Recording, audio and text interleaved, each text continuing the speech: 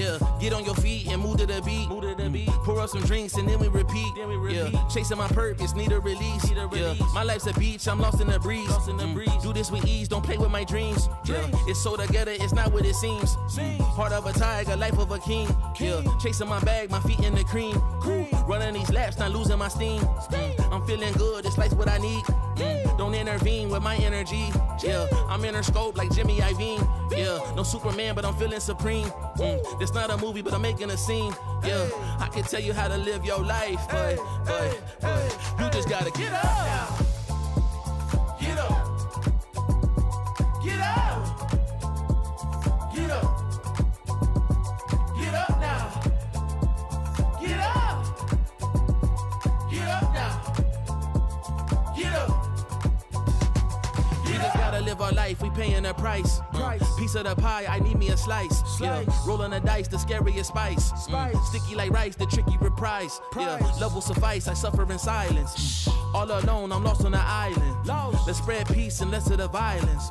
Sebastian Bach on yachts playing violence. Yeah, the flowers violet, give me my rose. This for my city, all for my bros. Did it alone, so far in my zone. So raise your glass, let's all have a toast. I can show you how to get like me. Live your life till you die. Yeah, look, I can tell you how to live your life, but you just gotta get up now. Get up. Get up. Get up. Get up now. Get up. Get up now. Get up. Get up.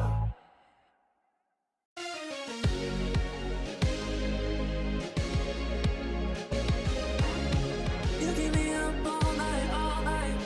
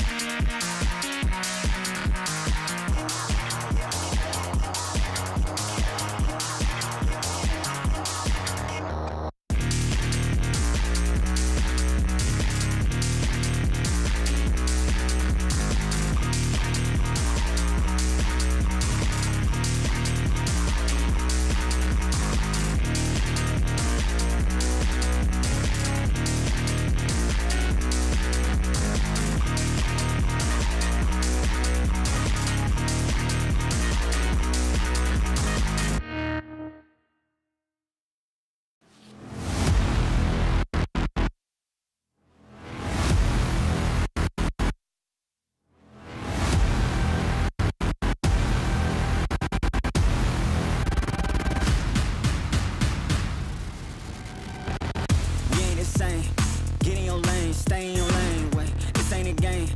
Been through the flame, now get out the way. Whole lot of change, still been the same. Put that on the name. I had to go through it just to get to it. Look what I became. Elevate, level up, way to the top, headed to the peak. All them boys wanna talk, hit them out of law, but don't got receipts. I do it with ease, to you it's a burden, to me it's a breeze. You feel that? That winner's degree, that kickback. You coming at me, boy, sit back. Came out the womb like this, hit the pedal and room right quick. Gotta get it, we going up, way up, might land on the moon. Who step in the room like this? We breaking the rules right quick. They killing the mood, and up in the few, might land in the tomb.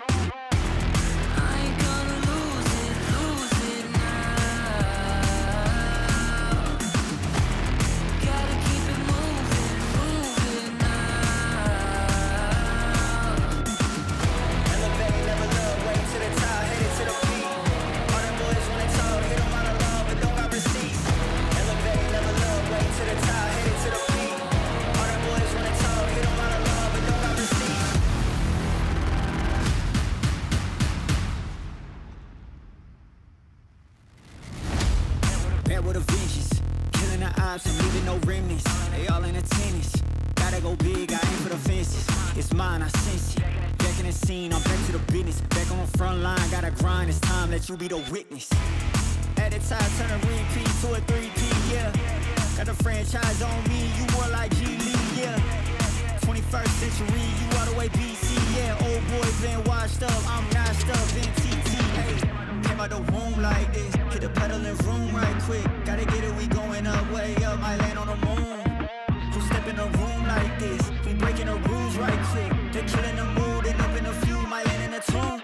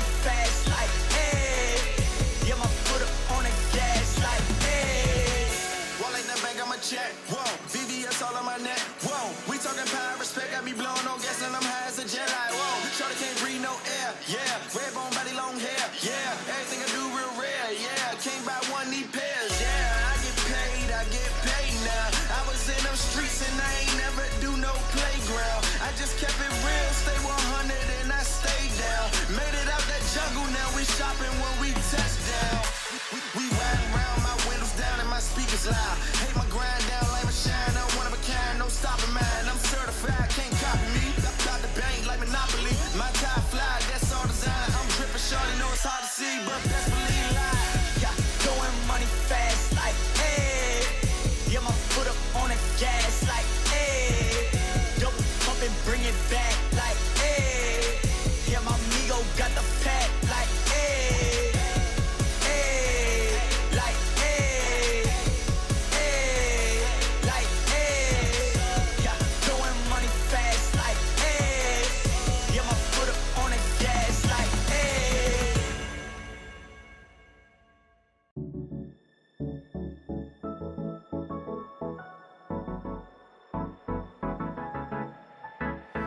Let's do something crazy, get a bit wild today, 'cause we don't do this every day and we deserve it. Life is so amazing, nothing is in our way. Baby, let's fly away. Do you feel it? Is your heart rushing the way my heart's rushing when you take it all in? Baby, this is where we come alive. Do you feel it? Take the world by storm, 'cause you and I can't believe it took so long to realize what makes us come alive. Oh, what makes us come alive? Ooh, let's break some rules. No, we don't always have to be good. Don't always have to do things that we should. We'll feed the fire. Let's see it through and let go of what's holding us back. Just light it up and we'll burn through the past and take it higher. Is your heart rushing the way my heart's rushing when you take it all in? Baby, this is where we come alive. Do you feel it? Take the world by storm, just you and I. You and I can't believe it took so long to realize. This is where we come alive. Do you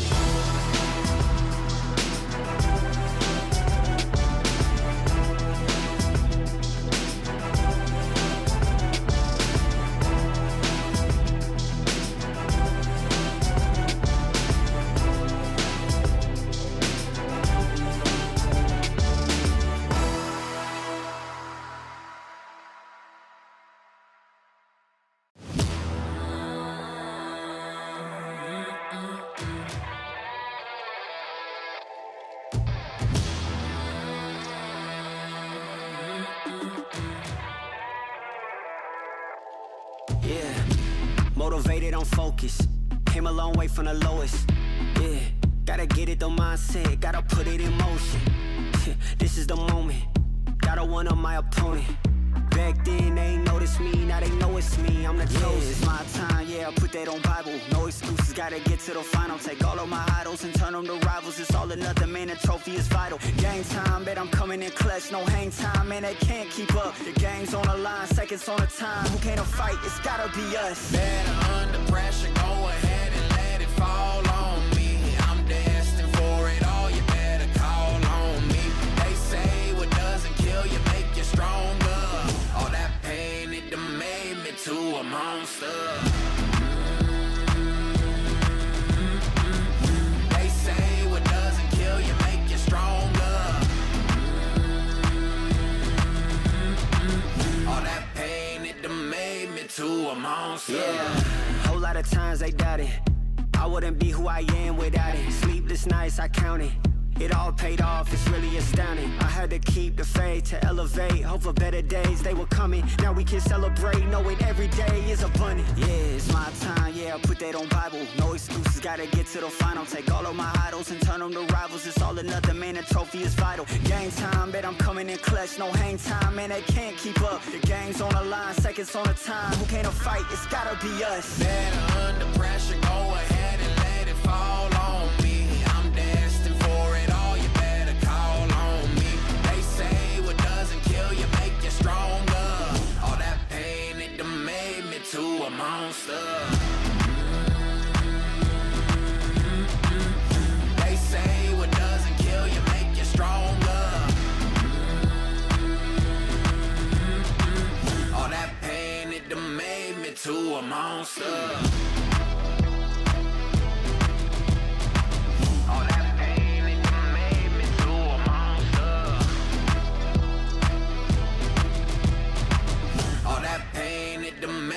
To a monster.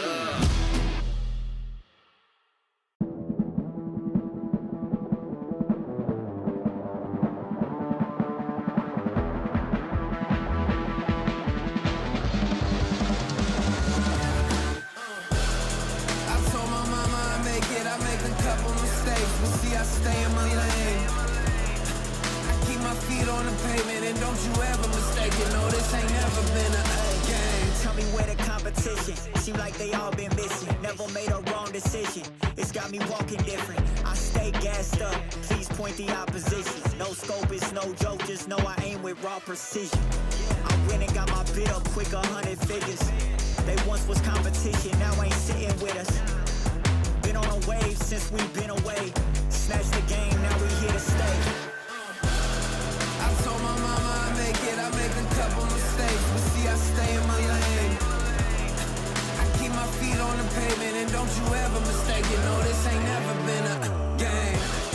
I told my mama I make it, I made a couple mistakes, but see I stay in my lane. I keep my feet on the pavement, and don't you ever mistake it. No, this ain't never been a game. It's that you can't touch me, things get ugly, they mad now. This all must be a whole new level to count. I'm packing on the pounds, pulled up with the dog hound, and I still had time to shut it down. Now you see them all screaming my name, see them trying to switch to my lane. They ain't never fit that frame, only present when the cash came. Plenty days I've been on the road chasing, no legend ever said they was complacent. Nah. I told my mama I make it, I make a couple mistakes, but see I stay in my lane. I keep my feet on the pavement, and don't you ever mistake it. No, this ain't never been a game. I told my mama I make it, I made a couple mistakes, but see I stay in my lane. I keep my feet on the pavement, and don't you ever mistake it. No, this ain't never been a game.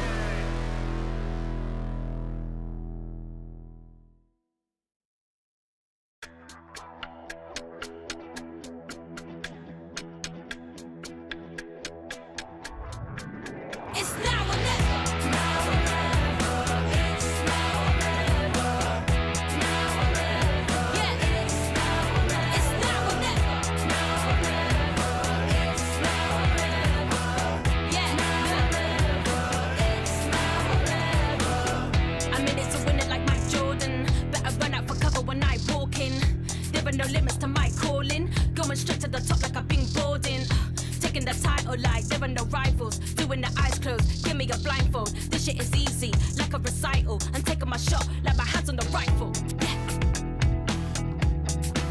It's now or never. Yeah. It's now or never. Now or never. It's now or never. Woo.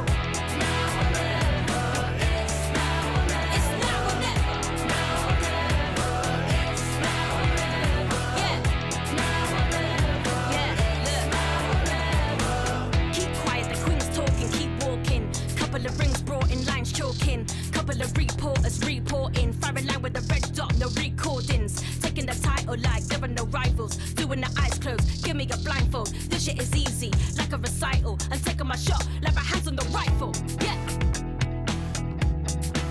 It's now or never. Woo. It's now or never. Now or never. It's now or never. Now or never. It's now or never. It's now or never. Now or never. It's now or never. Now or never. Yeah. It's now or never. It's now or never.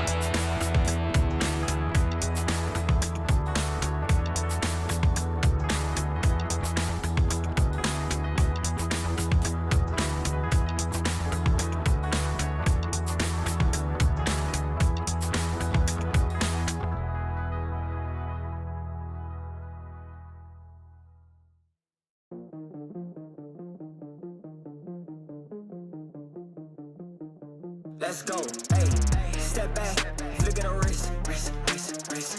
Let go, let it go, switch. Turn the heads, can't miss this. Run it up, it's my fitness. Windows limousine tinted, stay up out of my business. Hey, you can never break me down, need more to take me out. They was all cool back then, now they wanna hate me now. Funny how it goes, can I get a countdown and drum roll? No time ain't an option, no. Sit back, watch this unfold. Hey. But it ain't nothing, let me tell you something. Hey, yeah, one shot, one chance. Look, time spot, been a plan. Talking drive time, 100 bands. Yeah, we pull up, got the blind high, been a man. Hey, yeah, one shot, one chance. Look, time spot, been a plan. Talking drive time, 100 bands. Yeah, we pull up, got the blind high, been a man. Gas in the tank, if the wrong guy really wanna contest me, cause he envy everything that I got, what I am and he not. Coldest one on the block, you know these boys don't got nothing but excuses. My whole squad been doing their thing, dropping nothing but exclusives. Ooh, I know you see me step back, flossing. Please don't get too close unless you proceeding with caution. Yeah, I broke the moves out, time got nauseous. We can never settle for no loss. Yeah, hey. But it ain't nothing, let me tell you something. Hey, yeah, one shot, one chance. Look, time spot, been a plan. Talking drive time, 100 bands. Yeah, we pull up, got the blind high, been a man. Hey, yeah, one shot, one chance. Look, time spot, been a plan. Talking drive time, 100 bands. Yeah, we pull up, got the blind high, been a man.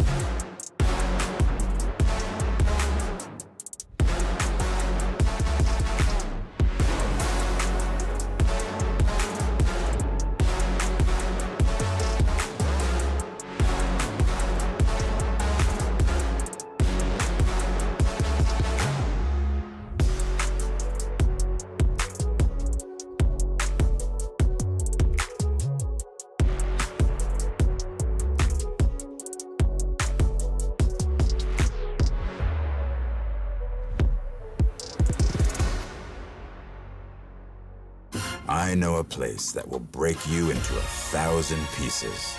Stay away from them. Stay away from Lorca, Paco, and Picasso. Don't ask about Lola. Ay, Caballo Grande. Ay, Dolor de Nieve. But in spite of everything, it occurs to you to visit Andalusia. Don't say I didn't warn you. Be careful of the Andalusian crush.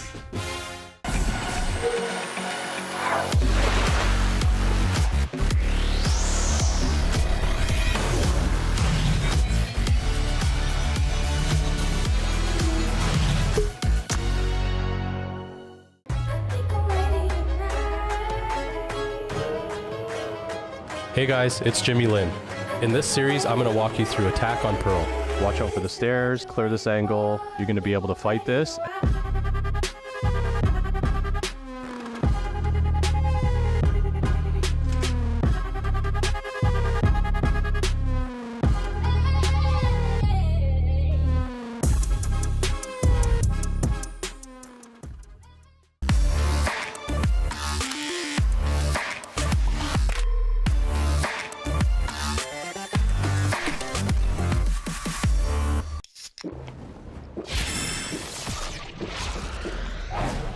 Red Bull gives you wings.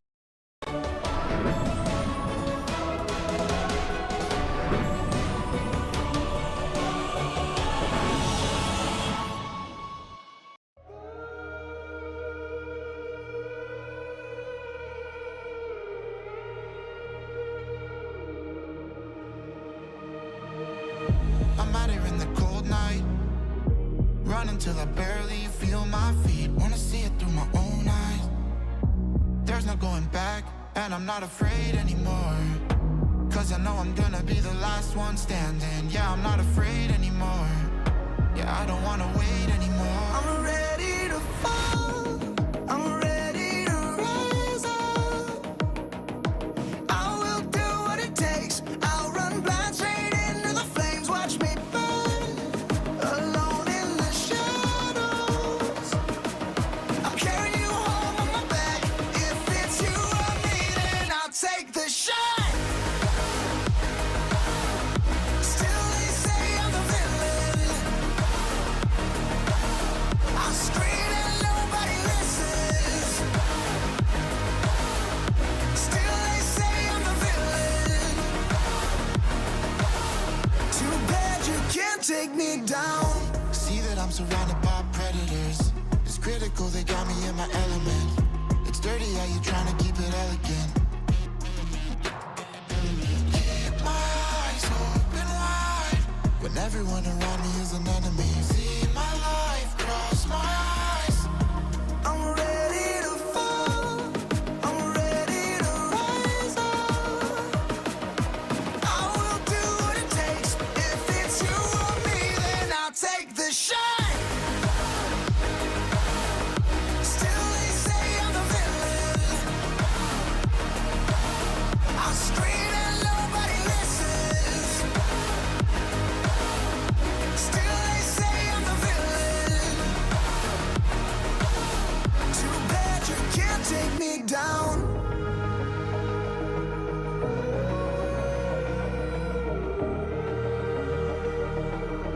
Too bad you can't take me down.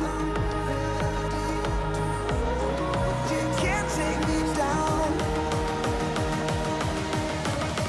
I'm ready to fall, I'm ready to rise up. I will do what it takes, I'll run blind straight into the flames. Watch me burn, alone in the shadows. I'll carry you home on my back. If it's you or me, then I'll take the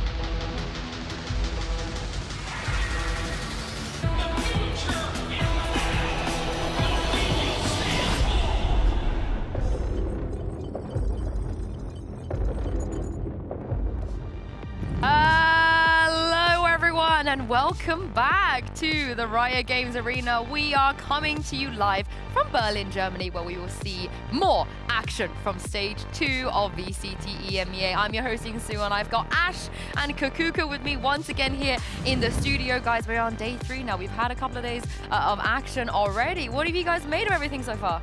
I mean, I'm actually looking forward more to week 2 and how everything is going to go with the next patch. But hey, it's good to see that, for example, Heretics came up super strong back from Shanghai. Yeah, they looked really good, and it was a hard-fought match there for Fnatic as well in their comeback yesterday up against BBL. It was a difficult run, and they're still making that comeback dream happen. Yeah, let's talk about that match, because as much as we love the comeback kids, even for BBL though, you got to be really sad for them for not actually taking this series. Yeah, exactly. But think about them, about their situation. Yeah, they had some extra time, but also Juancar is here because they couldn't have their new head coach. I think that they, went back to very good fundamentals and everything on Ascent. I think the Fnatic was surprising with that deadlock composition and getting that first win. And in the end, it was a very close matchup. So, it was a tough opponent. They should not be sad. It was, and then when you're looking over towards the matchup with Team Heretics versus Na'Vi, Heretics just through and through, Woot, you cannot stop him. It's been 2-0s since the very beginning in this rookies versus veterans kind of matchup, and Na'Vi still not able to find that revenge. Yeah, the more important thing is the points, of course. For every win the teams get, they will have 1 more championship points. And given how close the league is right now, given the middle of the pack, as well as you guys can see from the scheduling there, I think things are getting ramped up. Every game is going to matter no matter what, because nobody is out yet. Everyone is still in it for playoffs, which is very exciting. But it's time to bring back one of our favorite games to play, Kakuka. I feel Your like favorite. You are an expert at this. You have never been wrong when it comes to this. I've never been wrong, period. Okay, true, but especially when it comes to this game. So teams, if you're watching, you better make sure the Kakuka is backing you. But of course, it's contender or pretender. I'm going to give you a couple of teams, and I want you to tell me right now if they are a contender for playoffs or a pretender. Just for playoffs, just okay? playoffs. Nothing beyond that, just for playoffs. But let's kick things off with our first team here. We've seen them play already. Actually, we saw them yesterday. So after seeing their performance, I wanted to ask you guys whether... Oh, okay. Whether Fnatic is a contender or pretender. I did not expect that it was going to be Fnatic, but I think that you have to say contender. We talked about how Hero is coming in, subbing in from Leo. I think that the performance was very good. And not only that, Fnatic had the nerve to bring in a new composition to make it work, Contending. Yeah, contending. Yeah, let's say it. So, and especially with all the points and everything that they have, they already, even though they were in that mid-pack, I think that they have a good enough schedule.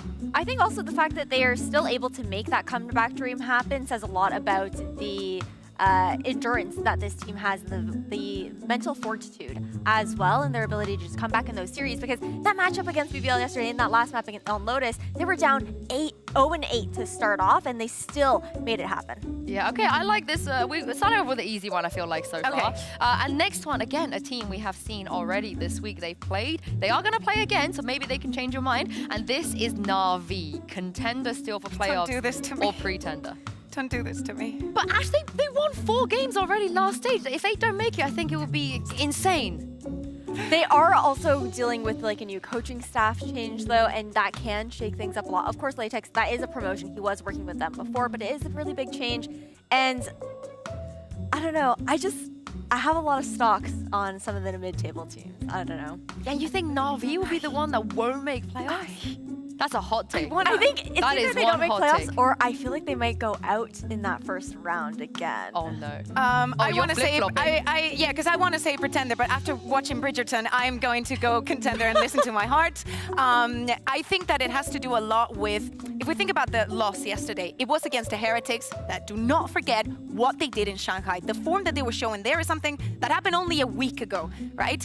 Being their first encounter, it also feels like there's kind of like a grudge with them because every important match that they have, they lose against Team Heretics. But being fair, with all the things that are also changing next week and with all the points that they have already, I think they're in a very good position to make playoffs. I completely agree. I think they've got too many points already from last stage that if they don't make it at this point, something really bad would have to happen. But let's move on to the next team here. And this is going to be one of the teams that's going to be playing today. So I want you guys to tell me when it comes to, I can't remember which one's coming off. There we go, Team Liquid.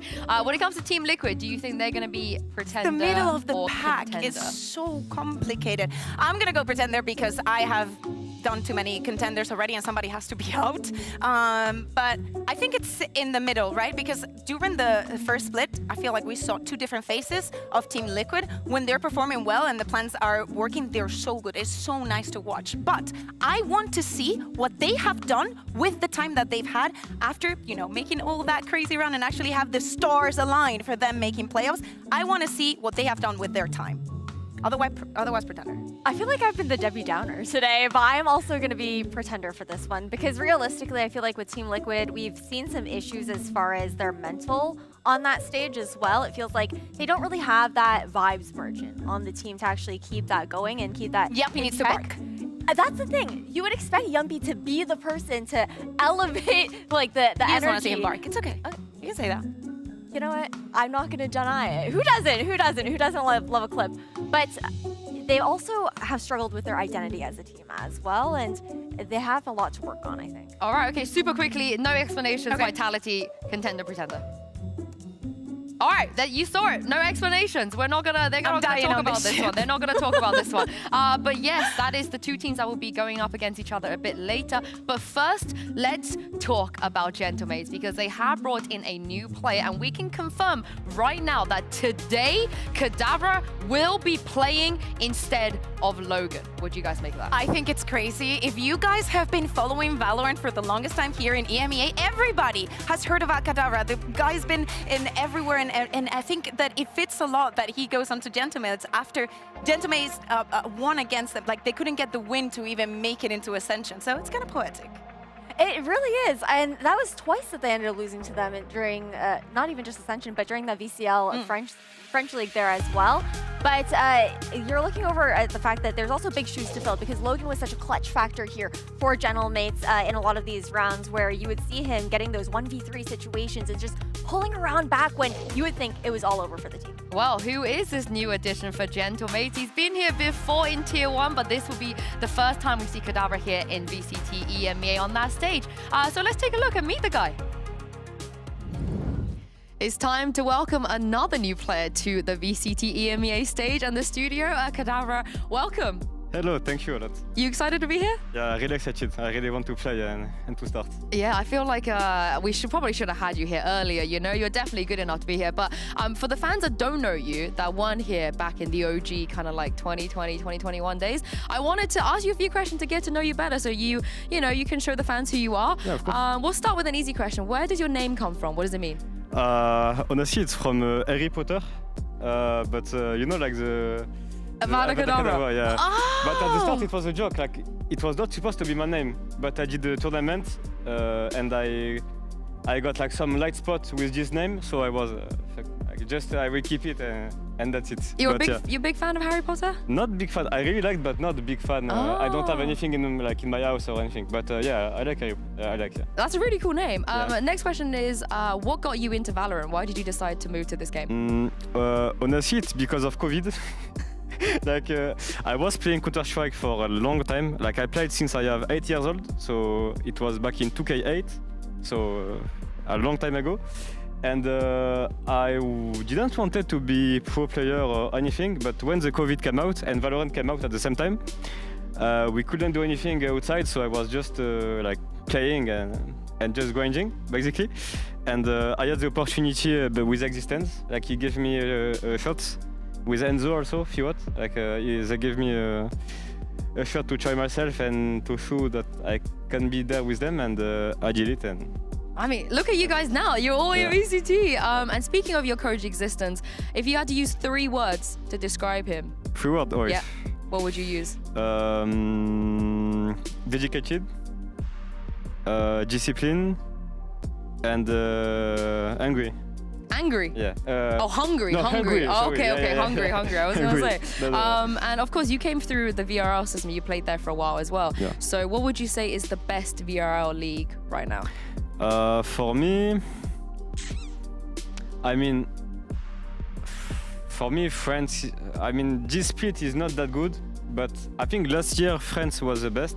But I think now the best league is Turkish, like where there is a big level, I think. Yeah, I mean, think Turkish league is the best. We're taking a lot of talent from Turkish league to here as Yeah. well. 2 more. What would you say is the best region in VCT? So like NA, EMEA, APAC, China? I'm not saying that because we are EMEA, but I really think EMEA, overall, I think it's the best. I agree. I'm with For you. me, it's the best. Yeah. overall. And last question is, if you had to play with anyone in VCT EMEA right now that you've never played with before, as a teammate on your team, who would you take and why? Honestly, I don't have a specific name or anyone. Like, I just want to play and be with good teammates, good people working, and that's it. Like, I'm not on someone specifically. Okay, maybe what about one player you want to play against? Oh, against. You wanna face? Okay, against. I think Wood. Wood? Yeah, Okay. yeah. Every time I play against him in ranked, it's. Now I want to see in match. You know how is it? On the stage. Yeah, because okay. in ranked it's a bit hard for me. Yeah, so. Well, luckily you will get to play against Wood this season, so I can't wait for that. Thank you very much for joining me, Cadaver, and best of luck in your game. Thank you. Well, I hope you guys know Cadaver just a little bit better, but let's take a look at the EMEA exchange because some teams will have the opportunity to move up or down this time around in the standing. And we're going to start with Gentlemates here because as we just saw, Cadaver, a new addition. Do you guys think with Cadaver coming to the team, they will have the opportunity to go up in the exchange or go down? Oh, stagnant. Okay. Yeah, I think I was going to say the same. I want to see something that surprises me, right? Because Cadaver, and for example, that we have here, thank you very much, production. With the agents that Logan was playing, I think that Cadaver could fit almost any team. Also because going into the duelist meta that we're going to be joining very, very soon, Cadaver can also fill in with most of those things. But I want to see something that surprised me. I feel like yesterday with Javi, I have like a weird aftertaste, so I need to see something different. I'm saying in the yellow for now. Yeah, and Ash, looking at the compositions they like to run as well, because they are very innovative, do you think that could also help them maybe move up? It wasn't really helping them last split, so I do have questions about it. I do think that they have very cool things that they like to pull with that stage there. It's all in the tank, right? When we're looking for those interesting agents to come in on unexpected map picks, you look at the Phoenix there for Ascent, but it can also be quite one-dimensional because once you get a read on it, they don't really have much more depth to pull from. I want to see if this is something that is going to continue because the Sage was very surprising, the way that they were using it and the success that they were having with it.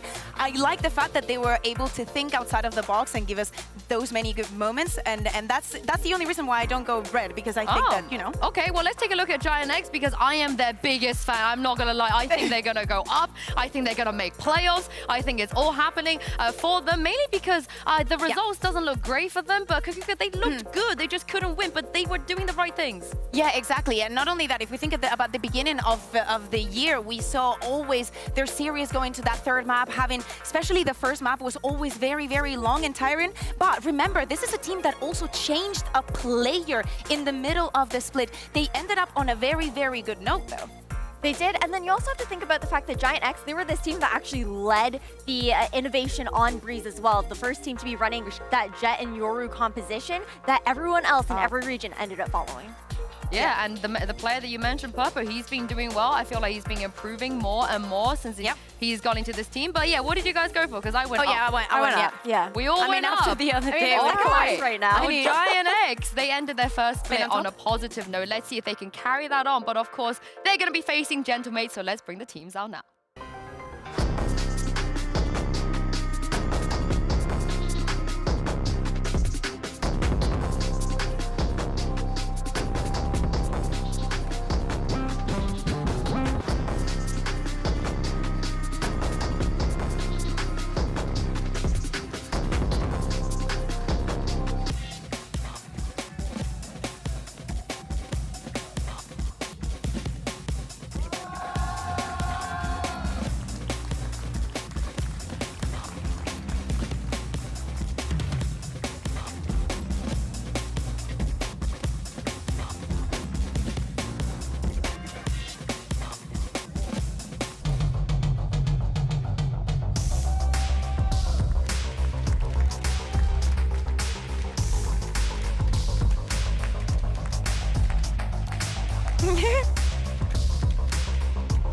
teams still have a very real chance of making it to playoffs, but they have to win this game ahead of them. It's going to be a tough hill for them to climb, but the thing is, like we discussed before, they've shown good things. There are kind of silver linings from both of them, so it's possible. This win is very, very realistic and possible. Yeah, sorry, go Ash.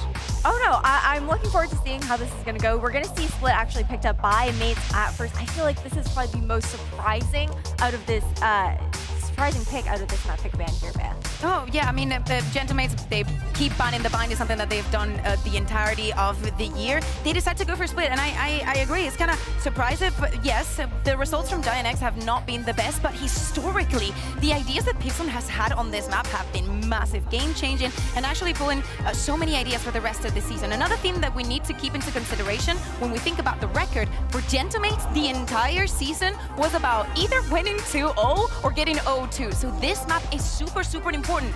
Also remember, the changes to Viper and Cypher, when we think about the compositions, these two teams have yet to try them on the stage. And let's not forget, in the past couple of days, we've seen teams returning from Shanghai. You know, we saw the Fnatic, Heretics, Foot. But this time, both of these teams did not make it. Both of these teams have had the exact same amount of time to prep. And I'm expecting Ash, at least on the side of Gentlemates, maybe something funky, maybe something to enable Cadaver as well as he comes in for Logan. Yeah, I think it would actually be really cool to maybe even on Sunset lean back into the previous composition that they were running with the Neon and the Rays, try and work back up into the meta that we're going to be seeing with the Neon buffs coming later on in the competition and maybe get a head start on that. But I do have questions about Breeze on this Decider map. How much are they really going to be cooking there? I mean, I know Tom is a massive fan of the Phoenix Viper here for Gentlemates, but it looks like they're not going to do it. Both teams have made changes.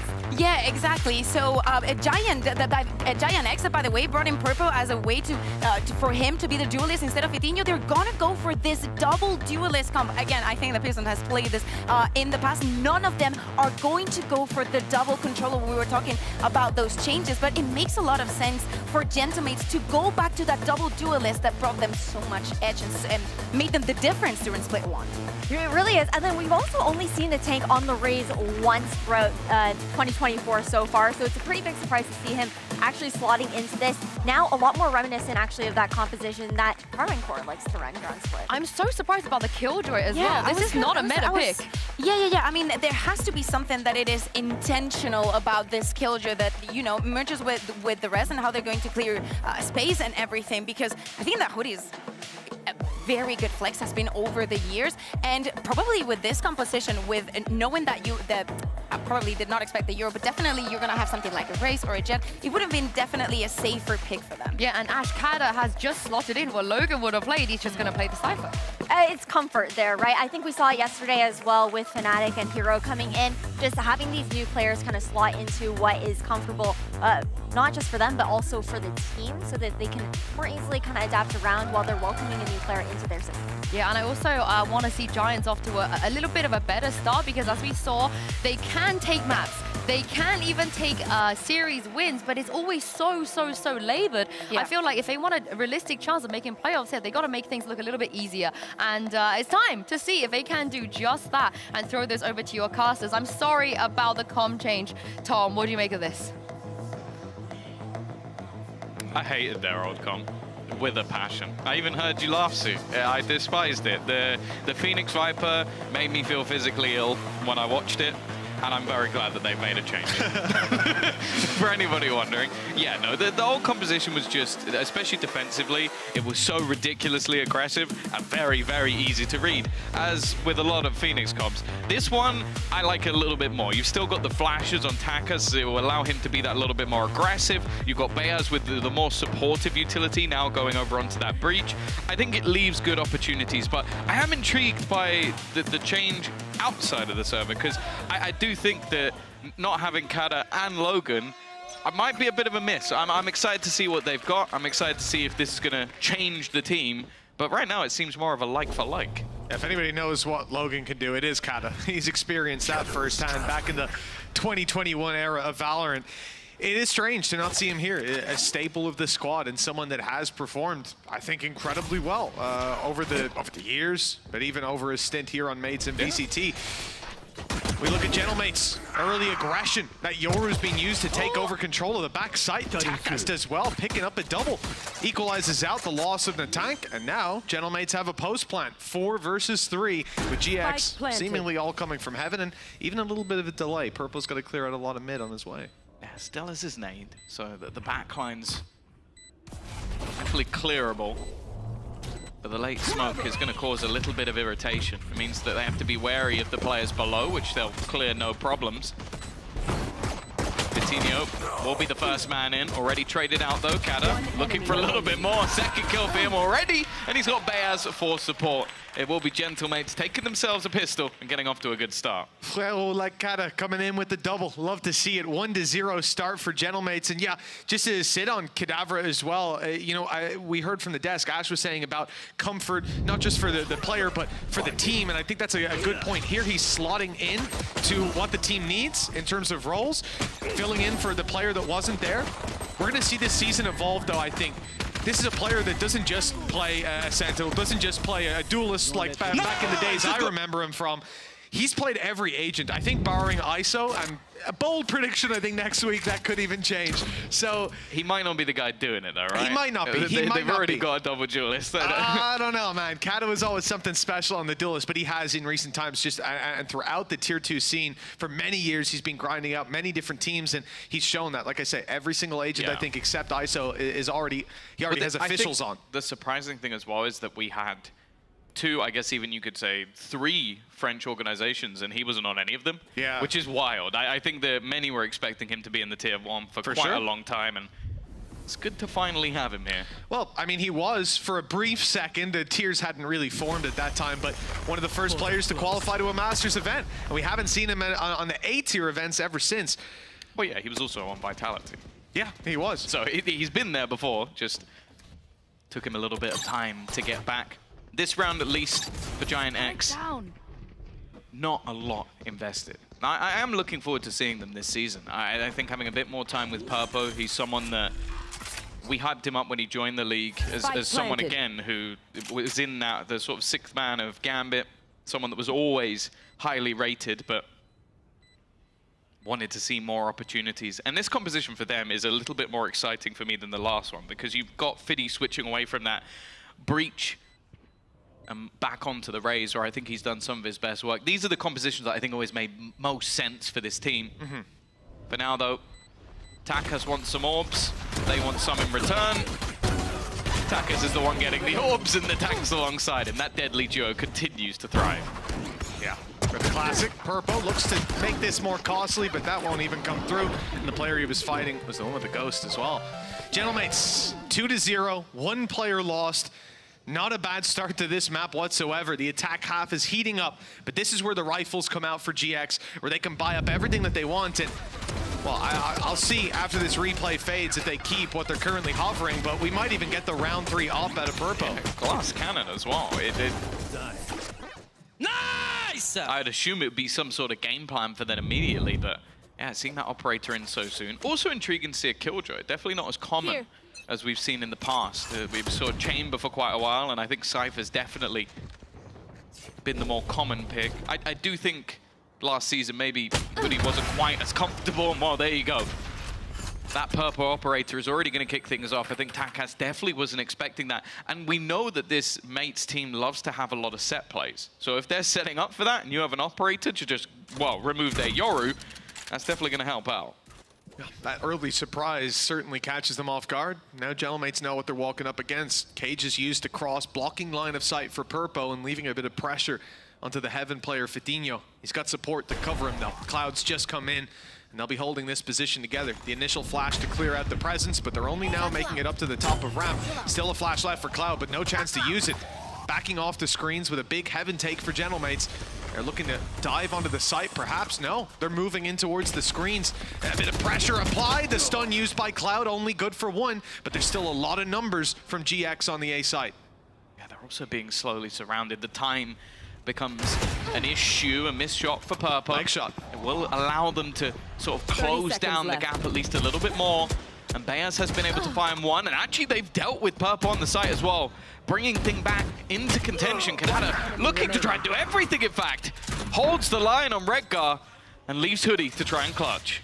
Avada Kedavra, I suppose. Nice stuff. Picks up one. It's left to Hoodie. 1 versus 2. Stun in hand for Beyaz. Ready to be dispensed, and it's not needed. Kedavra off to a heater. 3 kills in round 3. And Gentlemates deny GX's buy. That scary op pick even got off to a good start.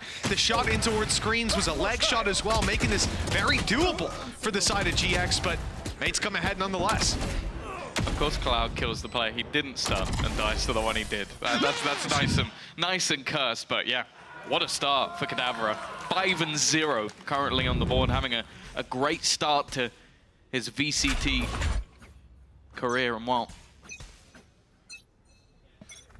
for the side of Giant X, there's a lot still to be desired. Of course, this is the choice of Mates, but it's a map that realistically over the last split, both teams played once and both teams lost. So you sort of feel like with all the work that would have been done, both teams will be coming into this one hopeful that they're the ones that got things right. Chance to test things. Early decoy actually pushes GX back off that initial hold. Purple's caught by the lurk up by Kedavra. There was a bit of a scrap earlier on, but Purple obviously thought he'd left. But that lurk gets massive value with the information now coming into the hands of Gentlemates. They know exactly where their opponents are. You can see Natank more than ready to take that fight up towards heaven. There is an alarm bot waiting for him, and I presumed that that would be point of contact for a paranoia to come out of Redguard, but in fact, it comes out late, just now being used. They see heaven, nobody there. Peek out of Fatinho, nobody there. And all the while, Gentlemates have secured the A site with this lurk from Kedavra. Now the spike is on its way there, and the stack from GX in the wrong spot. Yeah, it's 30 seconds again left. just going to be about doing some damage, but the fact is ult's already building up. Economy looking pretty good as well for Gentlemates, and I guess the only weakness right now is the fact that Whaler still has himself a Spectre.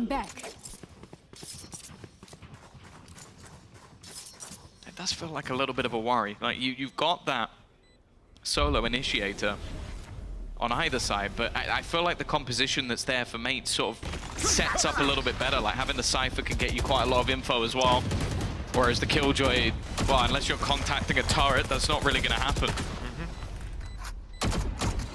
It does strike me as an interesting pick. I mean, we're trying to rack our brains as to who else is ambitious enough to pull the Killjoy out, but there have to be some ideas, and I'm sure we'll see them.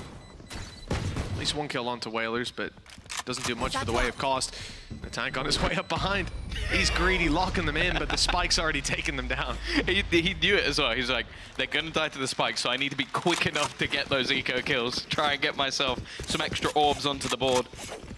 But a 4-0 start, a solid one at that. Now, I think with the double duelist for either side, we have high expectations that both teams are going to be better on that attack. And, well, the last time it was played, again, last season, and again with a different comp, there was only a 3-round defense, I think, for both sides. So there's a lot of similarities that we're getting here, but ultimately, I don't think GX are going to be too happy with how things have gone. Operator in again, this time with some shields. Dimensional drift at the very start of the round. 2 players spotted, Op spotted as well. He's committing to it. Oh, they actually don't know about the player in elbow, but it doesn't matter. He's in and out just that quick. Beautiful pick from Takas. And I'm not sure what Purple could have done to avoid that with the operator. Sold as a bit of a ruse, though, and the fact is they haven't fallen for it. It's a bit frustrating to lose a player that early, but the goal was having 3 players on the other side of the map and walking into the B site. Well, the B site's actually the heavier defended, even after that opening kill. And even after they pump the brakes, yeah, the read is there. GX know what's happening, but Natank gets the better of them anyways. Fatinho disrupts the push, but he's right in the middle of the pack. Easy to pounce from there. Gentlemates 5-0, and that was a clinical round. Even though the initial fake didn't work out, I can't fathom how Natank finds that space for free. Yeah, it's a bit odd in the case that he destroyed an alarm bot, right? Yeah, he did. So that's sort of what you get with the Killjoy, is you have extra information of multiple different angles. It just seems like that they were clueless to the push. He did do it very quickly, but again, if you destroy that piece of utility, I feel like there has to be some miscommunication, be it Fatinho maybe thinking he had more of the angle than he did, or Hoodie not saying in the first place that that ground was gone. Hoodie, He has to have said that it was gone. There's no way your alarm bot goes down and you don't call that. And I think what ended up happening was once the blast pack goes down, Hoodie's looking at the choke, and Takas throws a flash. Now, I didn't even see a slight bloom of a candle on top of his head. So Hoodie was not blind from the flash, but you hear it. And when you hear it, you turn around because you know where it's coming from, you dodge it, and I think he just couldn't correct in time. It looked like he was caught switching between angles from the perspective of Natank spinning into the angle, but a disappointing duel even if you do make that excuse. And GX have called a timeout to try to get to the bottom of this. 5-0, it's recoverable. Look, we've seen many teams, this is not a death sentence by any means, but they need to start making that recovery pretty much right away. Rifles coming into round number 6. It's more the manner of which it's happening, though. Yeah. Like right now, Kadavra, the man who's playing alone on one side of the map, hasn't died. 7-0. And the other, in Bayaz, who is the setup, also has not died. Like it's been so clean for Gentlemates thus far, and GX have not looked like they're in the fight at all. A worrying sign. Immediate TP, but that is just to put doubt in the minds of their opponents. Look at the direction that is currently being looked at by Cloud. They are so worried because of those smokes going down deep. This is just a pure ruse. That's the thing. There was smokes and a TP, so they go, okay, that means they've gone this way. Look, Wailers has no smokes. So he's just committed everything. Vitinho, though, well, he has spotted where the push is finally going, but they've already got the kill. Yeah, and Cloud was turned. He ran back to look at the spawn to see if Wailers was there. That means no breach utility, no reactive stun off that initial contact, no support. You're left out to dry. And Gentlemates, 5 versus 4 in the back of it. The gate crash is being watched by Purpo. The question is if they actually use it, but I don't think Takas is going to be playing that brazen. Not with a man advantage. Already under their belt. Well, yeah, unless he's got some sort of setup flash, and it's just going to be the fake. Not going to commit off it. They've already got into an afterplant situation anyway. Wailers still has an idea that there could be someone at the back of his site. Goes the wrong way. Nice shot from Purpo. You're going to equalize things for now. His position on the site has value, but everybody else is playing from heaven. Kadavra, what is that timing? Catching Redgar. Redgar just turned back to look at the angle. And Kadavra still wins the duel. Bayaz is dropped and Kadavra's there again. Was that 10-0? And he still won't die. 6-0 for Gentlemates. They're barely breaking a sweat. I mean, for God's sake, they have a player without a death on the board. It is ridiculous. We're a quarter way through the game. Well, yeah, if it keeps going like this, maybe half. He's getting opening kills as well. It's not like this is the thing. You might see a Cypher that has not many deaths because they're lurking, coming in late. Yeah. He's not. He was first man in. He took every single one of the initial fights that they were having. The man is 10-0 right now. What a debut for the side of Gentlemates. And well, it seems like GX were completely bamboozled by that Omen play. I do say it's bold from Wailers to commit both smokes immediately and do that, but the value it got, absurd. 2 players constantly just watching the spawn scared. Can already hear Sue. Wailers. It's going off in the background. Phenomenal start. GX left down to pistols. Showstopper and a Blade Storm. If they can find an advantage, maybe, just maybe, they can bounce off of that. But so far, advantages have been hard to come by. Nade close though. It's gonna force Bayaz out of position. No, it's actually not. Gonna take him down. He's stunned up. Aftershock sent his way. He's still good. Half his health, and he's out. He took a lot less damage than I thought. Yeah. It looked like he'd been hit about 15 times, but somehow Wailers is worse for wear. Yeah, Takas taking the space, get some information. Hoodie left alone on the site and does some damage again. There's a lot of chip damage so far in this round. And Purpo does have the Blade Storm. 1 blade is all it takes. He's not going to expect the second player, though. Although saying that, the timing isn't really there for Bayaz. And actually, it's going to be the turnaround from Purpo. This is the best round, best opportunity they've had so far. Showstopper pulled out, though. And now the problems begin. A second Shrouded Step, and that will save Redgar's life. It buys a bit of space, and mates aren't giving it up. They're fighting. Blade Storm getting one onto Takas, and sure, the Showstopper doesn't land. Even doing damage with Vitinho on 40. We'll see if that comes into play. Kadavra yet to die, but this could be it. Finally, he's put to bed, and it looks like GX might have a round on the board. There's a nade still for Natank. He's buying more time, running this clock lower. Vitinho down to a sliver of health. It's either one, the first bullet, and Natank's the one to find it. They find finally killed Kadavra, but there's no killing the hope for Gentlemates in these rounds. 7-0. When will it stop? They're gonna have nightmares about this one. They're not gonna forget that for a while. It was so clean up until that point. And then just the whiffing of the knives, just watching them all dissipate. And they didn't even get it to half. That was the bigger problem. It left Vitinho in basically an unwinnable spot, but it looked unwinnable from the get-go for the side of Natank. 7-0. There. A 1v3 4K to get them another round on the board. And okay, sure, it was a lower buy for GX, a little investment, but you can't feel good about that one. No, because we started the round and shouldn't have been theirs, but there was a point where that was almost locked in, and it slipped out of their grasp. Low buy or not, that won't sit easy with you. Mates on the site. A lockdown is in the chamber for GX. Not looking to use it just yet. The dimensional drift scared them away. Killjoy spotted. Stun being held by Cloud just in case it was an aggressive play. But Takas is back. They'll go for the plant soon, but they should know that that lockdown is very much being teed up from the position you saw Hoodie in. I like that as well, because they can almost choose where they're going to plant based on where he sat with the lockdown. So now they can sit towards the back and actually deny that plant. Like maybe they would have need to fight for heaven if he was going to go a little bit further forward, but because it's that far back, they can still just sit in the same spot. So that information is vital.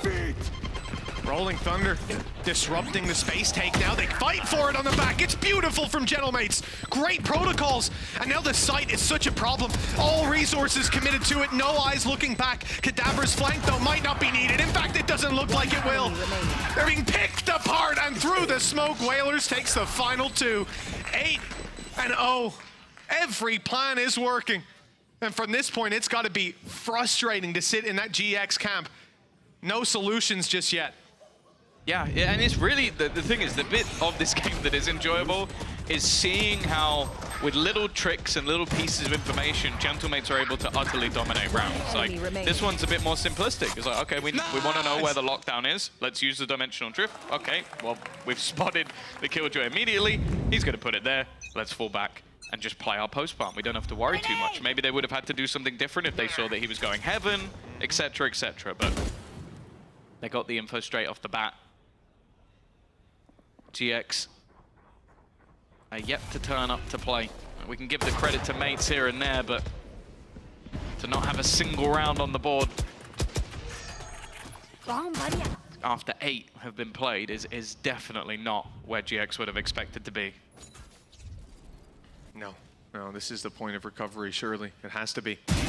Push up into Whalers. Oh, Whalers shuts them down.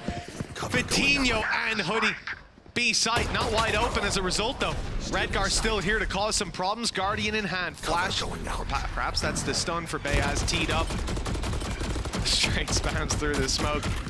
Ult taken by Kadavra. And it's used right here. I love that use of the orb to get them the information. Realize that there's still a bit of a stack on B. That they can go straight up middle. And, well, I thought to the A site, which was more isolated. Perhaps they read the rotation, who knows? But Spike is left behind in B. It looks like they still want to commit to that late with an A fake out of it. Yeah, the thing is Whalers can TP across the map. So I guess the idea is they sell the fake if no one moves. If the site is clear, he can just TP into the back of the site. Instead, they fake it out, rotate away. The tank perfectly positioned, but Cloud does win the battle. An opening, a chance, as the spike's going to get dropped. There's only 10 seconds. Aftershock will buy a second or two, but it's just whether or not it's actually going to be put in the right place. I think he's just going to have it. No, it's not gone down. As if that's the first round that GX win of a little bit of Cloud magic. That is ridiculous. And the timing just perfect. And I love, we saw Cloud for a second. He thought about putting it down where the spike was. He waited, he listened, and realized that they'd reposition it. Heard the steps as they ran away. Echo located that Aftershock. Absolutely perfect timing. And that's the round locked in as a result. A timeout still for GX though. Who knows if that was even called before they ended up winning the round, but either way, I think it's good to reassess because we talk a lot about aces and so on not being repeatable. I don't think that's a repeatable round. I think he said, great job, guys. Yes. Oh, yes. I'm very good at lip reading. But no, it's a... That's not happy, man, but you can understand why. Things have not been going well for the side of GX, and the fact that it takes Redgar basically making a hero play, running out, dropping the spike, and then an aftershock winning you the round with 1 second, you're still not going to be feeling comfortable. Now, as said, I think both teams have proven themselves in the past on the attack side. I think the composition from both teams looks better for that side of the map, but you need to give yourself some wiggle room, and Gentlemates have been so in control. Kadavra still only dying once so far in this game, but it's been Takas and the Tonk that take over the last few rounds, and I think the support as well. We've seen Whalers have 2 really high impact rounds. Yeah. One of them was sort of the last one, which is funny, really, but... Well, I mean, even there was a point where you could point to the impact with ults, with utility, with the space taking, the spike planting on A, and even the info in the back where he had like 2 kills under his belt. What, 5, 6, 7 rounds in? You know, it's not a guy that needs to be taking those kills, and now he's warming up as well. Gentlemates on their way to B. TP already almost catches Hoodie. He's seen falling down below. The tank knows it's a free kill, and he almost gets the reset. He does! How? 14 HP before he's eventually dropped. But that keeps this doable for Gentlemates. The work has been done.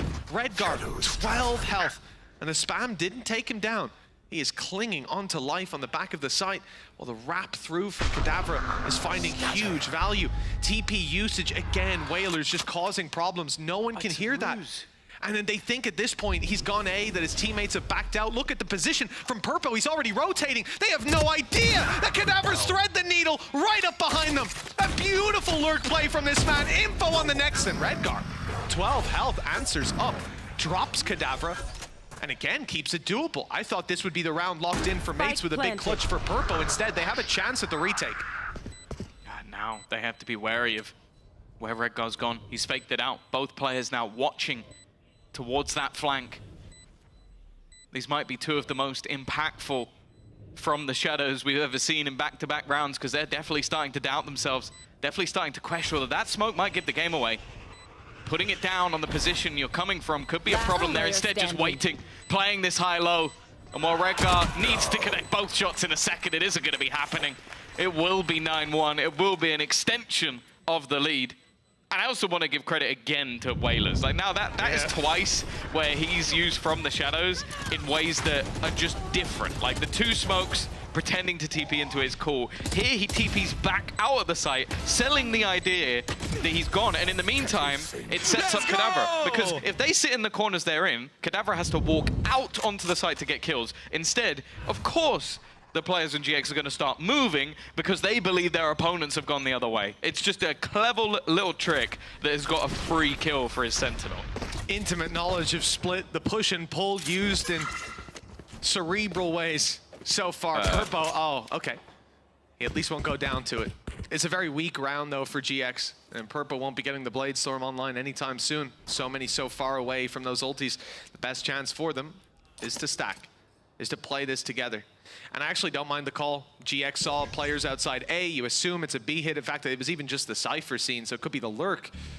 Little do they know. All the contacts about to be found by Purpo, and there's too many guns looking the other way. That space taken, A site secured, and a plant to come through soon with a very difficult retake for GX unless they can catch some players out of position. The man with the classic gone. Spike planted. The rest of the players, at least with Sheriffs in hand. The Tank, though, he just looks to farm at this stage. 14 kills already with only 6 deaths alongside it. With how aggressive this man plays, it really is ridiculously impressive at this stage. Wow.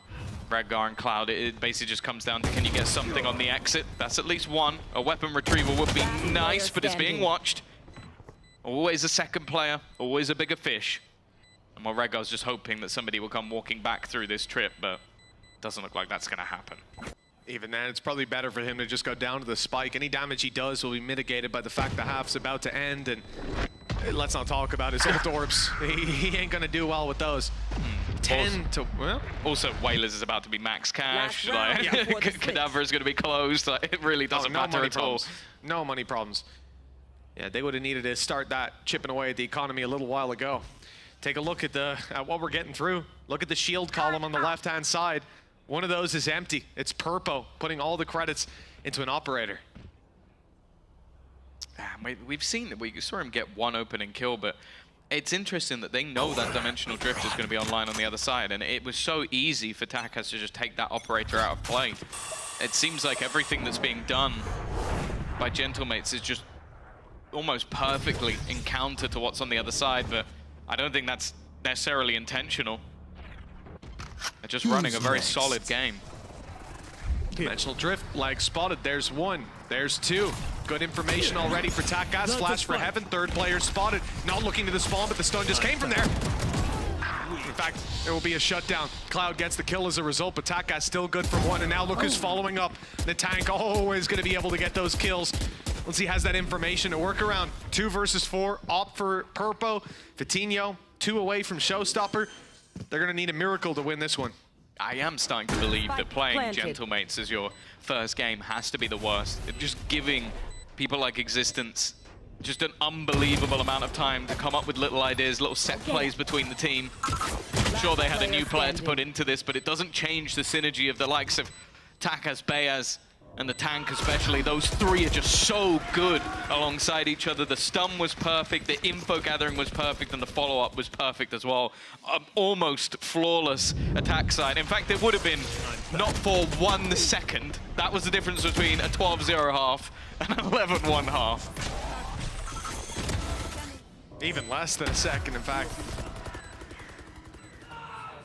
It's been a pretty dominant position for Gentlemates, and you have to wonder, okay, a lot of these rounds are GX being caught with their pants down. Mates are pushing and pulling the map in ways you're just not used to seeing. Whaler's impact with those from the shadows has been unbelievable. You've got players like Cadaver. He died 2 times in the first half.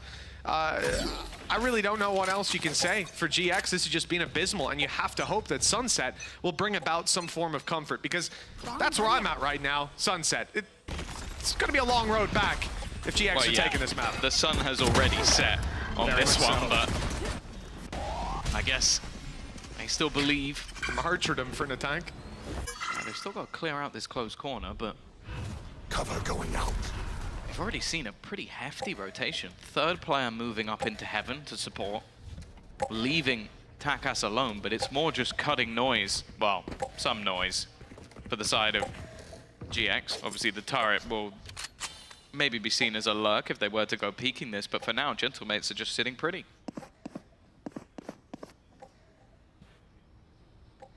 Yeah, there's no need to panic. Even the get out of jail free card for Takas on A. Cam being watched, you could see it there, and then you see it there. Thanks, guys. Sylvan Jack doing a great job. And so with that global coverage on that A site, there's really no need for them to move. B is going to be anchored down, and GX are walking straight into it still. They'll have the numbers advantage on the attack. The surprise element not working for Cadaver. 3rd death on the board. Bayaz down below. Spotted. Should be dropped. There you go. From up top. Whalers as well, though. Keeps it even. Oh, and even takes down Cloud. That right click was nasty. Another with Takas coming in just in the nick of time. A pistol round win for Mates, and that, if anything, has to be the last nail in the coffin. 11 in a row for overtime. But yeah, let's put it this way. They're 5.9 feet under at this stage. Yeah. Really, there's been nothing that has really given me any confidence that GX were even in this map at any stage. It has been Annihilated. the most one-sided match I've seen in a long, long time. Spike down B. Last player standing. And I'm sure for the Mates fans, this is enjoyable, but for GX, this has not got to be the way they wanted to start off a new split. One where they are also in a fairly similar position to Koi. They need to win almost everything, if not everything, to secure that spot in playoffs, and even then there could be problems. Paranoia for Whalers. Used up, didn't catch Redgar, but it doesn't matter. He's good for the kill anyways, down to a classic in main. Enemy remaining. That doesn't matter either. The tank coming ahead in every single fight. Our Gentlemates, and 13-1, they'll lock it in. A hard one to even drum up the hype for. It seems like GX didn't start to play. Cut out a damn good debut, man. Let's drum up the hype for that. He was unbelievable, but yes, That match was utter domination, and we have got to hope that Sunset's going to be a little bit better. We'll go off to a break. We'll see you there.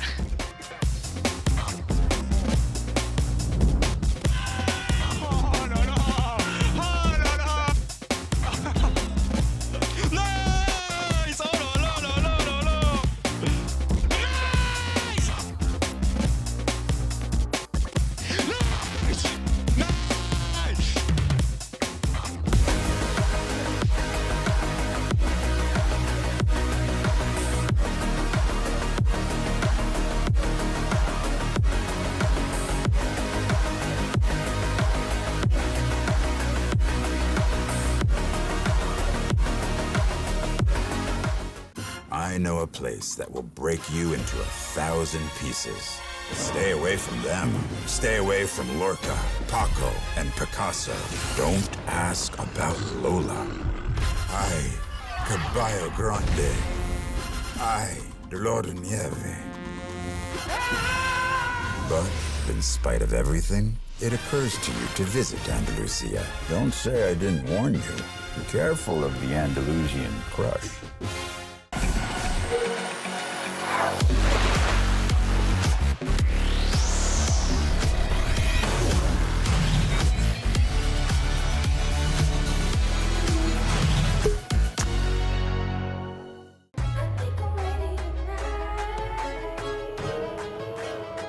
Hey guys, it's Jimmy Lin. In this series, I'm going to walk you through attack on Pearl. Watch out for the stairs, clear this angle. You're going to be able to fight this.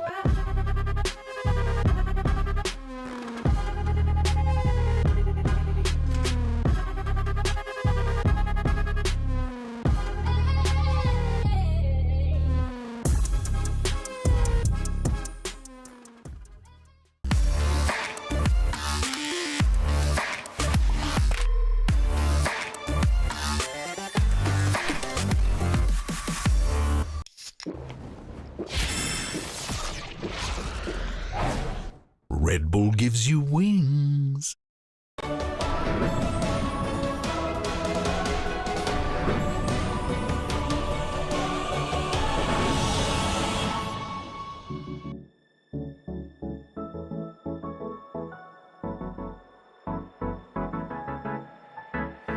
Let's do something crazy.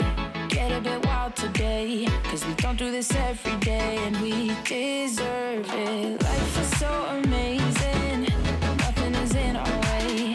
Baby, let's fly away. Do you feel it? Is your heart rushing the way my heart's rushing when you take it all in?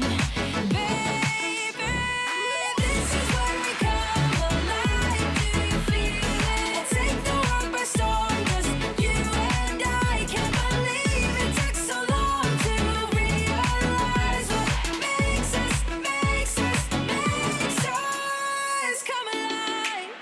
Oh, what makes us come alive? Ooh, let's break some rules. No, we don't always have to be good. Don't always have to do things that we should. We'll feed the fire. Let's see it through and let go of what's holding us back. Just light it up and we'll burn through the past and take it higher. Is your heart rushing the way my heart's rushing when you take it all in? Baby, this is where we come alive. Do you feel it? Take the world by storm. Just you and I. You and I. Can't believe it took so long to realize. This is where we come alive. Do you feel it? Take the world by storm. Just you and I. Can't believe it took so long to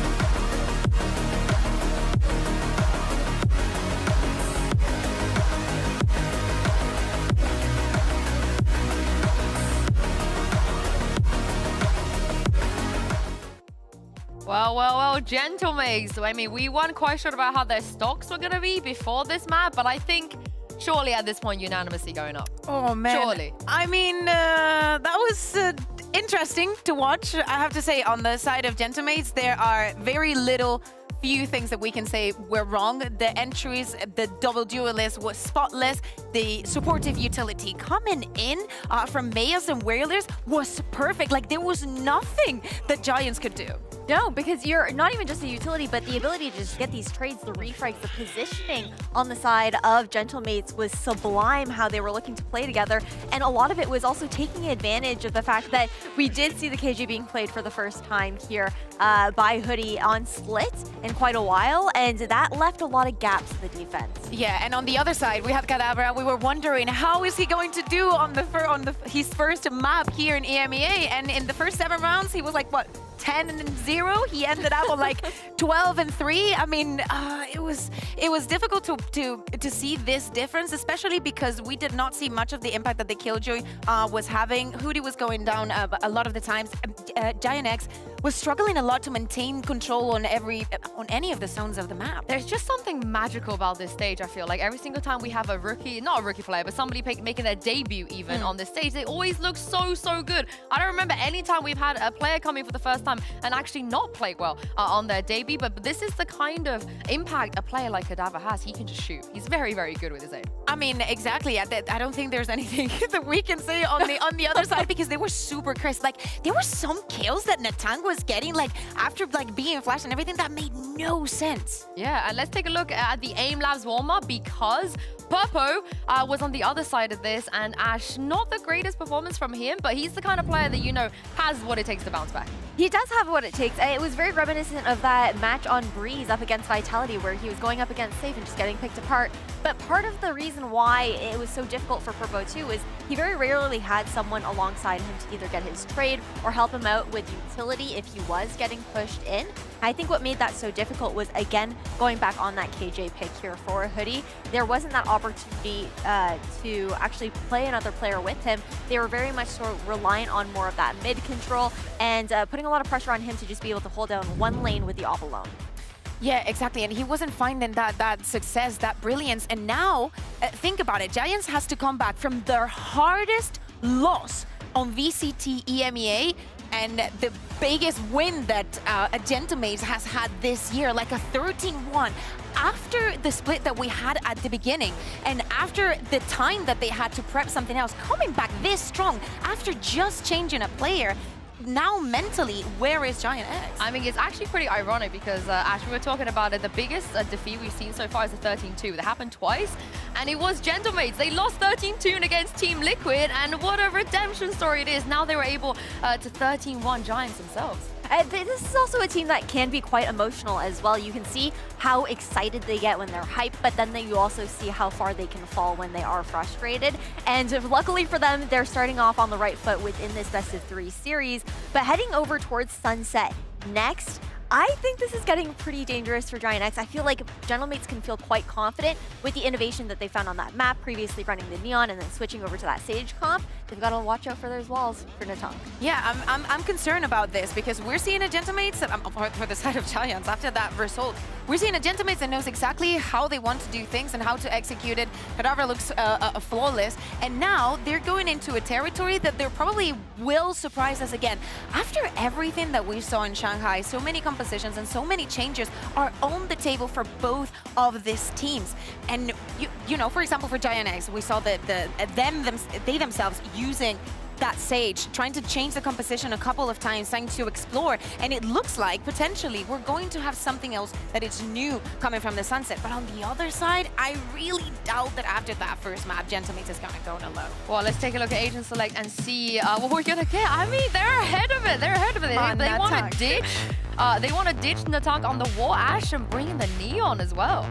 Well, I think you look towards the fact that Natang on the wall, that was also very reliant on him having a very good game. And yes, he played super well on Split, but looking to get ahead of the meta, knowing that the Neon buff is coming through and trying to test their mettle with this composition early on before it's even into the server. And I like this look at it because it makes it a lot more difficult now for Giant X to try those aim threats. Yeah, exactly. We definitely, when you were talking to Gadavra and he was describing existence and everything that he probably put on the table, I can see a lot of the discipline and everything that he wants to put on, and this composition is going to be no difference to it. Well, there's a Giant X. They would not have been able to see this coming. No more Natank on the wall. Mitch and Tom, what do you guys make of this? No, Tank. He's on Sova. It doesn't have the same range. No. But Kadavra, back on the smoker, this is comfort. This is what he's been doing for a little while now down in the tier 2, and I'm excited to see him here on Sunset. Some changes. And I think over on the GX side, there needed to be a lot of changes from what we saw on map 1. That was a rough start, but those are often the easiest losses to put behind you, because map was so quick, you barely remember it. Well, you know what, Mitch? I know that Sue always loves to play the game, so I'm going to give one to you here. All right. Which agent has Natank played more? Sova, Sage, or Phoenix? It's not Phoenix. Okay. It might be Phoenix, but I'm going to say Sage. You're wrong, it's Sova. It is Sova. 38 times on Sova. He's actually played Breach and KO more, so this is an agent that he's played quite a bit. We'll be bringing into this matchup, and I don't know, I'm looking forward to it. A little bit less aggressive you'd expect, and for Hoodie, maybe the opposite. He's already taken that opening pick onto the Cypher for this one. I think definitely fits a little bit better on this map than maybe the Killjoy did on the last. Might fit better, yeah, well, yeah, exactly. It'd fit better on this map, it'd fit better on the last map, perhaps, as well. We might see that go back to the drawing board as the season goes on, if we see another split out of GX. Gentlemates, Sunset, opponent's map pick, and they start off with a man disadvantage. Big wrap towards the A site, and that's all because of this man. A lot of position taken by Kadavra. Still looks like he's playing a Cypher in that sense, but He's the steps are hurt because of that spot, and the rotation is on the way. They may have had a good read on GX, but they've given the game away. Even still, though, having a couple of players rotate over, it's still not going to be the easiest hold. The timing here is everything. Kadavra could have played this one to perfection. Every single player in front of him. It's not going to be easy with the Classic, but he makes it look it. Already getting a couple. This man is doing fantastically well on his debut, but eventually will fall. Even still, the game has been given up, and in 20 seconds, this round is going to be over. If GX are going to make their move back to the A side, they need to start running. Good thing no one on Gentlemates can rotate quickly. Oh wait, Takas is able to get there lightning fast. Doesn't even need the fast lane this time. It's a fast lane to success for Gentlemates, 1-0 on the defensive side. Yeah, it seems like the difference right now for Kadavra to Logan that they had before, and even though they're not in a direct role swap, it seems like Kadavra's just feeling, is the initiative he's taking. Like, this man is willing to take extra risks, but in calculated ways, and that round was definitely one of them. Just having that control, having that rotation, but then also just hitting those couple of shots at the end made that round from what looked like a rough position to a massive win for the side of Gentlemates. A very dangerous upgrade for Mates from what we've seen so far. Now look at what they've bought. Rifles, 4 of them. A Guardian alongside Bulldogs and Takas, the man spotting the A aggression earlier, trying to, if there was any. Just left down to a Ghost. I've seen this many times before. You lose a player, you're still in a good position. And the margin for error has been quite wide for Mates. They've made barely any mistakes on that previous map. Not ready yet. And see how slow GX are playing this at the start, Tom. They're watching for the push-up on A for the last 50 seconds, covering B main aggro, now walking up mid. They're very aware of those flanks, and I mean, you'd hope it would have changed here on Sunset, but round 1, and from then on, it's going to be in the back of your head. Cloud now being on a little bit more of an aggressive agent definitely excites me a bit. We know that he's someone who can have those individual plays, and already we'll pick one off with the Sheriff. Takas, if he catches this flank, oh, he's not even going to expect Redguard to be there. A little bit sneaky from the Omens, it seems, 30 seconds left. Nonetheless, well, Redguard is screwed. If he gets out of this with anything, I'll be gobsmacked, just surrounded by mates, and not the good kind. Takas recovered that rifle. Now they've lost 1. Damage has been done to their economy, but how much more can they get? GX are left with pistols in nasty corners, hoping to bait players in. I like the idea there. Cloud tries to pull the crosshair towards him, but now he's been dropped, and now they'll presumably clear the corner, maybe not. Huge damage being done. Kadavra's last man standing has to actually make this a clutch. Already a successful round for GX, and although Mates will find it and put 2-0 on the board thanks to Kata, GX will walk out of that with a smile on their face. They've done a lot more damage than it looked like they would. we cut to their faces, see if they're smiling. I don't think they will Pipson's be. ear to ear right now. I can hear his grin. But no, 2-0. Oh no, he's screaming. And a decent round. Obviously, it would have been nice to take that one over the line, but Cadaver in the clutch right at the end was a huge part of it. And actually, normally we'd see a lot of teams think about taking like a really weak bonus. Just play this one as a gamble, but not on the main side. Feeling confident. Operator already in for Takas on that defensive side. Rifles for everybody. Some lower shields at a cost, but other than that, it's not too bad. Bomb buddy out. It's more for mates what happens if they lose this.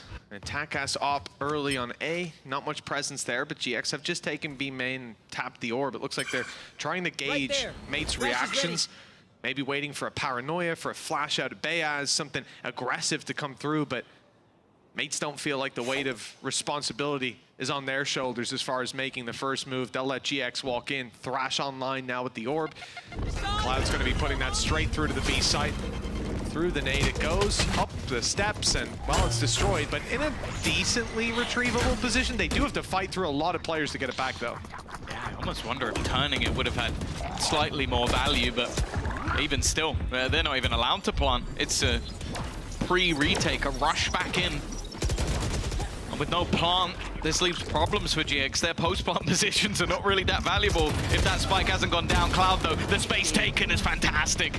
Has the support from Vitinho as well. 30 seconds and leaves Kata and Takas, and the question has to be asked of, is this now worth a save? Having an operator in a retake and a Guardian, definitely not ideal. Oh, but the first shot landed. Might make it somewhat doable. They'll stick around. They'll look for more over peaks, more mistakes to be made on the GX side. Now that hasn't come through, but when the smoke fades, it does. The swing is good from Cadaver, and now we're left to 147 HP as the ult is popped.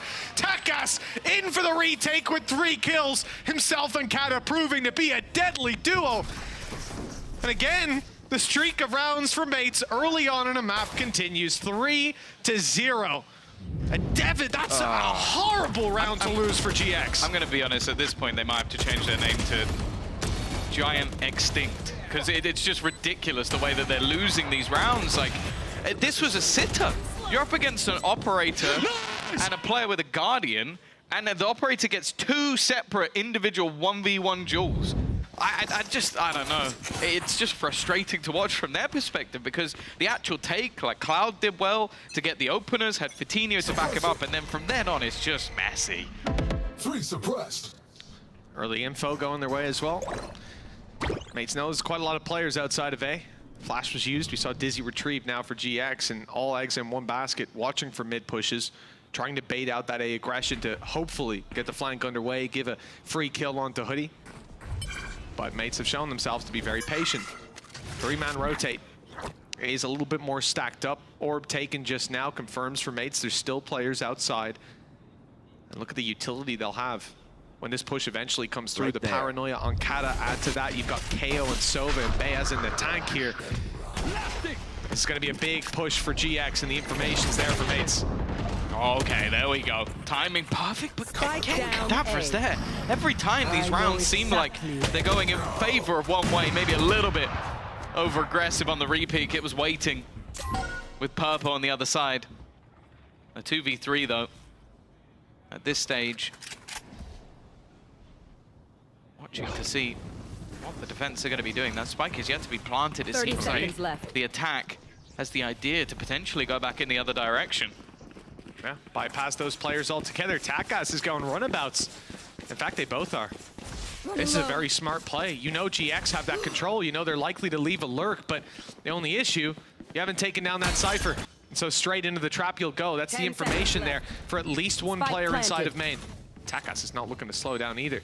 They know nobody crossed in, so those corners don't need to be cleared. That trap still being online does well for them. And the camera inside main does even more.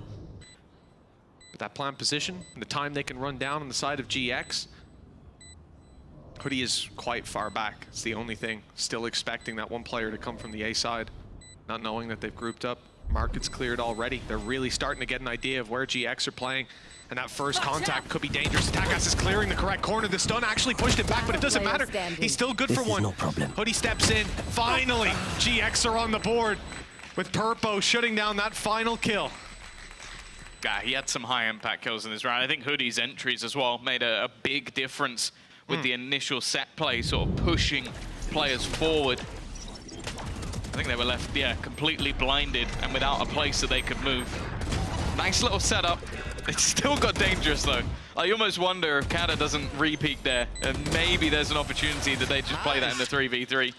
I get why he does though. So far when he's done those repeats, he's gotten the kills. He's 7-2 even. His Takas is 8-2. Even still though, GX on the board, and more importantly, with all the damage that's happening to the economy over the last couple of rounds, 1 player surviving versus the anti-eco, and 2 players surviving the last. The economy is in the bin. Bayaz is going to have a hero rifle and it's pistols on everyone else.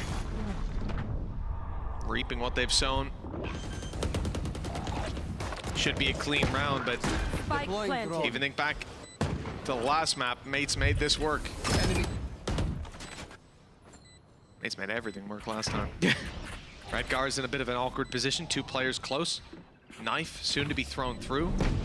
Paranoia is good, but they actually got the reveal already. Up close, yeah, the damage isn't gonna go through. Mates just don't have the weaponry to deal with a good shutdown by Redgar. And it looks like the round has fallen into their lap as a result. Yeah, a good round, to say the least.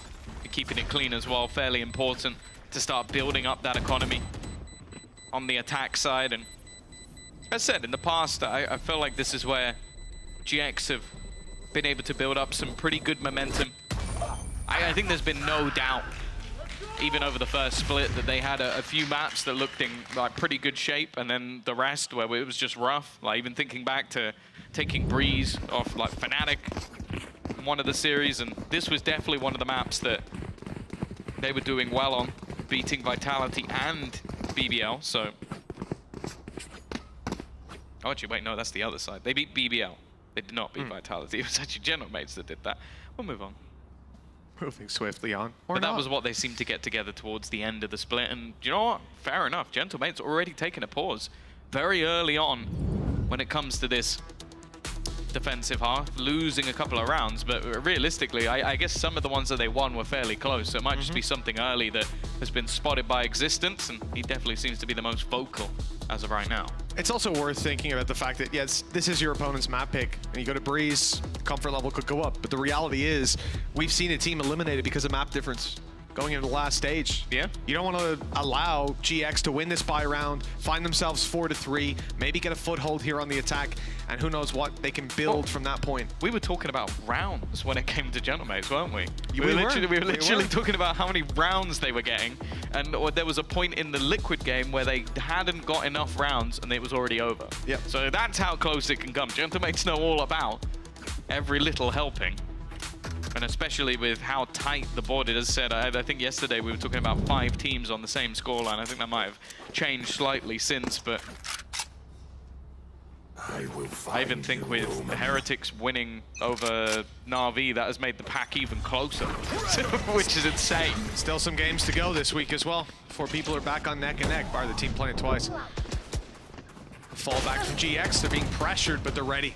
It's not just the players that were up close in the choke point, the whole squad is here, and we've seen this in a number of rounds where they move towards A.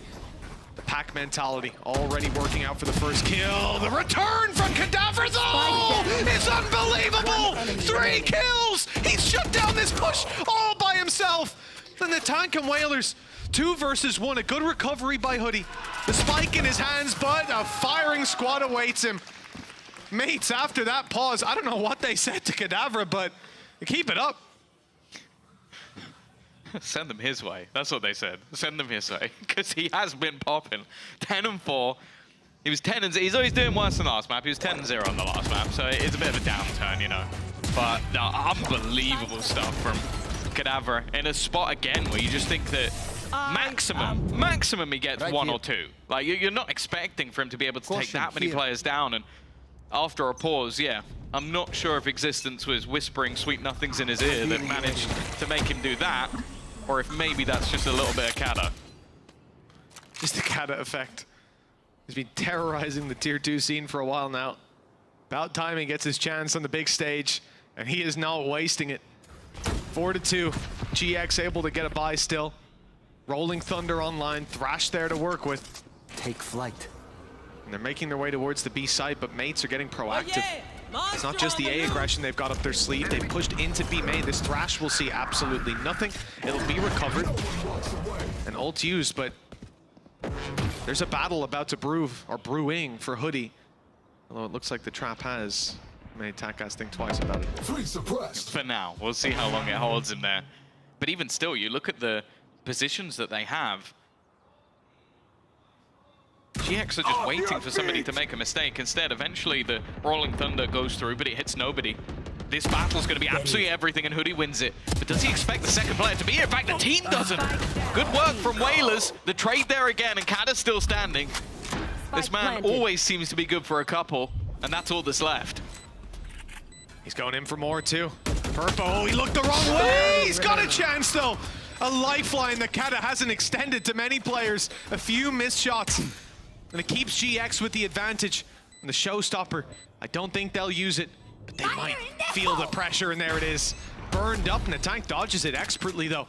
Still keeping his distance, aware that was in the back pocket nade still for Purpo. Up goes Natank, close. And the challenge against Hoodie has been good so far, and just about survives. 5 health and 51. It's a narrow margin, but it's enough.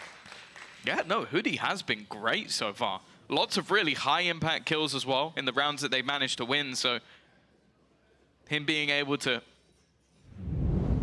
really do the damage in this round as well. Like the worry was this position from Whalers. Anything more and it could have been problematic. But in the end, GX get over the line. They put the economy back down to shrapnel for the side of Gentlemates, and for GX, still in an alright position. Ults this round don't seem like they're going to be too effective. Well, Papa might be a little bit unhappy that he's the one that takes the brunt of that. Yeah, I could see him being a little distraught. Recovery of the rifle. Kat has now got the Vandal to work with, and the tank goes through for the same. Swapping those over, so at least now in decent fighting form. In this 4 versus 4. It's only Whalers that finds himself in a bit of a deficit in terms of weaponry. But that's why he's playing the buddy system. Letting the guys with the guns go first so he can pick them up and do some damage if needed. Flash is good, and the return is on point. GX with a big punish on mid, and Cadaver's position now very much known. He will be dealt with. We'll see an equalization of the scoreline, 4-4. A much better face to GX already. Yeah, I think a couple of players coming online, Hoodie being the main one, starting to get the team just playing how they play. That's the thing. It's been the frustrating thing throughout the season, and I think everybody, no matter how hardcore a GX fan you are, or also known as Spanish person you are. Saw those predictions, yeah? Yeah, I did. But of course that's going to happen. But yeah, I feel like you had to have your doubts, because this team has the caliber of players. We've known that for a while. We're talking about Masters winners. We're talking about players like Cloud, who was on everybody's list when we went into that franchising. We haven't seen the best of them this year, there's no doubt about it, but they did manage to make it the champions last year. The road this year seems a little bit more troublesome, but they can get it together. I wouldn't count them out. And the Hunter's Fury before the drone is an interesting take. I guess hearing the alarm, or the boombot, pardon me, move towards market. They got a little bit worried that the play was about to come through, and it looks like mates still expect that B play to be the final destination of this attacking side, but it is far from. Takas, even playing off the line of that stun, he knew that would be a likely point of contact. His own stun keeps them back, but the flash should send him flying. Luckily, he's got the speed to get out of there. And even go right back in. The fast lane almost cost him his life there. Yeah, he's been quick. The problem is the rotation is very slow. You can see that Gentlemates are still expecting this to somehow go back in the other direction. Shock dart from the tongue to try and slow them down. Takas, he's dead. He is not getting out of there. Absolutely no hope. And the spam from the tank might do a little bit of chip damage, but it's not going to stop them getting into a post plant. No, it's not. locked down now for GX. All they have to do is wait for mates to come into their crosshairs. There's been problems when it comes to those duels, but just take a look at Fatinho's stun in hand. It's actually fired out for some early aggression. Purpo doesn't see them.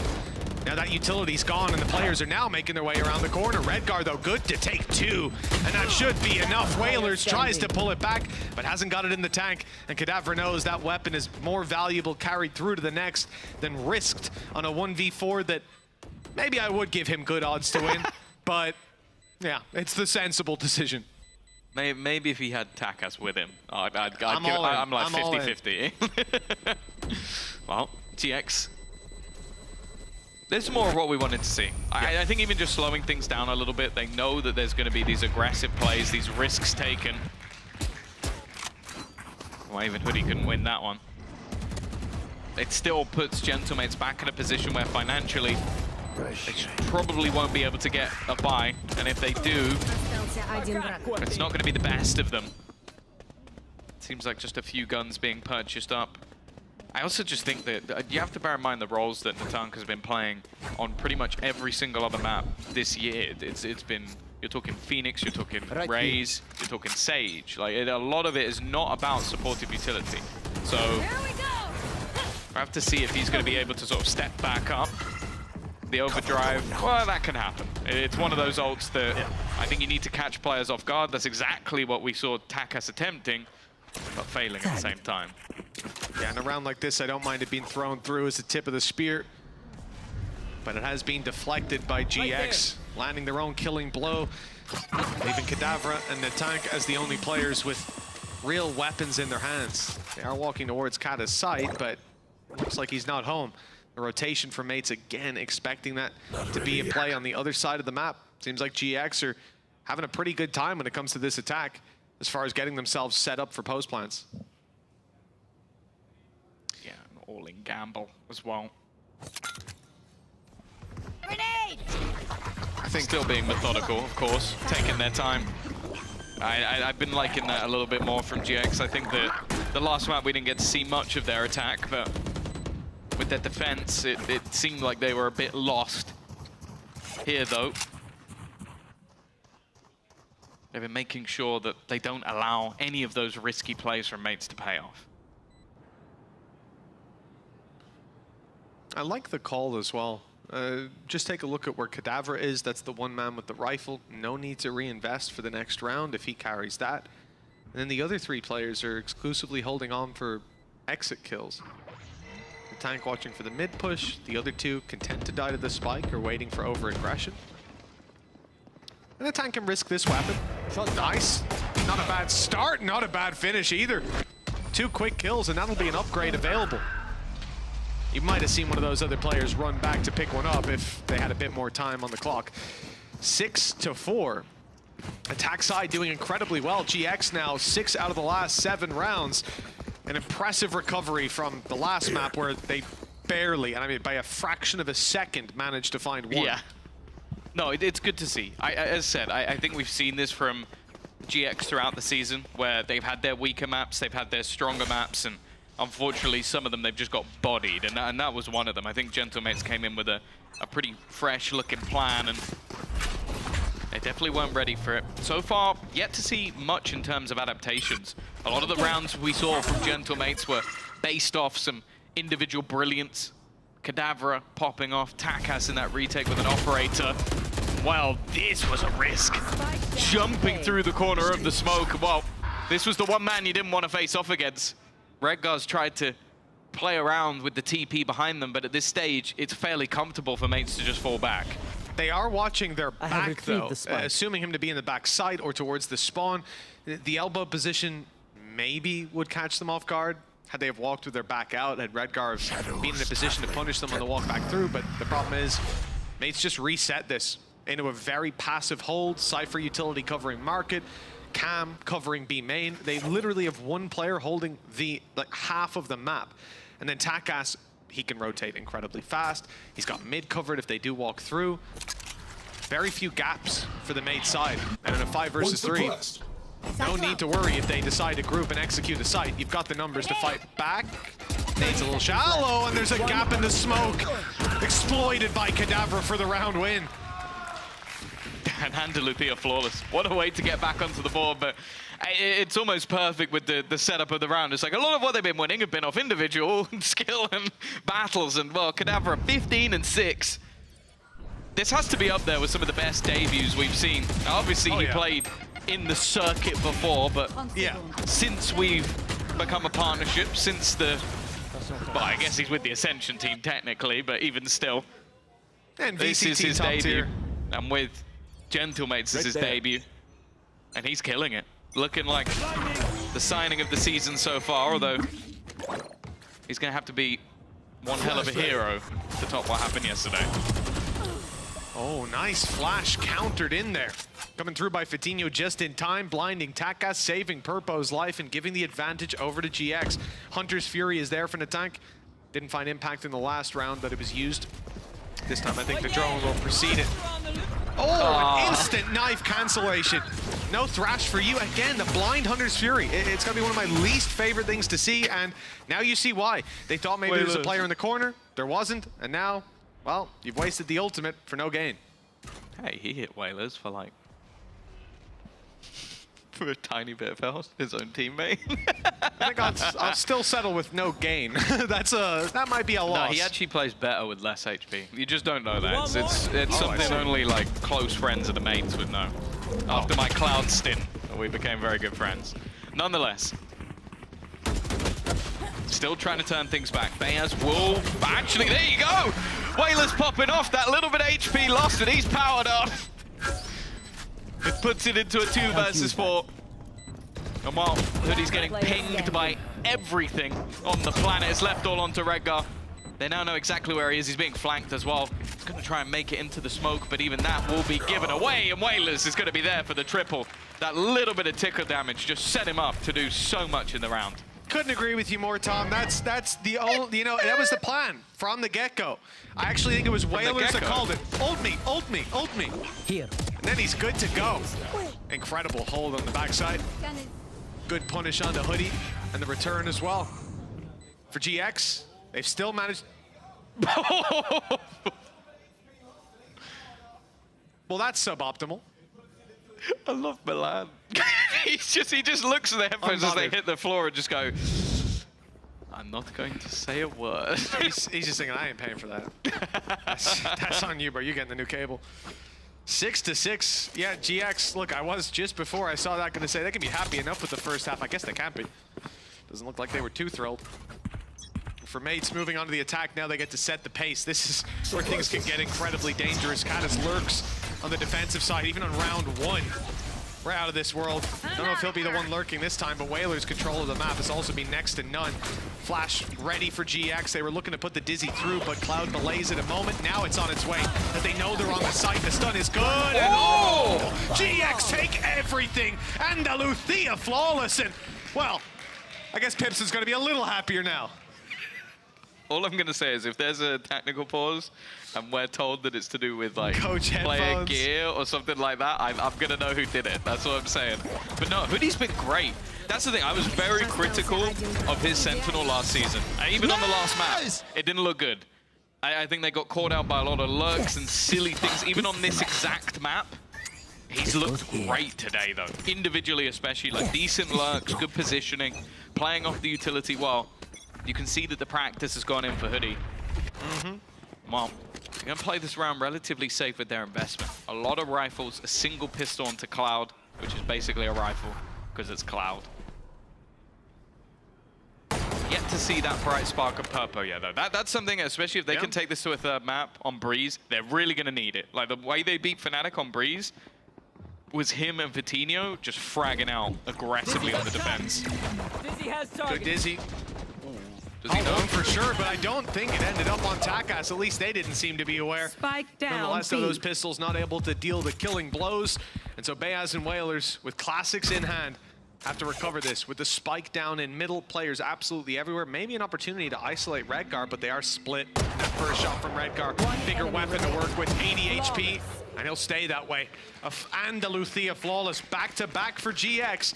They've got the lead by 2. Yeah, you know, it's the Spanish org. They've got to give them their money. Yeah, exactly. That's for you, Andaluthia. Well, 8-6. Converting that pistol levels things up, at least in terms of those rounds, but waiting to see what sort of response. Because again, when we talk about Gentlemates, I've always enjoyed their attacks. That's where they've had their most creative ideas. I'm seeing Takas on that Neon. Beaz with the supportive role. I mean, I'm expecting big things. We'll wait and see what they've got. Of course, this is the bonus round, but it's a relatively good one. A rifle now purchased additionally for Cloud. No players lost in the last round, and well, Purpo, he's gonna get off with a bang, but immediately is traded out. Spike dropped. A little bit of HP dealt, or the HP damage dealt to mates. I have the spike. With a tank down low. I like the control they're going for here. After a mid-fight, take flight. Drone's going to be used up on A, giving away some presence. Perhaps we'll even see some utility out of Beaz. He already used his knife, but still those flashes to work with to push these players further back, and he did indeed use one. They're claiming elbow, they're using their knife, they're taking all of this space, forcing a paranoia out of their opponents, and look at where the spike is going. It's on its way around to B, which, well, that's the closest player to B, and that's not very close. But the thing is, Hoodie is going to hear the steps, or he should have done. So they should be able to get him for the retake, and they should know that that control has been lost. With Whaler so far forward, that's the main danger, but with the deep smoke as they've just thrown in, that should be something that they can be aware of. Utility is now in the way as well. So him getting past this isn't going to be easy, not without giving the game away. There's even a cam there too, they can just pop that to see how many players are around. They might not need it. There's only 2 left. Redgar and Hoodie. Trap destroyed behind. They now know where one is, and that man is the last one alive. All eyes on B main. And Hoodie with a bulldog in hand has a tough decision. It looks like the save call is being made. I think I'd be inclined to agree with that one. I'd say that like the credits he's going to earn from going down will give him enough for a rifle anyway. So true. I almost want to see him go for this, try and do some damage, and just have a Vandal or something in the next round. I guess it's just extra cash that he can save, but keeping things costly may have had its own value. Instead, though, he's just going to end up holding onto the Bulldog. No extra players will be dropped. And actually, he's going to pick up a Vandal right at the end. So it ends up being null and void. Yeah, and I think also the fact that if they didn't know where he was, maybe he goes for it. If the Cypher had been killed in the battles, Trap is no longer online. He can sneak through main and try to take a fight. But reality is, the second that he swings out of that choke point, there's 2, 3, or 4 players locking him down. So I don't mind it. I like playing safe, like playing the numbers. You never know when those credits could be used later on, further down the line. For Gentlemates, 7. Gap is now 1. They're hot on the heels of their opponents who've invested almost all their credits and invested into that operator yet again. Light shields on Purpo, no shields on Cadavra. He's being dropped immediately. And they've actually rotated 3 players to defend mid. They've got a great read on this. The full expectation that they're going to try and walk this. I assume there's going to be a pop flash. The sound of a player running away is going to be heard, but counter flashes are being thrown out. Hoodie also coming under pressure. He's missed one. He's going to go into the cage instead, but he should be dead from behind. The tank now can look for the players in spawn, but can't connect quick enough. Purpo's going to drop him, and look where the spike's been dropped. I don't think it gets much worse than that. No, it really doesn't. Well, it's being locked down by an operator. That's just insult to injury. The back covered as well, because of course Cloud is there. No angles they can come from to surprise. And even with 40 seconds left, GX just fall back, concede that space. Although, by the looks of things, I don't think Gentlemates are going for this. 30 seconds left. 30 seconds just called for it. Spike down, players presumably all over it. If you're a Mates fan, that's what you're gonna be thinking. Or a Mates player, more so. If you're a Mates fan, you can probably see there's not players all around it because you're here with us. I think as well, though, it just looking at the economy. Like, you've got Cadavra low. He's someone you definitely want to have a gun in hand. So just making sure that those credits are sufficient for the next round. You're not exactly too far behind and gambling it here. I think, again, they're also the players that a lot of the time are doing the supportive work. So expecting the 2 versus 4 victory seems unlikely. For GX, though, again, it seems like Purple having the operator is a big part of the change in their defensive side. We saw it a lot. They were trying to bring it in on split. it definitely seems like something that time has been invested, and I can understand it because Purpo is one of those players that when he's in form, when he's running hot, that operator is a big piece of that puzzle. For now though, it's going to be a pause taken from existence.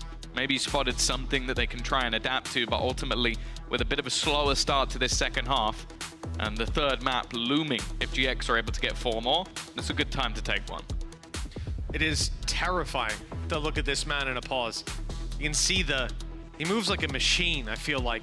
Looking through his notes, reading them off bit by bit. This is what we're gonna do, reading out the protocols. These players are already familiar with it. He's just jogging their memory, sharpening the blade before the battle.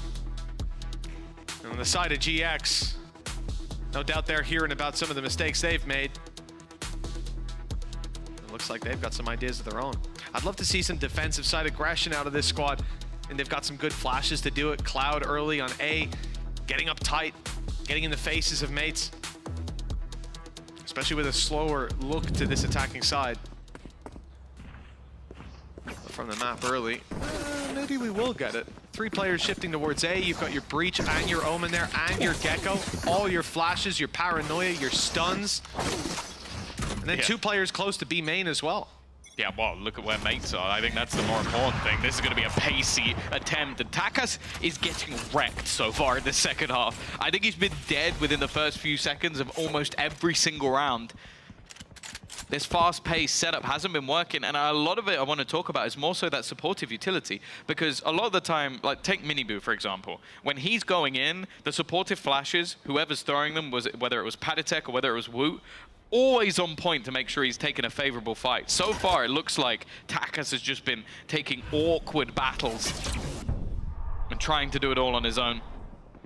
At least initially, a split of players. 2 trying to fake things out over on the A site, the others almost just waiting, a chance to gather up some orbs, bring something forward while they walk in the other direction. But GX have not moved at all. Only the players on A have fallen back a little bit. Everybody else is still just sitting there.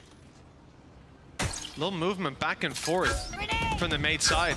It looked like they were going to abandon A. They're actually given the space to be filled back in by Redgar, and now they re-aggress. The jump peek comes through. Shot not landed. Bayaz up close. Still with a flash. He can go straight through that smoke. That's exactly what he's going to do. Smoke for spawn. Peek is in. Kill is good. The pressure's being applied, and the spike's on its way. I thought this was a fake the whole time, and it would have worked as one.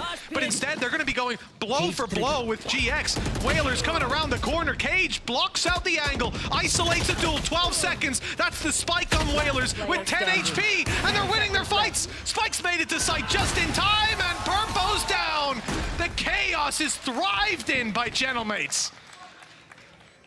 At the spot where they looked like they were just running into what was almost a fully stacked site at the end. I think only Purpo was a little bit further behind, but they win every single duel. A nice shot from Whalers as well, like as he rounds that corner. Yeah, as you said, he's the man with the spike. If he goes down, this round is basically over. But it seems so much more disjointed for GX. All of these fights ending up isolated, and because of that, well, you give mates the fights, there's a good chance they're going to win them. That was a mid-round call. The original idea, I'm 100% certain, was to go to B, but they didn't get the reactions they wanted on A. They knew that they were being read. Takas up in their face. Null command put through by Bayaz, and right in he goes. The flash not good enough though. Purpo still able to land. Trade is good. And Bayaz down in an unrecoverable position. Hunter's Fury doesn't land either. A lot of blind Hunter's Furies going through. Usually you see it off the ping of the drone. Looks like they've still recovered nicely. Remember, Bayaz is about to die. There you go. But the rest of the squad still standing, gives an advantage. The spike also on the site. The smoker still online with Kadavra blocking off spawn. And that Dizzy, can they follow up on it? No, not with Whalers safe in the corner. An ambitious play to try to pull it back, but they weren't ready for all 3 of Gentlemates to be looking at that choke point. Now for Cloud. Position revealed, and he's going to get absolutely nothing. Natong takes him down immediately. And I don't mind this setup. I think this is, like I agree, a lot of the Hunter's Furies have been a bit more risky, but that one was with Bayaz on the floor. So it's like, you know you're going to get aggressive, so you're doing that as a disruptive play to try and make things that little bit more awkward. But it definitely seems the case that Takas has been sold a few times. But Whalers, again, another high impact round from him, keeping his teammates safe with that operator. And now equaling things up once again. And the buy, it's decent in ultimates for GX, but the weaponry's taken a hit. Aggression out of Purpo. He has to back off now. That's a one and done. Not in kills, but in fights. You take the first one, and you bail out of there. And I do actually agree. I'll rescind the point. I haven't seen the replay. Baz was going through the smoke as the Hunter's Fury first pulse is coming through. So the idea, yeah, is to put the players who are in those corners, who are in those narrow choke points on the back foot. They have to retreat, and as they do, your teammate flashes and swings. It didn't work in that micro play, but hey, it's an idea. And sometimes you got to try them. Next time, maybe it will. Nonetheless, they won the round, equalized the scoreline, and double digits will be found in this round. The question is, for which team? Purpo's position, unexpected. Showstopper off the back of it, and he gets it off just in time. 2 for Purpo. Makes that position worthwhile. And with the door closed, has to be broken wide open. It would have been a little bit of control for GX to play with. But they're comfortable still in their positions. 2 and 2, lots of Cypher util waiting on A.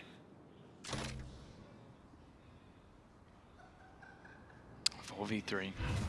30 GX seconds with the left. advantage, grouping up, looking like they want to try and play this one as a retake. And well, when you have yourself the Cypher setup, but more importantly, that Thrash, can't really blame them for the attempting to try and find something with the spam, but they will make it across to the site. And in these post plants, that is where we've seen some of the best work from mates. That's not going to make it any easier, though. One player already caught, and they're going to go pushing forward. They need to try and catch him, and he doesn't actually have time. There's not enough time to even plant at this point. He's going to try and hold it until the end, but that is as good as it gets. Catching the player with the spike so they can't actually plant. I don't think I've seen that one before. That's a new one. That is a new one. It came down to the wire, a second in the difference, but a perfectly timed ultimate from Cloud. That is one way to win a round, and well, that's 2 maps back-to-back that they've won it off utility in a fairly close battle for a round. We've had some really cursed duelists today. But yeah, the second it's undone, he tries to plant, but it's too little too late. Here we go. One suppressed. Another investment. Takas is going to be on a stinger, but that's because he's throwing out the Neon ult, the overdrive, and already going to get stunned up. Of course, it doesn't have a timer. He's going to have to just get moving. He's trying to run through the utility. Balls to the wall. The Tonk there to follow it up, and well, he means the same thing. In fact, everybody does. Cloud is just taking over, leaving just Whalers remaining. He'll ruin the party. But the rest of his teammates already in the clouds. He's got to try and turn this one back, bring this into a ridiculous clutch, and it's not going to happen. A nice attempt. 11 rounds for GX. 2 to go, and a 2-round lead. A nice little buffer to play with. And this doesn't come down to much about setup or anything like that. Unbelievable performance from Cloud. I will say it gets close. Whalers had me believing after that second shot.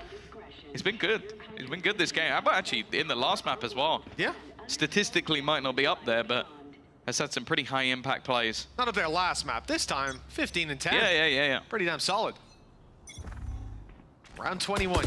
Kicking off with attack sides spread across the map, but aggression in B main is a consistent factor. Spike, though. Oh, the spike's on A, and they've just used the From the Shadows to go to B to make that rotate. This has left A wide open. In fact, cut the map in half, and you still have all the players on one side. That wasn't the tool I was looking for, but we don't need to talk about that. Zoom in on the middle of the map. Yeah, look at that. Whoa, isn't that cool? There's no one there. All right. Well, Whalers in a bit of trouble. 2 HP. Spams are going to finish him, sure. He's made it out. Well, we'll see if that has impact for later in the round, but now he can have a ratty little position and an extra set of eyes still looking out for those GX players. Late lurk as well from Bayaz. They're being delayed. Paranoia will slow. All right, you got to wait for that one to fade before you can reposition. It leaves a bit more of an awkward spot for Kata, but he still manages to thrive in it. Looks to do even more from it. Another one coming up for Kata, but finally he'll be dealt with. Down to this, the low HP Whalers, and there you go. 2 HP, 2 kills. Whalers will clutch that one out. He should have been dead. He should have been dead before that retake was even a thought in the minds of GX. He was 25 health behind a cage. And a stray shot took him down to 2. Oh, what a devastating way to lose this. The ratty little position from Whalers pulls it across the line. That would have been 12-9 for GX. They would have 3 chances to close out this map and move to Breeze. Instead, mates are again hot on their heels, and credits are starting to run dry on that defensive side. Not in this round, although for the next, there could be trouble. Purpo making sure that's not the case by dropping Takas immediately. Already the trade. Redcar, it's a wild spray. The first one, but he couldn't quite transfer. It's already... That's insane. Put them back, but I guess the one saving grace is the guns that have dropped have now fallen into the hands of a teammate. It gives Cloud a rifle, which I dare say, I think he would have got those kills. Leaves Hoodie. He's definitely been quieter in this second half. On the attack side, Lurk, he was utterly dominant. Now he's the one under pressure, but playing from outside the site. My ult's not ready. I will throw our production under the bus for a second and say, if it's possible, I would love to see a replay of Beaz getting both those kills. The first, he was full blind. The second, he recovered his vision, seeing a hail of bullets coming his way. That's made it doable for Gentlemates here, beyond doable, winnable. Favorable with the flank from the tank too. He takes down Cloud. Gecko Util gone. Fitinho the next to fall, and it's left to Hoodie. It looks like he'll meet a similar fate, walking straight into the trap too, and he still hasn't broken it. Bay has his 3rd kill of the round. The first 2 he had no right to take, and that will equalize things 11-11. Look at this, look. Oh, yes, he was paranoid, but he caught a glimpse just before, and then he sees the traces. He gets blinded again. That's a thank you very much, production, first of all, for getting me that. That's insane. And then he gets the final kill, too. Nuts performance from Beaz. Between Whalers last round and Beaz here, I don't know how they're getting away with it. That's a little bit of mates magic. There.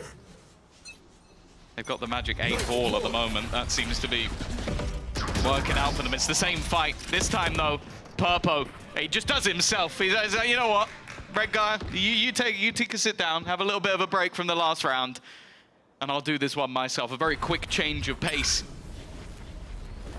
from what we've witnessed over the last couple.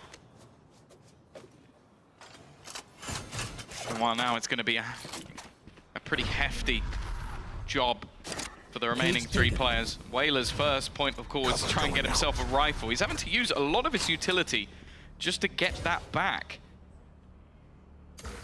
Obviously switching over from the operator, but in this case it's not going to be worthwhile. Redguard playing the pixel angle, but it's more for contact. Get that info, try and fall back, then he has the showstopper from a teammate. The stun, the setup is gorgeous from GX, and they walked right into it. Redguard looking like he's trying to bait for the ace, he's trying to help his teammate out. Maybe goes a little bit further than he would have liked, but the flash is there, Cannon still doesn't go down. I don't know how he does that, but it seems so consistent. There's so much fight in him, man. That's the tier 2 hunger coming up, 22-13. I mean, this guy was... This was really nice, though. It was. And what a beautiful setup. The showstopper bouncing back, the double kill to open from Purpo as well. A much better response than what we saw in the previous round. And on the back of that, they end up coming into round 24, still with a chance to buy themselves back into this series, to bring us to Breeze. They're up against 2 ults, but they're not big ones. And a Hunter's Fury that so far hasn't really done much, but don't read too much into that. They only need 1. My ult's ready. A lot of these rounds have been decided within the first 30-40 seconds. Hyper-aggressive, risky plays from either side that have either paved the way to a victory or been the cause for defeat. This round, though, starts off a little bit slower. Still spreading across the map. Watching for aggression. Interestingly, Paranoia thrown out just to try and deter. Instead, they've used the same on the other side. TP, those only being used just to gather up with teammates. Bolster this attack into the other side. They haven't, initially at least, broken that trip, but it hasn't stopped Tak as he's still trying to run through. Hoodie just sat on the other side. Angles being pre-fired, but he'll take that first and the second as well. Oh, that should be it. with Bayaz down, the tank and Cadaver, big clutch needed. Rolling Thunder even committed. Patino took the orb at the start of the round, and now the reward should be there, but the tank steps up. He gets one. A clutch needed, though. Hunter's Fury online, reveal thrown through. Nice shot to start this off. Still doesn't want to use the Hunter's Fury. They can push him down the second he does. Because of that, GX find their kills 13-11. It's a response, and they'll get themselves a breeze. Yeah, it takes some stones to come back from a 13-1 victory and take us to a third and final map. But that is exactly where we're going. As you said, Breeze is up next.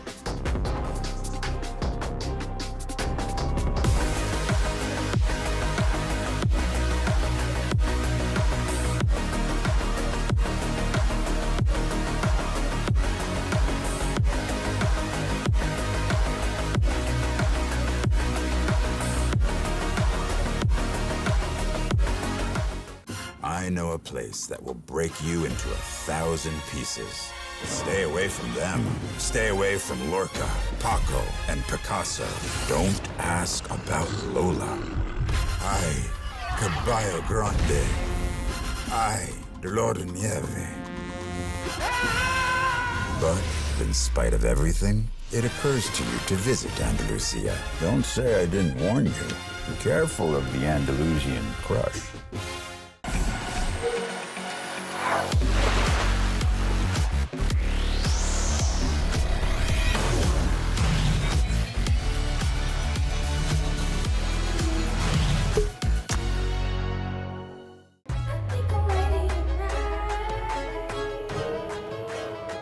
Hey guys, it's Jimmy Lin.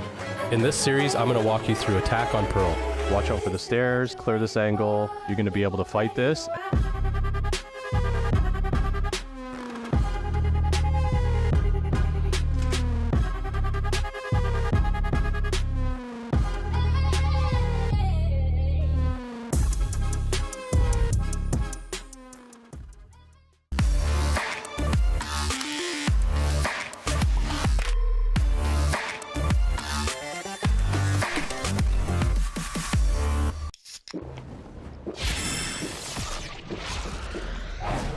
Red Bull gives you wings.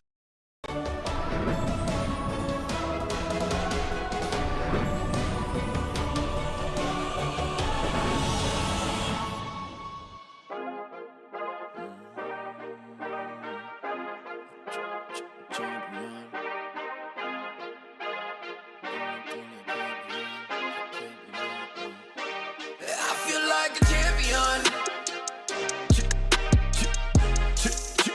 A champion. Ain't nothing that can't be done. Oh yeah. I put it all on the line. Definition of divine. Yeah, I feel like a champion. Ain't nothing that can't be done. They told me I wouldn't be nothing. Came on now, second to none. I need me a trophy, I need me a ring. I'm not with the bull, but keep it a beam. Know what it is, you know what I mean? Shit, all I do is win, win, win, win.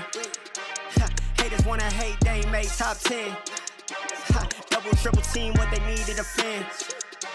I juke left and I'm gone with the win.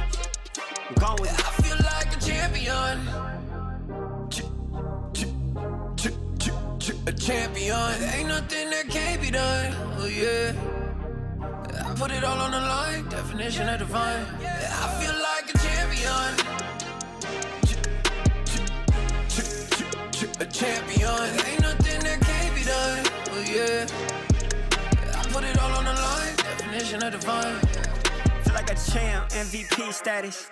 Yeah, the win been guaranteed. So let's see about it. If you gon' speak about it, then be about it. If you don't bring that energy, no, I can't be around it. Nah, I'ma shoot my shot. I'ma stick it, watch. At the tippy top, I cannot take no loss. 2 seconds on the clock, they gotta give me the rock. I got a game on what? Yeah, I got a game on lock. I feel like a champion. A champion. Ain't nothing that can't be done. Oh yeah. I put it all on the line. Definition of divine. I feel like a champion. A champion. Ain't nothing that can't be done. Oh yeah. I put it all on the line. Definition of divine.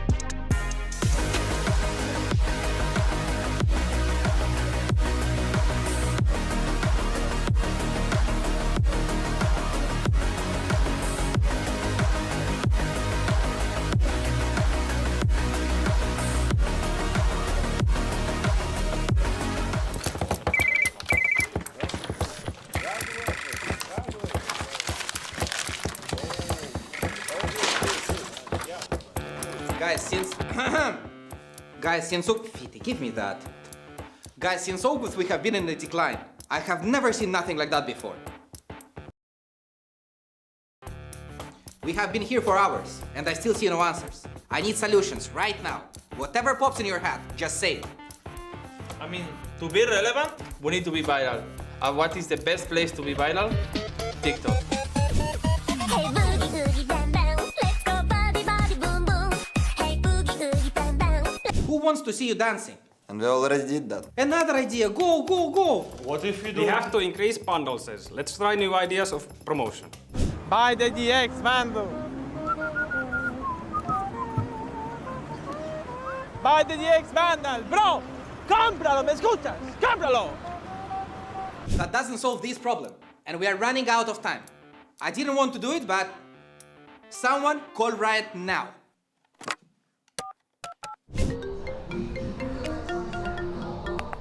Hello? Hello, this is Giant X Valorant, and it's an emergency. Our stocks keep dropping and we don't know what.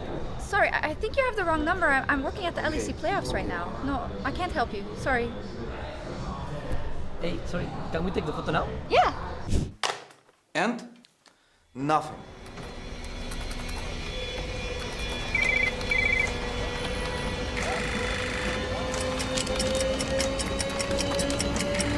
Guys, what if we start winning?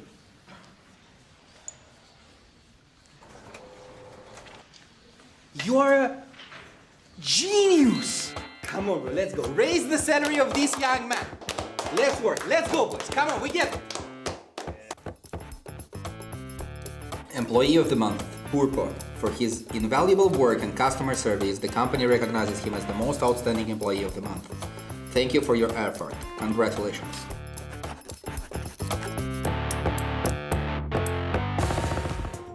I mean, he's not just the employee of the month. Whatever salary they're paying him, double it, triple it, quadruple it, because Kukuka and Ash, the way the Giants played in their second half, they could not have found that success without Purpo. Yeah, exactly. The same way that maybe on Split, the operator was not having the effect that they were expecting or that they wanted from it. On that second half, everything was about Purpo and the effect and the impact that he was having in most of these rounds. It didn't matter if it was with the operator, if it was with the ultimate, with the Vandal. So many of the shots that he was hitting not only were ridiculous, but they were shutting down Gentleman's time and time again. And you were talking about how Purpo was this player who's going to be capable of actually going from a tough map on Split and then being able to completely flip that performance. You can see it on his ACS here. 348. 7 out of 12 is out of those first kill in that second half. Jeez. It's wild. Hot in there, that's all I'm gonna say. Bloody hell, the temperature is rising, the stocks are rising. I truly believe that Giant X, they could maybe get themselves out of a bad situation. But on the side of Gentlemates, Kukuka, you mentioned in the pre-show, they had certain win conditions. They had certain agents they like to play and implement to their game, and they moved away completely so far from this. Yeah, I mean, we have seen the Yoru, right? And probably now that we're moving on to Breeze, we might see it again. I think that this was resilient from the side of Giants, you know, losing a 13-1 on your opening game after being back from such a long break is devastating, right? But they managed to bounce back. Now, the ball is on Gentleman's side because we were talking about how their split one was everything about either winning 2-0 or getting 0-2. I believe that in kickoff they went to a third map against Vitality, but they usually do not get this far into a match. And we heard it yesterday also from players, especially when it's about that third map. Sometimes they don't even expect to get there. I'm gonna be a party pooper here because we have seen Giants go to a third map many times. In fact, 5 times, and Ash, they have lost all 5 times every single time we've gone to map 3. So it's not really looking good for them statistically, but records are made to be broken. They are made to be broken. Also, neither of these teams have the best performance on Breeze, realistically. And Kukuka, you were talking about the fact that we can expect to see the Yoru. Previously, Gentlemates, they were running that Phoenix on Breeze as well. Is he gonna come back? And that's the big question. And I feel like we need a change because you look at that Phoenix and you pair it with the Yoru, it just doesn't have that same impact to dash in like a Jet can. Hear me out. So we had Netank on the Raze, now on the Sova. That wasn't brilliant, by the way, but you know, it got better the later the map was getting. But now what is he going to be doing? Because do we expect the Phoenix to come back in combination with the Viper? Well, I'm gonna tell you what he's gonna be doing, and it's gonna be the KO. I was expecting, you know, something a little bit different, but okay, listen, hear me out, I will take it. Giant X are starting on the attack, but actually it's more the defense that worries me. I know that they wanted to get extra aggressive, always having control over A and everything that they wanted to do there, and they became too easy to read. Well, the thing is it's also a different composition that we're looking at now this time around. It's a little bit too vanilla for my taste, to be honest, on the side of Gentlemen, but then I also look towards the fact that Giant X, they're going to go with Old Reliable in their comp, the comp that they innovated at the beginning of this year that a lot of teams actually took part of. I love that combo. This is the thing. I'm looking at Kadabra. He had a great performance on Cypher, a great performance on Omen, Mitch and Tom. Let's see what he can bring on this Viper. I'll tell you what, I'm coming in with zero doubts, Tom, after what I've seen in the last 2 maps, let alone his history as a player. For GX, they decided to take the double duelist instead of the KO. To me, I'm looking at those comps thinking defensive side, Redgar's got a target on his back. His setup's going to get hit by that knife quite a bit, I'd imagine. Yeah, I think that, again, this is sort of the more comfortable of the comps for GX. I think Purpo and Fitinho playing double duelist just makes the most sense. Also, the tank has basically gone, if I can't play Phoenix, I'll play budget Phoenix, where I'll have my pop flashes still and be able to almost have that old CS-esque old school style. So I think it can definitely work for him, still allow him to be aggressive while having utility that actually has value. Yeah, value for a number of reasons. I think this man will be able to do a lot. I think on this map in particular, actually, his KO lineups.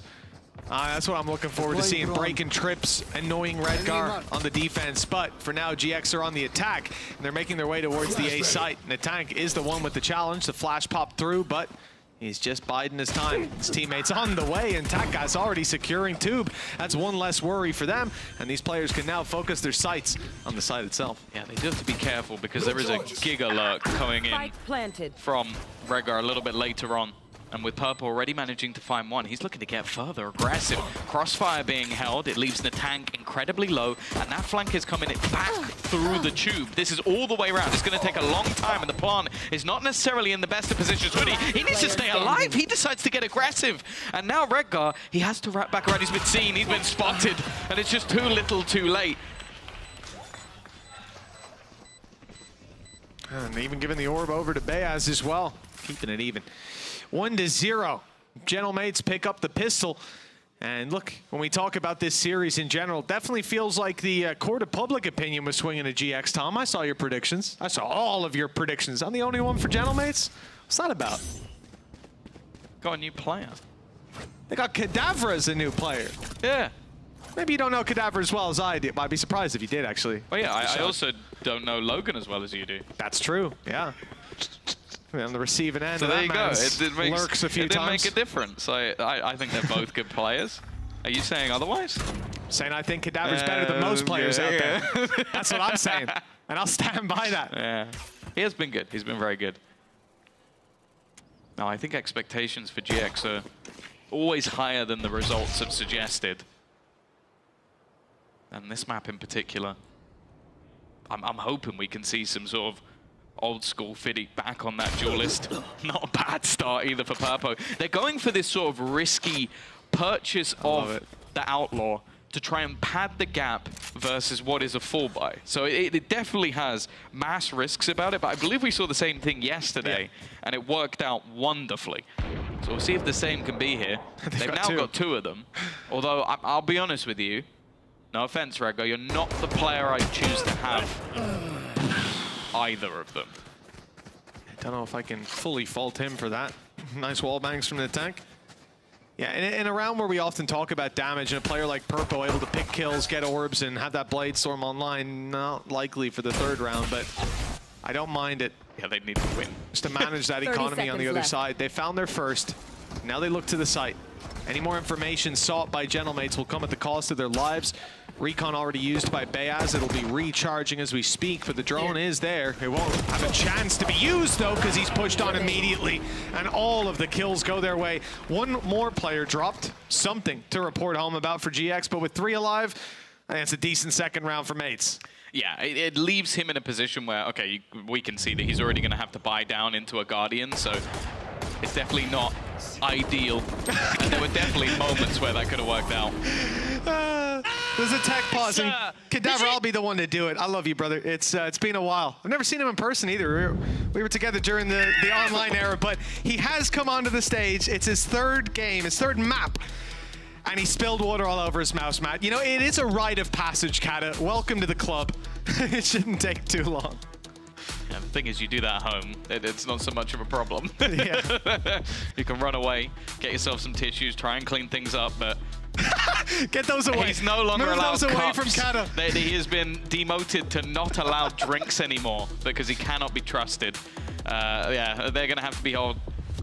Papa Bears will hold on to those few from now on. He's going to have to. Can we get him a sippy cup? Can we get him a sippy cup down on the stage? He's just getting rid of him. You've lost your water privileges, brother. That's there you go, Gentlemates guys. You can now sell Gentlemaid sippy cups, just in case, to make sure. You know the ones those that you can't knock over. Yeah, you can't knock them over. Yeah. That's the play. That's the new play. What a start. Mitch will be first in line. Yeah, I'll need one. Especially if it's got Cadaver branding on it, you'll be all over in a second. Get me 2.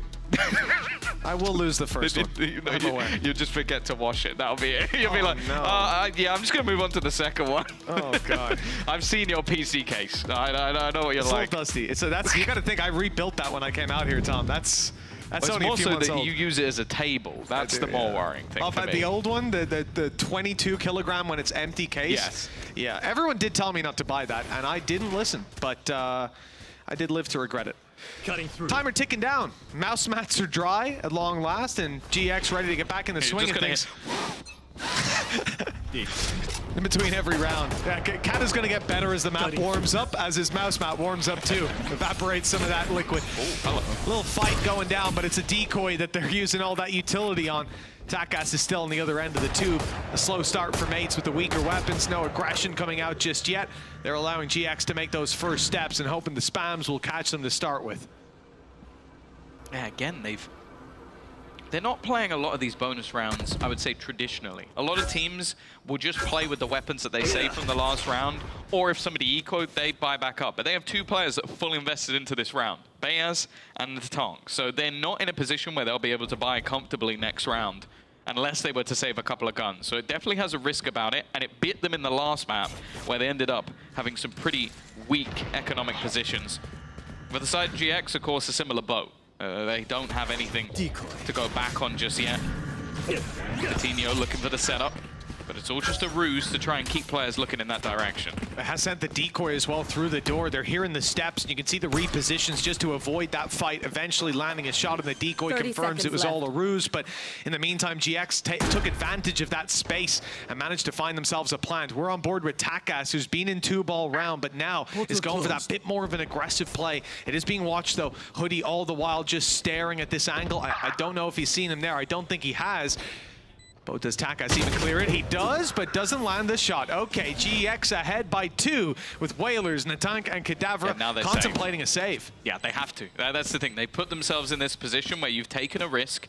You've bought up with players that won't be able to buy in the next round. So now, when it gets close, when it gets to a point where you go, okay, are we risking this? Absolutely not. Hold on to the weaponry. For GX, this is also just a great scenario because they get to win their first round with every single player staying alive. Except maybe Redgar. But he's not going to see anyone. Yeah, they're not taking contact on mid to Redgar, so he's good. All 5 surviving. A very clean round for GX, a money maker for sure. And a bit of presence sold. It started out with Coutinho being spotted by the drone inside a tube. He TP'd back and took a pretty nice timing on the walk up alongside the poison orb. Just to put that decoy out, forced mates back, and from that point they couldn't recover. I think they could have in another round where they're a bit more willing to take risks, but like you said, Tom, there was a lot of investment going into that round. It just makes sense for them to reset and play the next round now, coming into number 4. A lot of aggression. They are storming it down too. One is the decoy, but the other 2 players, well, now just one, we're keen to make all that noise. And Beaz, okay, I actually thought he had the short end of the stick with that fight, but he's come out of it unscathed. He's going to use his drone. It looks like he still wants to fight this. Again, it's incredibly risky stuff. That might have been the greatest shock dart distraction I've ever seen in my life. Just shoot it straight into a wall. It's almost as good as some of the lineups we saw from KC last year. but that's going to be the killer to Hoodie. You called me toxic the other day. Throwing KC under the bus, my goodness. The old one, not the new one. But GX, 3v5, attack side, gearing up for a B take. They're not going to leave this one on the back burner because they've got credits for the next. Still want to risk it. Now running in to Takas, who's teleported over to B. The gate crash was used earlier. Whaler's tagged up and only with a Bulldog. But he's got support. Flash is good. The tank needs to wait a while before getting involved, and when he eventually does, it's with great success. Purpo down, Redgar alone, and a 1 versus 3. No information on the other two players. Now just seeing where Viper is with the snake bite, but they haven't yet located Beyaz, and now, well, now he knows where all three are, but not much to do with that info from the grave. 3-1, a bounce back from mates, but even after winning one and losing, GX will still be able to buy up. Yeah, the perks of the flawless of the last round, but it's still such a aggressive stance. I would expect, we didn't need to revive that. I would expect something like that from a Yoru, or someone who can get out of there easily, but it just seems like Beyaz just almost hit them with some disrespect. And Nice! Let's go! I'll let him finish. And GX just weren't ready for it. Like, a couple of players pushing. Cloud took so much damage almost immediately, and you can see they're trying to counter it. An immediate snake bite and shock dart. Bear in mind, you don't get 2 snake bites anymore, so that's all the snake bites gone. It's a big investment. A bigger investment is that operator in the hands of Purpo. We've already seen what it can do in the last map, and here on Breeze, much more open space to capitalize on those long-ranged angles. Catch players out of position. Plenty of time left on the clock, and GX, they've got B locked down with the Cypher utility. Saw the cam used here by Redgar. He's going to be lurking out on mid late into the round. We've seen this a few times from him, even historically. Loves to play towards the elbow. Different flair to this one. Wall just now going up on A. Ult used. Here. Dimensional drift for Fatinho as he's clearing out a lot of this space. Here. Seeing that it's wide open. I'm back. Yes, they go for this. Oh no, I thought Redgar would wait until the end of the round. That could be a big mistake with a player still up so close. Yeah, I think he was trying to just catch a timing on rotations. Almost managed it. Purpo now, up above. It means they don't have that flank through middle. Allow Gentlemates to get in that little bit quicker. Hoodie does do a little bit of damage through that smoke. Takas tagged low, but still in this 4-5v5 afterburn. Finally, Whalers is going to be there for the first kill. Trade immediate. Shot from the operator, catches another, and they start to pick them all apart. Beyaz, though, still standing, looking for a little bit more. Turns it back into a winnable position, but they need to get on that spike. They need to pull players away, and now Redgar's gone back. That little bit later, but he doesn't manage to land the shots. The time is going to be there as well. Again, another round just slips through the fingers of GX. It's always by the narrowest of margins. Big play out of Beyaz, though, pushing through both of those fights on main to take the kills. You really can't account for a play like that. The shot by Fatinho was good, the retreat back as well, but from this point, this is where Beyaz got activated. Knew there was a player in the corner, spams it up, pre-fire running headshot, and even deals with the operator as well. Like you said, Redgar's lurk. The problem is that his teammates need to survive 2 more seconds. If they do, he can catch them off guard, but the timing, again, just slightly off. Bladestorm, hello, it's being spotted, it's being seen. 4 players here, Hunter's Fury activated. Redgar's already down, Hunter's Fury, it's not gonna land too much, and Takas might want to back off. Let's use the flashes. They're doing this against a low buy as well, which, again, the Hunter's Fury aspect of it, no real risk. You can get out of there for free, but the push-up from Kata, not so much. Not going to be able to escape that one, and that's actually a gun down on the ground, I believe, already being retrieved. So puts this into a 4 versus 4. Flashbang. They're going to have the information as well. Still further aggression, further pushes. Again, he's going to have to go back through all the utility. Luckily, again, we've seen aggression elsewhere from Takas. They are fighting this tooth and nail. But the spike is down in the spawn now. They have to completely redirect this push.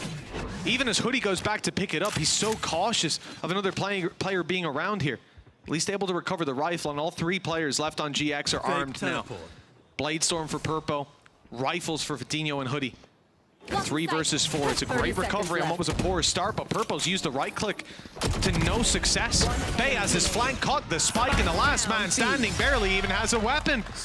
A cleanup by Gentlemates, and what was looking like it could have been a nail-biter of a conclusion to this round. It's a bit more clean than I imagined. Do you reckon that was a misclick? I'm not Or sure. just a really audacious attempt at a long-range right click. I would lean towards it being a misclick. I kind of hope it is, because otherwise that's just... I don't think I've ever seen a Bladestorm used like that. The pre-fire right click?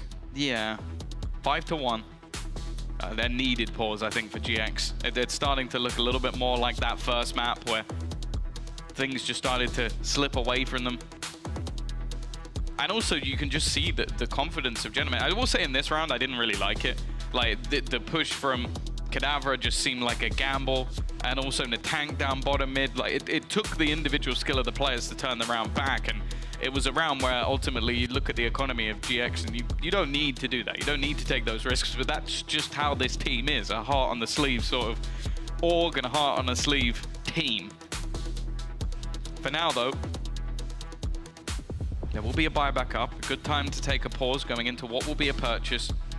The attack side is, again, where you expect to see these more solid executions from GX, where the investment of time has been put in to get themselves into those post plants and even just how they play the post plants. We'll now get to see if, well, they've got a plan for this one.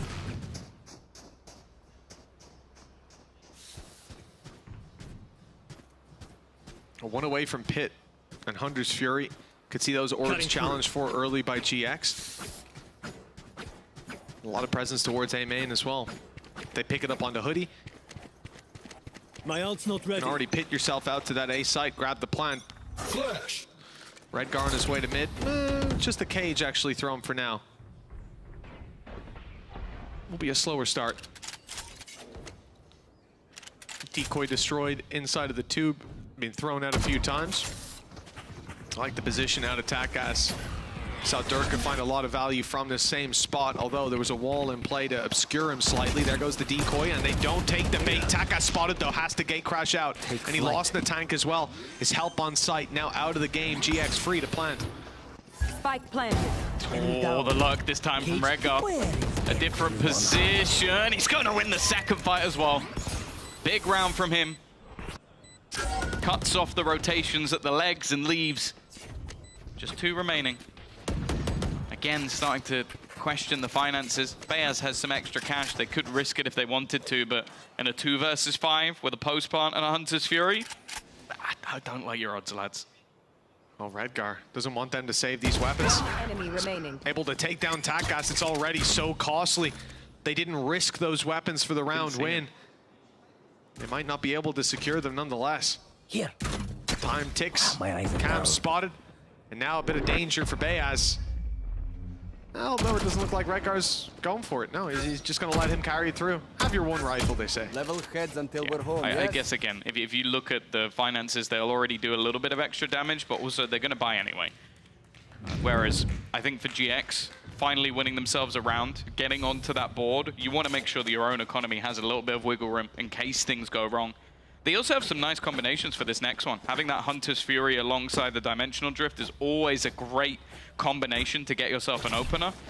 The only worry I have with it is the fact that there's the Null Command and a Viper Spit, 2 things that could, in theory, deny.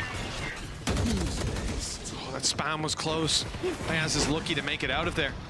Now the Dimensional Drift is going to hunt it down. Hunter's Fury activated. Redgar's down by the spam, but Purpo manages the trade and the tank down as well.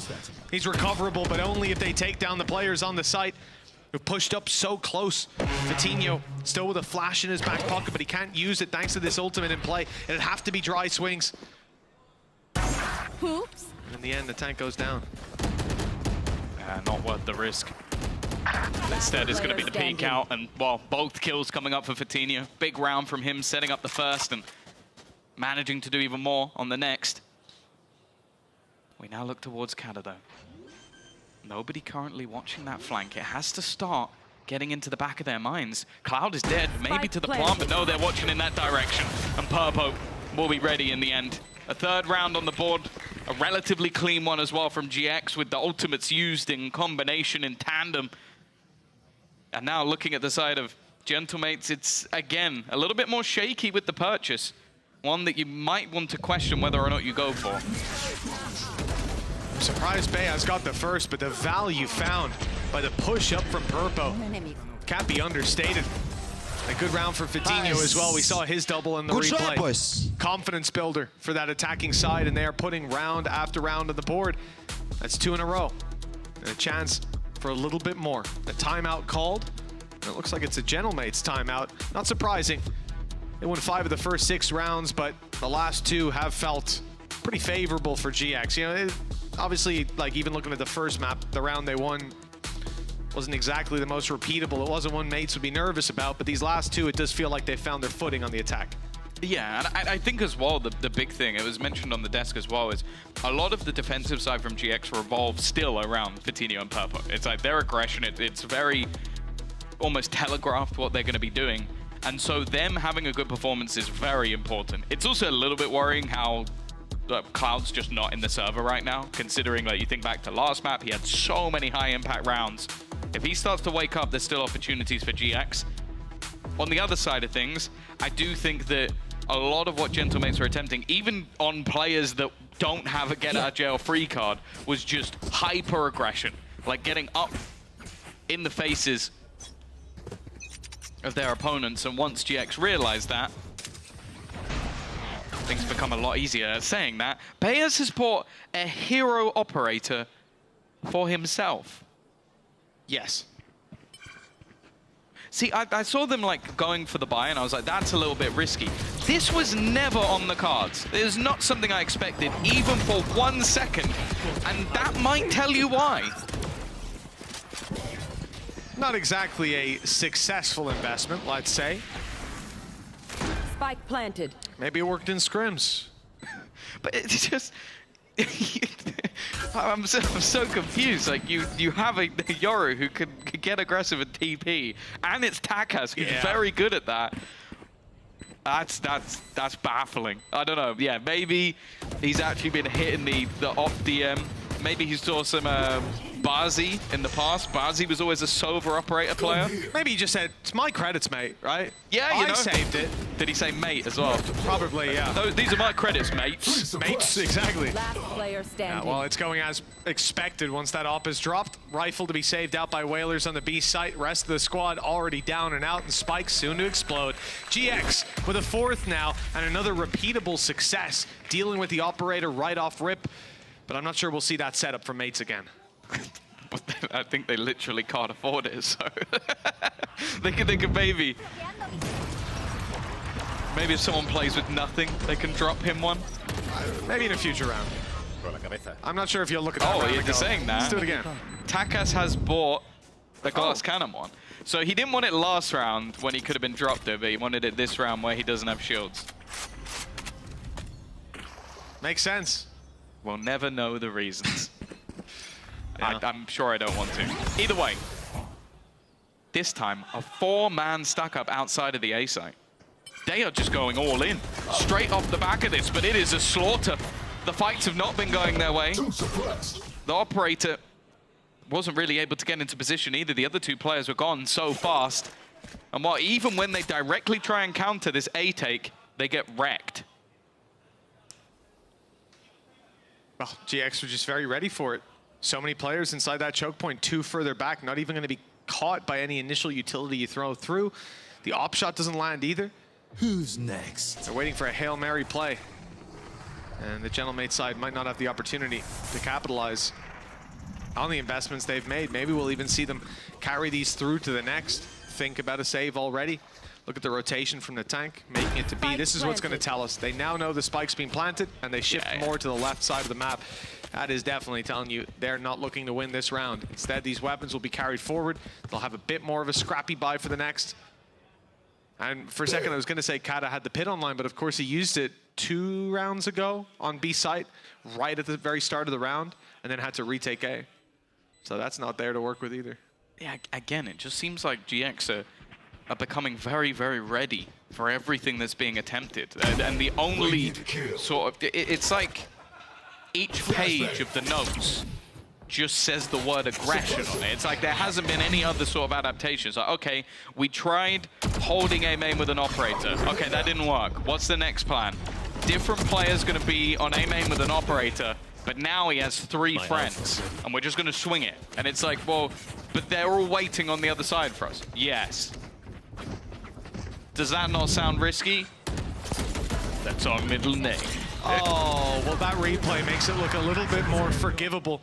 The flash was good, it blinded a player, and they still managed to get a headshot on you as you walk through. It is the downside of it being a choke point. Yeah, but very predictable timing that when the flash pops, someone's going to swing. Yeah, and if you've got decent crosshair placement, well, it's not the most surprising Anyone here thing in the world. doesn't have decent crosshair placement. They're in the wrong place. 5-5 after what was an impressive start from Gentlemates. Things have started to diminish. As said, I always have more faith in this team when it comes to the attack side. And Takas still having that operator. They've still been able to save weaponry over. It's not like this is a death sentence. No. For the side of GX, hey, they've been pressuring this A site again and again, and no matter how many players have been there, it's been successful. Decoy leading the charge again. Snakebite and nade slow them down on the other side. There's no need to delay for rotations because there's plenty of players here as they're finding out. Those spams from Beas have been perfect. Straight through the pyramids. And he's lit Purpo down to 4 health, almost the opening pick blind. Yeah, that's the thing. I think now GX have realized how much of a stack they're walking into. They've seen nades, snake bites, probably a shock dart or 2. It's a whiff shot. Definitely not comfortable. Nice work from the tank, though. Vitinho's been doing that quite a bit, so denying the space that he's been taking. Definitely helped them out. Low HP for Purpo. Getting everything will be tough. I'm on now Redgar Hoodie with 20 seconds to try and get a plant. I don't know if anything's going to be possible. In fact, they're both holding snipers. This is not the weaponry you want when you need to encroach onto the site with just seconds left. This round already looks over. It would have to be a mistake. And while 1 kill goes their way, but Hoodie is so desperately low and doesn't know the Whalers is still there. Mates back on the board. Even if he kills Whalers, time to plant means he has to stick it. Yeah. And he had a player of Kadavra very close by. There was no way to get out of that one alive. Rygar did manage to deal with Takas, pop the ult, but again, I think the problem is the second that GX start to get a leg up, they've already lost so many players on the other side. Oh, didn't even see how close that was the first time. Yeah, that's the thing. I think Vitinho definitely got red in that round, but I also just think we saw what happens when they use their utility. Like, they have to stack up in the same place, but they use their utility to slow down rather than their faces. And weirdly, that was it was more successful. But even still, GX are not deterred. Still, they have 4 players stacked up outside of A. 1 lurking around the elbow. A very aggressive spot by Takas. See, this is one that if Redgar went back, he'd actually have a free kill. But well, why would he do that? Yeah. Usually you see him sit around the boxes for quite a while, but he's quickly on the move, hastening those flanks. Taking control of mid, but that's an area that has been conceded. It's not somewhere that they're exposed to on the site. So we'll have trouble to find value from this position. Perhaps he can catch one off guard. There's the head revealing itself to him. The shots are landing. Eventually they will, but the punish, just enough time for Kadavra to react. And he corrects on the Cloud while the rest of the squad comes through for every other kill. It's Hoodie. Viper's Pit there to work with, but he can't even activate it. A wall bang from Takas to close the round and a half. 7-5. Yeah, I think it took them a little bit longer than they would have liked to recalibrate, but in those last few rounds, we definitely saw like GX sort of just try the same thing again and again without the same success. I will say it worried me a little bit just how much space that Redgar was able to get, like basically walking all the way around the elbow and still managing to get up mid without anybody noticing, but I guess the job is done. Mates now moving on to their attack side, and we have to see what's there for GX on the defense, because, as I said, the desk was talking about it. Kakuka was saying, like, this composition almost forces them to be aggressive because you've got that double duelist. So we kind of hope they've got some decent setups here. You would have to hope so. Certainly seems the idea is to get aggressive with them, in the pistol round at least. Push down mid, Vitinho in a predictable spot for a Yoru. Though he hasn't put his gate crash out yet. Initial contact further back from Redguard, just spotting his camera. You'll have two players top mid swinging on the back of contact for Coutinho, but nobody's going his way. Gentlemates are still spread. Look over the spike is, even as they make this presence towards the site, it's not a push, not a full commitment at least. Although that might change as they see how wide open the site truly is. Oh, the spam shots. Not too far away. Whalers' lurk has been seen, something they'll have to consider. Toxin screen down. As this now becomes a full retake. Cadavra those caught, well, pretty much every single player. Of course, not knowing that many of them will be there, and Whalers, his flank, needs to get a move on a bit. The rest of the team about to come under some serious pressure. He's reliant on this being slowed down. Takas does a decent job of it. 2 kills, those Sheriffs working out, and it's now left onto Cloud. An incredibly quiet game for him so far. He almost steps up when needed, but the tank is there to finish it off. Tight margin yet again, but a pistol under Gentlemate's belt. Correct me if I'm wrong. Well, I can see it actually there. It's 2 pistols now on this map. Those injections of rounds basically making the only difference between these two teams. Let's come to rifles. Could even say that GX looked better in that previous half. They got their 4-round streak. They had a lot of success on A. It was easy to break through. But such an adorable team. Those high fives looked anything but gentle. Time to jump. Don't know if that matched your power though, Tom. Still stinging from that. It was 2 days ago. Don't know what you mean. A little push out of GX, but there's a trap waiting. Cam waiting and a trap waiting.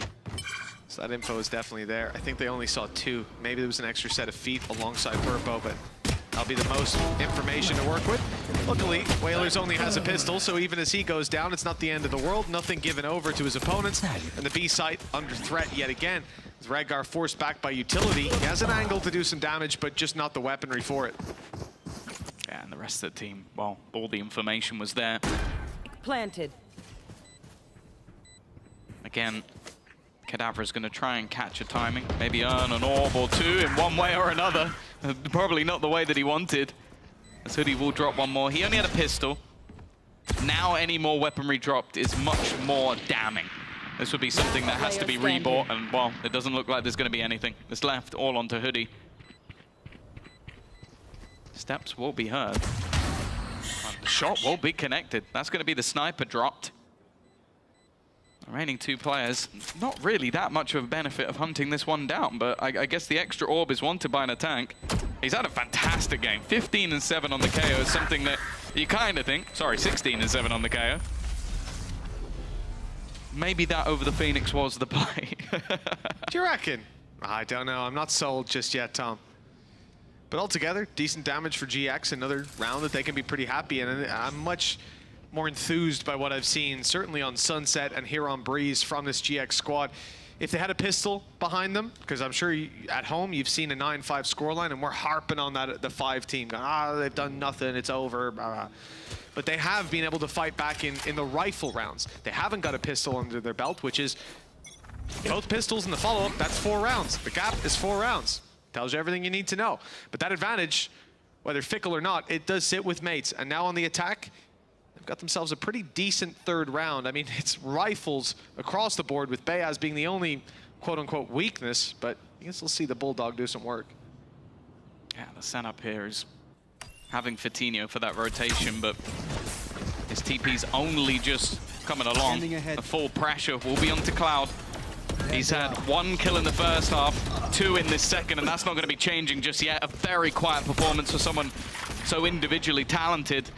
He's definitely being missed at the moment, but it's an even trade for now. Hoodie under pressure, and he'll fall. Coutinho, he made that rotation in the end. This one's for free.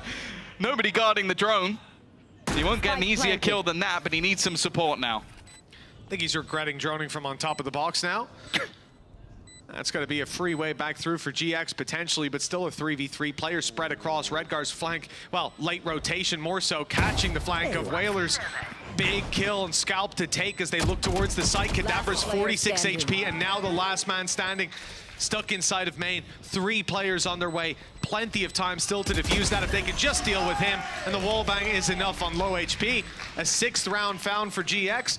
Not a bad bonus for mates, but did look like they could get a little bit more done. Yeah, I think just being caught by a couple of timers. Again, like being in the drone there, a massive risk when you don't have that backside control. And then also, I think just the flank not being expected, that late rotation from Redgar will be what costs them as a round. Now you look at the ultimates. Both teams with that dimensional drift on the Yoru. What? And a null command as well.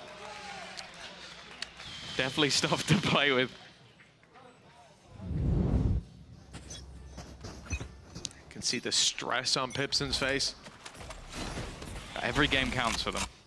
Yeah. It's them and Koi that don't really have opportunities to make any mistakes. It's a brutal split too. Some teams can almost consider themselves qualified and others can almost consider themselves out. But GX, it's still an almost. But losing to Gentlemates, it wouldn't set them up to be in a strong position. Takas is going to be leading the way. Always seems to bring value for the squad in these sort of positions. So much information to be had. The pop flash is perfect from the tank. He's still continuing his reign of terror, but eventually is put down. And while Takas actually teleported to the other side of the map, he's now coming in on a bit of a flank. Yeah, it took me a good 15 seconds to realize where he teleported to. I thought he'd gone to a different map. He's around middle, playing it slow. The tank dropped the rest of the squad, rotating. They've seen that perhaps the B site will be open. That ult, as he comes out of it, he makes noise. It's a clear cue to Takas that there's players close by making the rotation. Ult used, he has to strike now, and Fitinho is the one to deal the damage. Dropping Takas leaves the spike in limbo. It's in the spawn right now with no direction on where to go. Cadaver looked like he had an opening, but he's dropped by Redgar, and with that, I'm leaning towards the safe call. It doesn't look like they are. 15 seconds, though, there's no time. They took in down below. Uncouth saving position. And that's the thing. This just looks like a round that was, well, very well played by Fitinho, but slightly overplayed by Gentlemates. Like they got themselves into the site, got the initial kill, had the tank on the deck, basically taking away everyone's utility. And because of that TP away that didn't really spot anyone rotating, they made the assumption that everyone was already gone. And that quick thinking from Fitinho to go back over to the other side of the map is ultimately what won them the round. And finding a high impact kill that meant that, okay, well, we don't have the space we thought we had. And so we got 30 seconds to try and take a risk and make a play. Yeah, Redgar being able to use the neural theft as well, it really forced the issue for Takas. Excuse me? Huh. It's the Marshall buy. A lot of long-range angles. But they're up against an operator and Purpo if they take that fight on mid. That'll be real team synergy. You have to shoot 2 at the same time while he shoots 1. And if you get the shots, you win. Watching here. Or just him in the face. For now, at least, they're fairly spread out. A buddy system in play. I actually really like this round, but it hasn't started well with the tank drop. No. The idea of having a rifle with a Marshall, you do damage like that to Cloud, it's going to be easy to follow through with that scope later on. One man less for Gentlemates to work with. Taken out. Sure, the cam is destroyed, but it doesn't seem to be a clear way in just yet. The numbers are being thinned out bit by bit with these individual duels. Well, that's the thing. We've had the call of Purpo in mid, now Purpo on A. I wonder if he'll finish it off with B. Oh, he's already spotted a player. Back towards middle. And again, this time is ticking, but they're just not giving anything. GX are waiting for them to make a move. They're not doing the same sort of pushes we saw from the side of Gentlemates. They are forcing them into a spot where they have to execute. And okay, sure, you can save those 2 rifles, but even Purpo now is starting to doubt if anybody's actually still here. No real need for a rotation, just getting into a passive position, and now has that info. But they got 15 seconds to try and get onto this site, get the plant. That's a nice shot from Beaz, but they still haven't managed to isolate the player at the back of the site, and a rotating Fitinho just isn't missing a shot. 6 seconds to try and do anything for Cadaver. It is not going to be the case. And just as you said, in those buy rounds, that's where Giant X seemed to start the comeback. Yeah, and here they're playing very clinically. The first 2 kills, operators across the map, repositioning for Purpo, keeping them on the back foot, and from there, okay, the last fights, they go their way, sure, but the reason they do is because the timer is so low. These players have to up the pace, run through the site, and it just leads to those problems. I think the discipline on display from GX is not what mates expected to run against, because they were sat waiting for a mistake to be made, and last stage maybe it would be. That was a mistake off rip. That was the counter. We even saw GX do exactly the same thing, where you have that shock dart, you have that snake bite. He's gonna get caught in a drone again, Bayaz! Oh, he's gonna be so upset. Oh, that nice assist, brilliant assist from Hoodie there, putting a snake bite onto a guy already at a drone. But look at the rotation. It doesn't even matter. Bayaz was just trying to sell a fake, and although the information is there, Redguard now has everything to do. A kill is minimum. He needs to try and get something here, and they're just walking up. He's now realized how close they actually are. So much information being had by the utility, but he needs to get something, not expecting anybody that close, and the tank will go down, putting this into an advantage, and he's surviving. No one countering him out just yet, and they're gonna go peeking. He's expecting the angle, even hits the headshot as well. And the fact that the rest of GX is rotated in to cover him, it's just a turret. Only one direction he has to worry about. Tak has a close, and he'll be caught, as will the rest of Gentlemates. A quick conclusion to the round, and GX have closed the gap. It was a 4-round gap on the back of Pistols and the follow-up. Now they're neck and neck. Yeah, the defensive side has actually looked very, very good for them. Even after the sort of initial blip, like a good read coming out, but not expecting Vitinho. And that's the thing, Vitinho has been on fire. But we talk about this guy taking a back seat for Purpo to come in on that duelist role. Right now, he's making a case why he should be the primary. The guy is 21-10 on that Yoru, been running the show across the map. They haven't been able to deal with him. It's basically been him versus Natong on the other side, 19 and 11. Both players putting up fantastic performances, but that round was more on Redguard. The fact he survives such an absurd amount of time, but also predicts where they'll peek it from. So, okay, if I've cleared this angle, they have to be here. I've got a teammate now covering here. It's just good reactive plays from the IGL. Someone, again, who in the last split received an unbelievable amount of criticism because of his spatial awareness, because of being caught in the back, caught off with weird TPs, like, you name it. That was a great round from him. Redguard's looking at this game saying, Bayaz, don't worry, I know how you feel, bro. These things happen to the best of us, because they happen to Redguard. Yeah, Bayaz has had a tough time. A couple of times caught off in the last few rounds in that drone, just in unideal positions. And it's strange not to see the cover there. Yeah. I think that's a large element of why mates are calling this timeout, because those are issues you I would can't say allow to have. in this round, it's fine. The round before, though, Where insane. he's like on a box, yeah, like there's a Yoru backside. This round is like he was selling a fake, so if he had support, then it's just a 2-2 split. It's not a fake anymore. So, like, I get it in this round. It's unlucky because what Vitinho did, if there was other players there, was dumb. And typically, but he got the timing spot on, got the play spot on as well. And now we're back to the Marshals again. Don't mess with gun here. They've been a little bit cursed so far, especially when coming up against Vitinho, because my man is not missing. 22-10 now, something around that margin. Not a bad performance from him at all. Especially, like, this is the Vitinho duelist I expected to see when we first got to see him grace our stage. You heard from so many of the Spanish talent how impressive he would be. Well, the thing about when they have got to big events, he has been nuts. Absolutely. Like, Locken, he had some crazy performances. Yeah. It just feels like seasonal play week to week. We didn't get that value out of him. Big battle coming up. Purpo's the one to win it.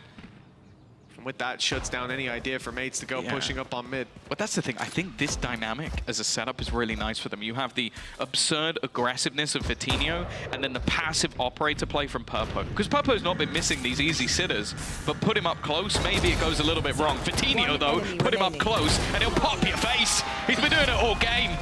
And Andalucía flawless for the Spaniard as he'll take his third kill of the round, move himself even further up that board. And right now, well, I don't even think that Gentlemates need to consider how to beat GX. They need to figure out how to beat Vitinho. I wasn't really sold after that first map. You know, the reality is, I wasn't sold on GX. Understandably, 13-1, they got dominated. The thing you'll always say about Gentlemates is when they get time to prepare, when they come in prepared, you're screwed. And on Split, yes, there were a few individual duels that just weren't hitting, but for the most part, it was that they were on the back foot from the second barriers went up. Mates had control of the map. They pushed and pulled it. They caught players with their back turned. It was a masterclass of how to play Split. The wrong time for it with the upcoming changes, but for GX, once they go to Sunset, look much more comfortable. You don't see that same element like they're playing in a different tier all of a sudden. And now coming into Breeze, when it comes to rifle rounds, they've been the more impressive squad. In this series, their character arc has been impressive. And all that's left to do is to close it out now here on Breeze. 10-9, 3 rounds needed. Leg shot, possibly through the wall. Whalers down to 5. Can he get out though? Like, where does he go from here? He's actually going to go forward into Whalers. Ends up being the right call. Whalers is so low on HP that facing this would be a risk. The rest of the team, again, though, are just going to start pushing in the other direction. The tongue, this is a bold spot. Not to be confused. The bald spot. He's not going to shoot. Not going to give his position away. The spike has gone in the other direction, though. They're leaving this man here. left. Look at where Hoodie is. He may even just accidentally step on his head millimeters apart without even realizing. And actually, Kata's going to be the one to get his kill. It means that this position still hasn't been revealed. The push-up from the tank is going to go even further. They're trying to find Rega. They're trying to find the man on the back of the site. Oh, that's a good connection. Oh, the second burst didn't hit, and the push through from the tank. He will get a second chance at Cloud thanks to the Hunter's Fury. Still active fatigue. Oh, what is that double? They were ready for him, waiting, but now there's a chance still for GX. Purpo, operator in hand, with a Blade Storm to use. It could help to get through that pit, and the Blade Storm is the first to find a kill and the tank down. Both players left in the pit. Whalers on 5 HP, and the walkout from Cadaver's punished. 5 health. All that's left for Mates in this round, or GX will hit 11. Whalers catches the first, but needs to stop the defuse, and Vitinho's off it. 4 kills. He's on fire, and GX may win this map because of him. Oh my God. Your offense is terrified. Fiddy's on fire. This dude is on another level. Like, the man literally walked in. He didn't even know the second player was there. No. That was pure instinct, pure reactions. And this was a round that looked done. He's chasing his man down, sees the second, snaps, and then kills the other through the door. This is the man that was promised. This is the representative of Spain. And even Redgar's lost. Even Redgar's lost of what his teammate is doing.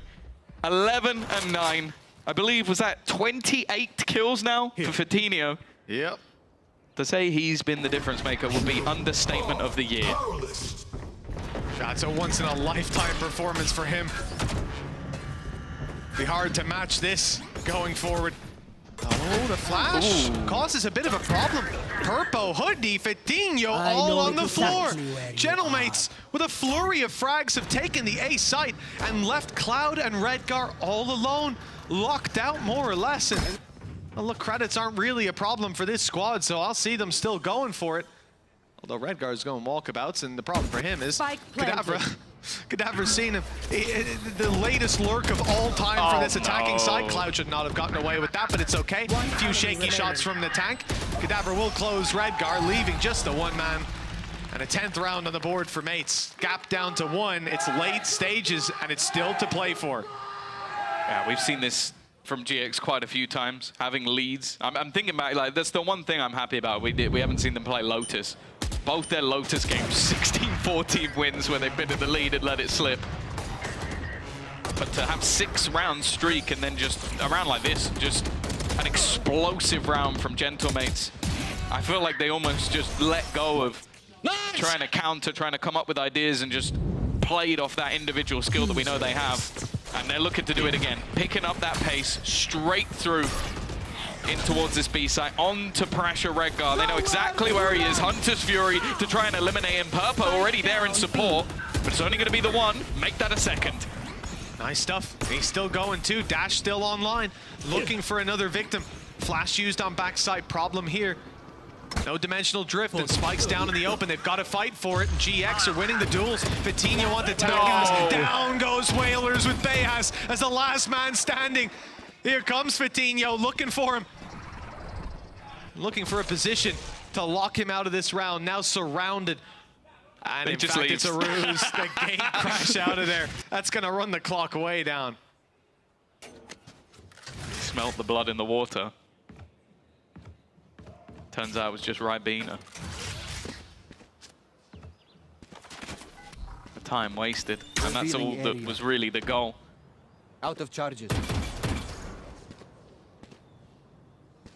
Bayaz, to walk into this crossfire, the contact is the deepest player in, and while Purpo's not missing a beat, we've hyped up his teammate throughout the game, but this was his round.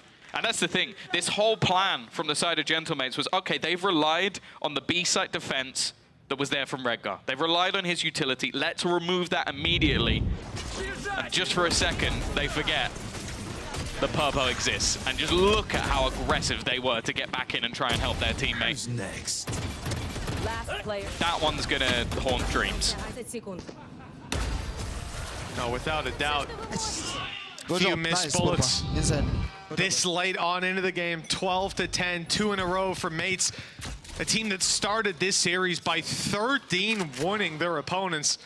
And I'd almost give them a 13-0. They're not welcome to the club, but my goodness, they earned it. Yeah, they're 5-1 up in this one as well. 9-5 up. But everything's slipping away. Kadavra, though, big play from him to get an opener, but they've still got to deal with Redgar again. He's just irritating to play, and he's done well. Finds a second kill in a spot where it looked like he should have got nothing. Kada is back-to-back.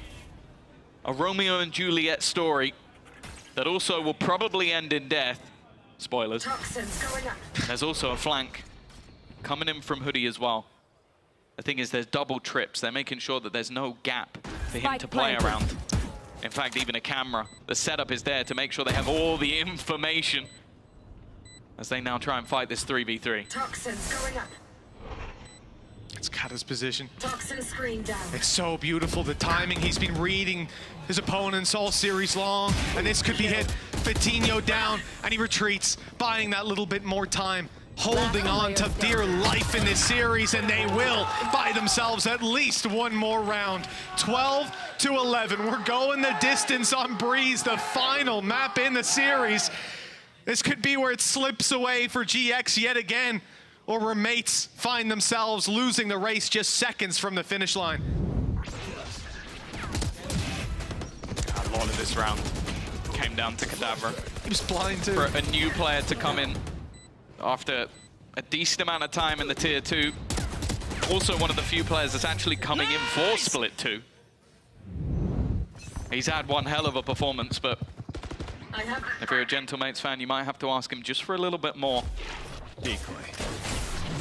Again, it seems like the lean is towards this B side, where they've had more success over the last couple of rounds, but plenty of players for them to deal with, and it's all a ruse. Again, just trying to sell these fakes, but just look at the position of Purpo. He's waiting for them to come back.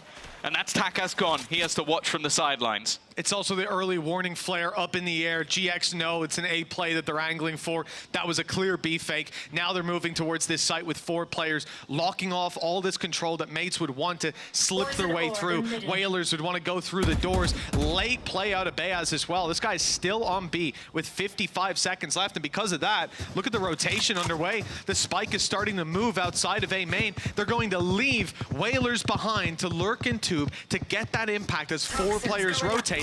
And all they need to do, and it might seem like a simple task, is deal with Redgar. He's been good so far, but all his util gone with that knife, and now trapped on the backside. They know that he's here. It's also the position that he has played from so many times. Flank is caught on Whalers. Redgar still up close, now being pushed on, and good for the first. The tank down, info in their hands, and look at GX. The whole squad is here to play and to save the day. Oh no, Kada and Bayaz, 2 quick kills. Kada on another. All of a sudden it's looking doable, but just like that, the lights are out on Mates' chances. Somehow, from 13-1 down on map 1, GX have taken the series. Yeah, I think this is where we almost need to just hand off to the Spanish casters, let them one sing this home, because this was Fiddy's day. 29 and 13 on that Yoru. To say we missed his duelist would be an understatement, but what a statement coming back on Breeze. A map that we've seen before their defensive sides thrive, but this has to be one of the most impressive performances individually we've seen from anyone on that team all season long. For Gentlemates, it's got to be bitter. Losing 2 maps, 13-11. You're going to look at the round difference and it's going to have gone up in a loss, which is insanity. But it wasn't their day in the end. A few close clutches, a few misplaced shots, and that's all it took to be the difference in this one. But for the side of GX, they've gone from a split 1 with 1 win to the first win already on the board in split 2. Let's see if they can keep that going. You can tell how much it means to this squad, being able to hold on, seeing individual performances like that from Fidinho. We've seen it on the international stage, but he's brought it home and brought home the win alongside it. For GX, we said their chances are low, and this has to be a near perfect stage. And as far as those last 2 maps go, that's a good sign for what they've got to bring to the table. And one of the best debuts from a rookie in the form of Cadaver on that stage, and they're able to deal with that as well. A gorgeous display from the boys in blue. And now we just have to see what else the season holds. But that's the thing. You look at the end of the last split, they managed to get themselves onto the board. Well, they've carried that going. They've started this split with a victory as well. It is a long, long road for the side of GX, as it is for many of the teams in the tournament right now. But that was the best start they could have had.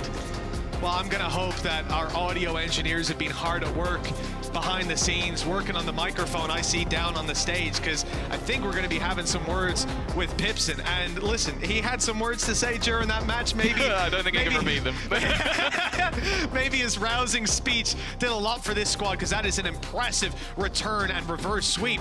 Let's hear from the man himself down on the stage with Yinsu. Well, Mitch and Tom, we don't have to guess anymore because we have a head coach of Giant X, Pipson, here with me. First of all, Pipson, congratulations. I feel like last split, you guys looked good. It looked like you could always get that win, but map 3 was always an issue. 5 out of 5 times that you guys didn't manage to win a map 3, but you finally did. So how happy do you feel about that right now? I'm actually really happy that we managed to win, but the quality of the game was so shaky, so we still have to work a lot on a lot of aspects, especially closing out the rounds when we have a big advantage or a crucial information and we know where the enemy is going to go, but we are not processing it during the game. And yeah, but I'm happy. We see you quite animated on the coach cams. I mean, a lot of the coaches are pretty animated. You've seen them as well. So what is it that you're saying to your players during these, attack pauses, and how to kind of get them more into more of a disciplined fashion again? I mean, most of the time I'm saying my thoughts about like what do I think is gonna work. Like for example on Breeze, when I took the pause, I just said just go every round. I feel that the area is super weak, and we just went 7 rounds in a row or 8 rounds in a row, and we managed to win the rounds. And this is one of the most stuff I'm saying. And sometimes, like for example on Split, I started to scream just because we have like I even said sorry to them that like I'm sorry, but I will scream on you right now. And like it's just because we exactly know, for example, where they're going. Like Purpo is locking A, saying A is completely clear, Cypher activated cages, it's fake, care B, and then I hear, oh, let's double push below B. We are just pushing below B and saying, oh, 4 people, and I'm like, yes, it's obvious. And like, we're just sometimes not thinking, and it makes our life a bit harder. It's like the helplessness, right? Because you're the coach, you can't exactly go in there and change things on the spot. But in terms of changing things, that split comp, we don't see Killjoy very often. So what was the actual idea behind bringing in Killjoy? I mean, the main idea is that it can gives you a little bit more of information, and even if they are breaking something, like for example an alarm bot, you still can have a turret, which apparently on this map can spot 2 angles still. So you can put it on A and it will spot upper and lower, you can put it on B, it will spot below B and heaven and the stuff like that, so you can kind of lock the lurker like that. Plus, we thought that if you are playing with a double duelist composition on attack, it is really nice to have extra Molotov, because you're going to play as pretty straightforward rounds, right? So when you are going to execute, and it's a little bit more useful than Cypher, that you can have like somewhere like a Molotov rafters on A or on B, or Molotov in front of City, so people cannot just run out through the smoke. So that was the main idea why it is Killjoy and not Cypher. I think it's a little bit of a shame that it was an off day. You know, first time you debut a comp, it happens. Lastly, I know that you said it wasn't exactly the match that you wanted to see, but you have to be pretty pleased with Fatinho, right? On that breeze, he was going crazy. Yeah, that's true. Fatinho, like, played an insane game on Breeze. I don't know, some rounds that he won is unbelievable, like the 2v5 when we won. It's some unbelievable situations. He's hitting insane shots, and he's in a good shape, which is really, really good. Well, I'm glad to see you guys start the season with a win. Hopefully you can get a few more under your belt as well. Thank you very much, Vibson, for joining me. That was Giant X, but we have 2 more teams to take the stage. As you guys can see behind me, it's going to be Vitality versus Team Liquid right after this break.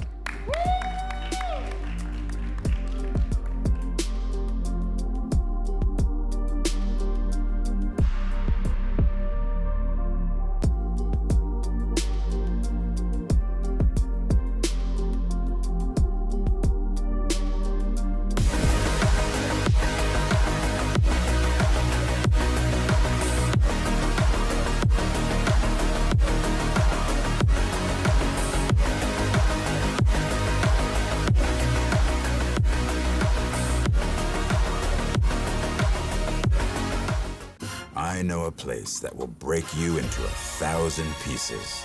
Stay away from them. Stay away from Lorca, Paco, and Picasso. Don't ask about Lola. Ay, Caballo Grande. Ay, Dolor de Nieve.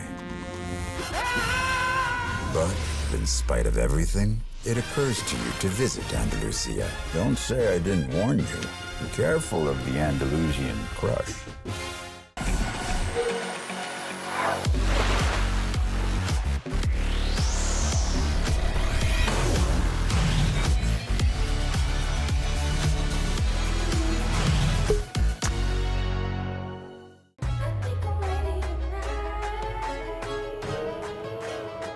Hey guys, it's Jimmy Lin. In this series, I'm going to walk you through Attack on Pearl. Watch out for the stairs, clear this angle. You're going to be able to fight this.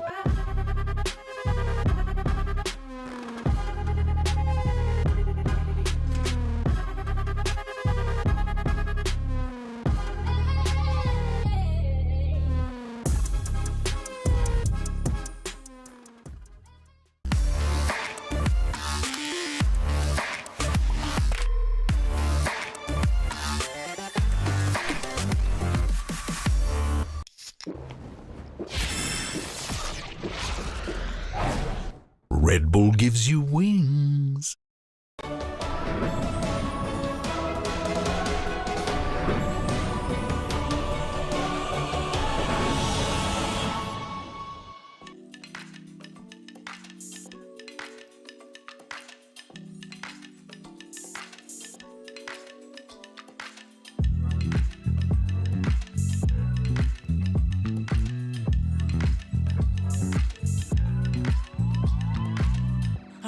You're stressing right, you need some meditation. Don't let them ruin your vibe, no time for rumination. Let's leave it all behind, take a flight, aviation. Want you, girl, by my side, let me show my appreciation. I want you here with me, I miss your body, baby. No, I cannot believe that you're still single, lady. Wishing I could retreat. I want you here with me. Be my lover, be my trophy, be my woman, be my lover, be my trophy, be my, the only one I want. Be my preliminary.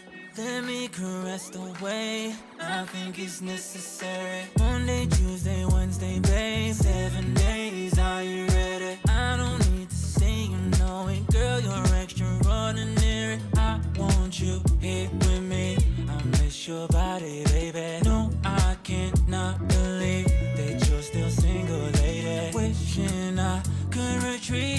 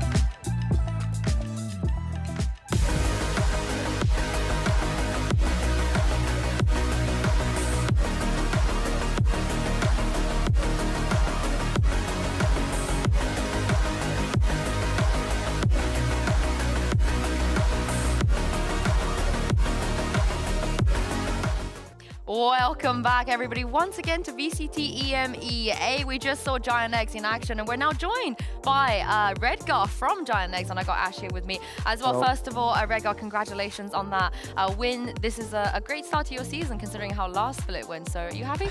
Yeah, of course I'm happy when I'm winning, but how we won, I'm not fully happy. I think you saw how the Pipson was also happy, you know, in terms how we won. I think we could play better, but at least it's the first win for us. I hope not last, and we will try to win more. I believe, Ash. I think I'm on the other side of the scale of like, a win is a win. Doesn't matter how you want it. It's a win. It's where you need to start, right? And I know Iansu was asking Pipson in that interview about what he says in those tactical pauses. But I'm also wondering what is being said to kind of bring back emotionally the team in those situations when you are down that 1-13 on the first map instead of more the tactical side. I think when it was 1-13, it was a good thing that everyone was on the same page in terms we maybe not gonna win it, but let's try at least to win a lot of rounds, so they're gonna maybe get pressured, so they're gonna waste energy, but we'll just try, you know. If it works, it works. If it's not, it's okay. You already broke your map 3 curse. I think that's a good thing, Redgar. It's a good thing. Because we lost first, I guess. Or maybe because we're Team V. Yeah? First time. We first time won coin flip. Do you believe in that kind of stuff? Of course. Oh, I do too, to be fair, I do too. But Redgar, of course, as you know, we have a second match coming up, and this will matter to you guys as well in terms of where you finish in the standings. And of course, it's your old team, Team Liquid, Yeah. taking on Team Vitality with your old teammate Safe on the side. So I thought, who better to come and maybe help us judge how these teams are going to do than you. So what we're going to do is, as you can see behind us, we have the EMEA exchange. And as you know, if we take a look at the standings, there's a lot of opportunities for teams to move up and move down through the standings. In fact, after today, Giant X have moved up. You guys are one above Gentlemates as well, and you just need to move 3 more slots and you'll be making playoffs. Yeah, we need to do it. Yeah, you can do it. I believe in you. But the question is, can the teams that are competing today do it? Let's start just talking about Team Liquid a little bit, because, you know, we've heard down the grapevine some rumors here and there. Some of the players on Team Liquid might be taking on more responsibilities. And I believe Nats, who you're very familiar with, is already a secondary caller. And I know that he helped you a lot as well when you were teammates together. So if he were to kind of step in a bigger role in that sense, how do you think he's going to do? First of all, when he was second caller with me, we had a pretty similar vision in terms of the things, like how we calling, or sometimes I want to call some rounds and he's like already saying, guys, we need to do this. I was like, yeah, I like it. Sometimes it's good when you're on the same page, but right now, for example, I have Cloud and we have different vision, and it's good to have different opinions. But I think Nats in the future will be probably like one of the best IGLs, I think. Really? Yeah, he just needs the time, you know? Right now, he's performed like as a, you know, like player. But in the future, I think like after 2-3 years when he become more experienced and the game will go forward, he'll be really good IGL. He has potential. So with that in mind, and also after what you heard from Redgar, Ash, I want you to both tell me if you think Liquid have the potential to move up in the tables, move down in the tables, or stay the same? Knowing that maybe we have... After today's game or in general? Yeah, just in general, but maybe let's take today's game in mind. I'm going with the neutral. I'm going with the neutral this time around. I think it will take time to get used to a system where we might see Nats taking on more of that responsibility, and especially when there's a big difference in the fact that he's not usually playing with the pack. He's not usually playing with the team. He's going to be more on that lurking role, and that can make it a bit more difficult to try and sync up on the other side of the map, because that's a lot more awareness that he's going to obviously have to have as well. I think I will use also, but I will use like the up. I think this today game is gonna be a little bit spicy, right? And I think we're gonna see really nice, interesting stuff, because I think they have kind of pretty similar Vito, and we also played versus both these teams, and they are both really strong. So I think it's gonna be a really good game. Oh, well, I'm kind of with Ash a little bit. I definitely don't think they're going to move down, but I think like I'm halfway between these two. So we'll see what happens after today. But as you said, lots of interesting things coming in. And there's a new head coach on the side of Team Vitality as well. So let's take a look and see what Gorilla had to say earlier. It's time to see what's been going on with Team Vitality. We have a new face here. Well, not really new, because Gorilla, you've been here for a while, but congratulations on the head coach position. Thank you. How are things? How different are your responsibilities now, I guess? A lot different, really. I'm a lot more like hands-on involved in the team now. More like person-to-person management kind of thing. My role before was like very analytical, did a lot of the antis, a lot of the micro stuff, but now it's like shifted more towards interpersonal stuff and the macro of the round two. Do you think it's fair to say that, as with Team Vitality this year, there was a bit of an identity issue where people weren't quite sure what you wanted to kind of bring in terms of playstyle, in terms of who you guys were? If so, what is the identity right now of Team Vitality? So I guess it's kind of fair. I think we had a vision of what we wanted to achieve. It's just we couldn't achieve it every single time. Like it wasn't very consistent. The first thing that I did is we took some pretty big risks in terms of the way we wanted to define our identity now. Like we had, what, 4 weeks of prac, maybe a bit less. And we basically shifted everything. Like nothing is really the same from last split. From in terms of playstyle, comps we run, who plays what, like everything's pretty much different in one way or another. So. And is this a you thing? Is this exactly what you wanted to implement? Yeah, I mean, my main thing is I want to utilize my players the best. Like, you know, see where it fits them, you know, how they fit around. And Runner's been playing exceptionally well in prac recently. So, you know, and basically suiting his skill set the best. And all the other people on the team as well, because everyone was a bit off roll and that every now and again. So basically sticking with comfort and taking some big risks with the stuff with them. Well, you say comfort. You got 3 duelists on your team. So are you running triple duelists? Maybe. All I'm saying is Trex has been playing raids and ranked quite a bit. Oh my goodness, that will be like a return of his role for sure. Yeah. I have to ask you though, because as you know, when it comes to being a head coach, when it comes to a team like Team Vitality as well, the fans have very high expectations. They want results and they want it fast. So how do you prepare to kind of, you know, make them happy and deliver the results this split? I mean, as I said, basically it's starting from a clean slate. With basically everything we've done in and outside of the team. And basically just doing our best. We've improved every aspect of our gameplay, like especially like the fundamentals, our communication, our macro is all like, you know, taking a big buff. And hopefully that reflects in the server, as well as in comms taking less of a risk, but in, you know, you'll find out in, I don't know how long this will play before the game, but you'll probably find out relatively soon. Okay, last question. I want a number from you. From the scale of 1 to 10, how excited should we be about the changes? I don't know, like 7, 8. Oh, okay. Yeah. Oh, 8. I'll take that. I'll take that. Take an 8. Well, thank you very much, Gorilla, for joining me. And I can't wait to get the 8 out of 10 of excitement from Team Vitality. Well, Vitality, they promised us new stuff. They promised us an identity. They promised a comfort picks and all this. So after hearing what Gorilla had to say, Ash, where are we feeling in terms of their stocks? Are they going up? You know what? I'll invest. I'll invest this time around. I think we saw a lot of innovation out of Vitality during the last split as well. They were the first to actually put I believe it was the Astra on the Breeze there for Trex too.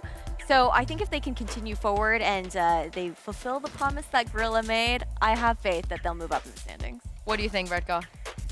Like I said, we played versus both teams, and I really saw, like what he said in the interview, we saw it in the game when we play versus them.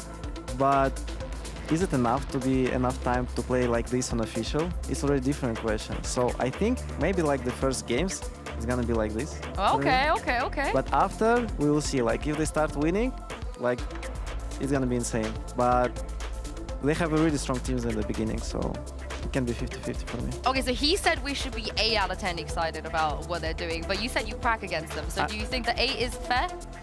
I think 7.5. Okay, 0.5, even not 0.5 off of that. But this is the thing that I'm a little bit worried about. I asked him in that interview. I mean, with this roster, they want to prioritize comfort picks. They want to prioritize everybody being more happy, not having to play off-role. But as you know, Redgar, there's a few of them that their roles do overlap. You know, there's a couple of them, maybe they want to play Duelist, maybe they want to play Sentinel, and so on and so forth. So do you think there is a world where all of them can play the roles that they're comfortable on? I think yes. I think like I remember when Trex play a lot of not only Duelist. I remember when he play on like Sova, like Leo play style. You know, they kind of similar. If he gonna play Sova, he's gonna be like Leo 100%. And I think I saw like on different roles in matchmaking at least like the kicks. So I think he also can flex. So I think I can put them on the comfortable role. Oh, is that the solve though, Ash? Do you agree with Gorilla?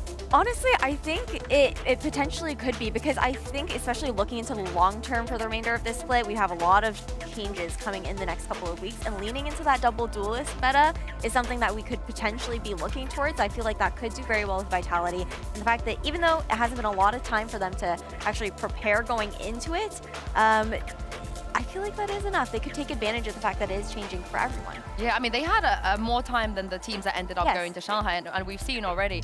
Go on, Redgar. Yeah, let's remember about the duelist, like what Eng did with Casey, like the Tomazi, right? Oh, yes. He was duelist, but right now what he's playing, like Cypher. And he's playing really good on this role. Remember what ended with Gambit. There we go. Yeah, also was a lot of duelists in our team. Yeah. 3 duelists also. And it worked perfectly. Yes. Yeah. Any opportunity to bring up Gambit, I got you guys. I got you. You know me, number one fangirl. But going back to Team Liquid real quick, because I think you said they're going up, right? What, you were a stagnant or were you investing? I can't remember. I was a stagnant.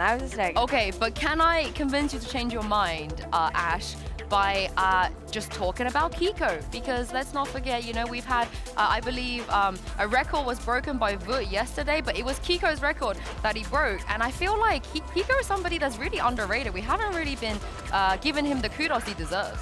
I think that's a really fair shout, because I think that so often when you talk about Liquid, you're especially looking at Nats having a lot of impact on those flanks and those lurks, but Kiko is such an explosive player, and he's so consistent with it as well, and he's always, I feel like, consistently able to step up for his team. What do you think, Redgar? I would say that the Kiko has a really good potential in terms of how he's doing. He's like Derki, but I think like much aggressive, you know? Like he's trying to go for more risks. It's like reminds me when I saw the Derki like the first 2 years. He likes to kill free, go and die, you know? Like, that's what he likes to do. I think the Kiko has sometimes kind of the same things. And it's really important to move the players in the right direction so they're gonna shine in the future. Have you changed your mind after hearing that? Are we gonna go up for Team Liquid? I'm still neutral. Oh, we can't change our mind. We can't change our mind. Maybe after this match. Yeah, I feel like this is the tell, right? Because they're so close to each other in the table. Whoever wins this match is probably gonna be able to go to playoffs instead of the other, maybe. So this is gonna be a very, very important game. So with that in mind, without further ado, it's time to bring out 2 more teams onto the stage here. It is Team Vitality and Team Liquid coming for their first match of Stage 2.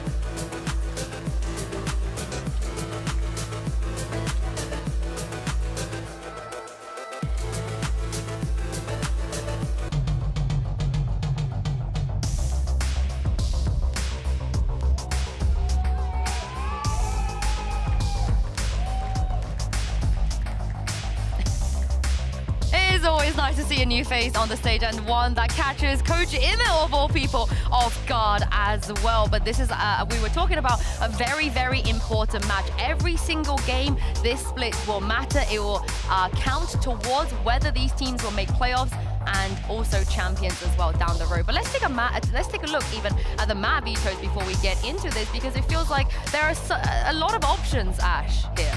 There are a lot of options on the table, and to see Lotus coming out as our first pick here for Team Liquid, definitely picking into a weakness on the side of Vitality. A team where they have also they've swapped their compositions both times that they actually played here on Lotus, so that could also be a bit of a wrench in things. You like this map pool, Redgar, for these teams? Yeah, I like how the Team Liquid play Lotus, right? And the Vitality has really insane Icebox, and I think they can surprise them.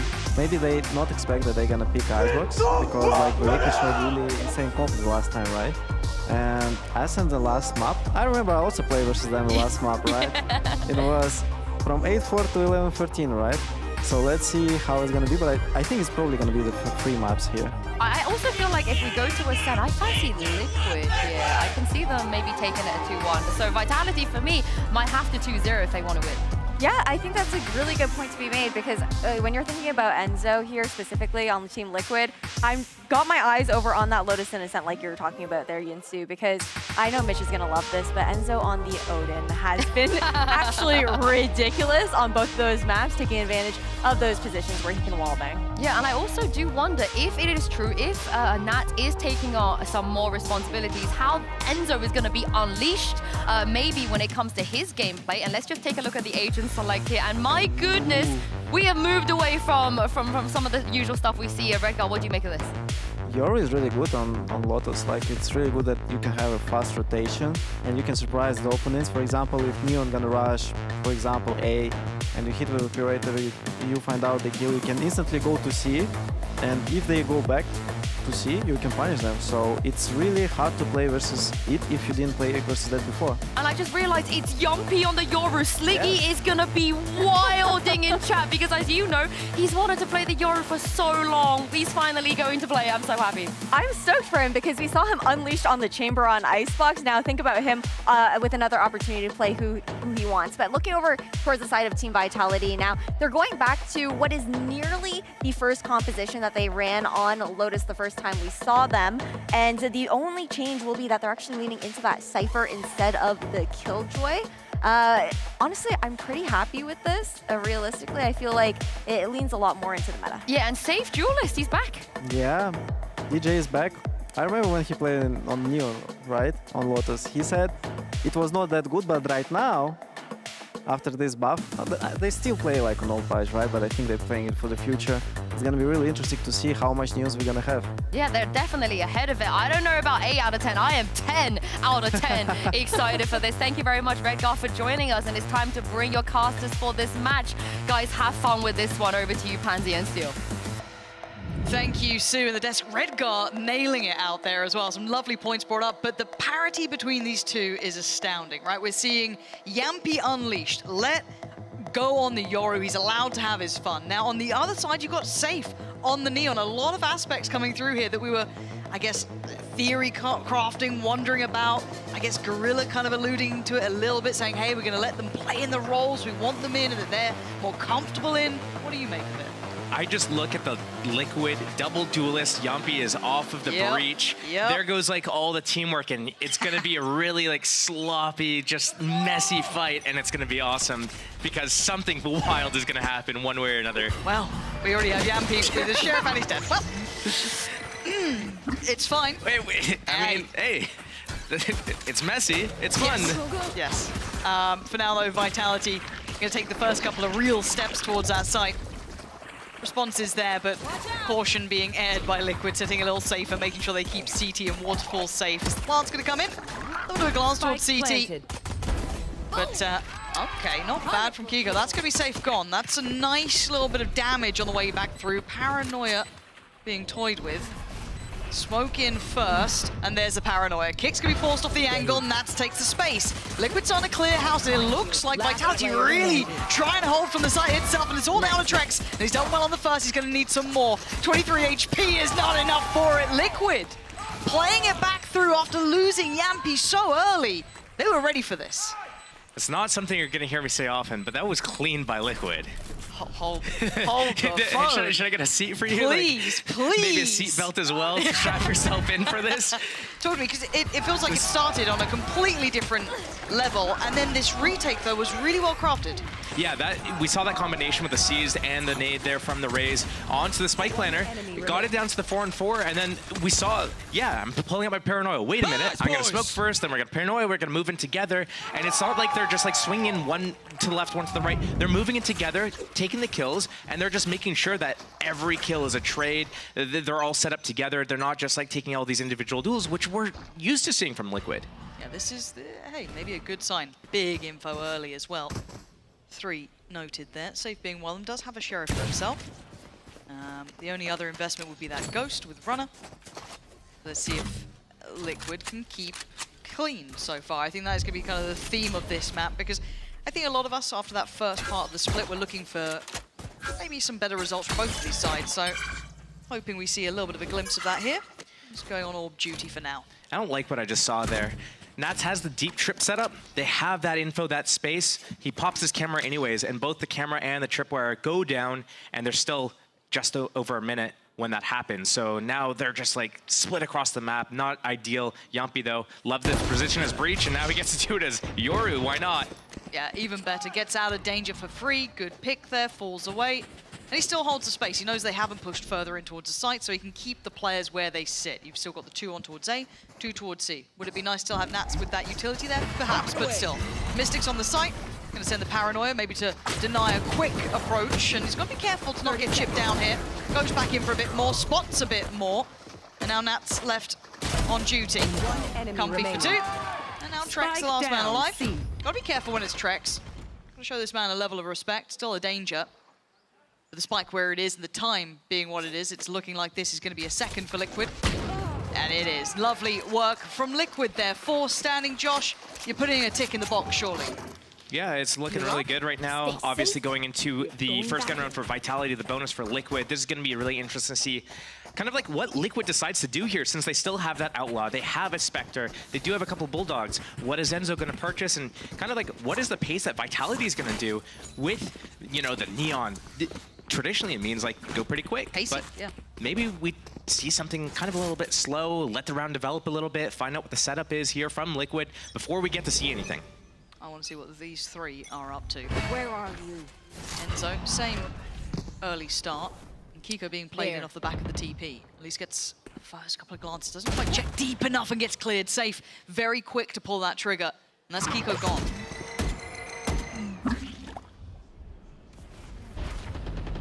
The other side by Mount. Nats even taking some space here. Again, this is the bonus, so I don't mind them trying something a little bit more creative. Take a risk. Oh! That's going to sting a little. Runner is left alive on 20 HP. But that's 2 down, 3 players alive for Liquid, and they are all split 1-1-1. They need to figure out a way to group and do something together. Otherwise, Mystic has to go huge. Yeah, feast or famine sort of position. No way out from there. Runner's going to take him down. It could have been any of them.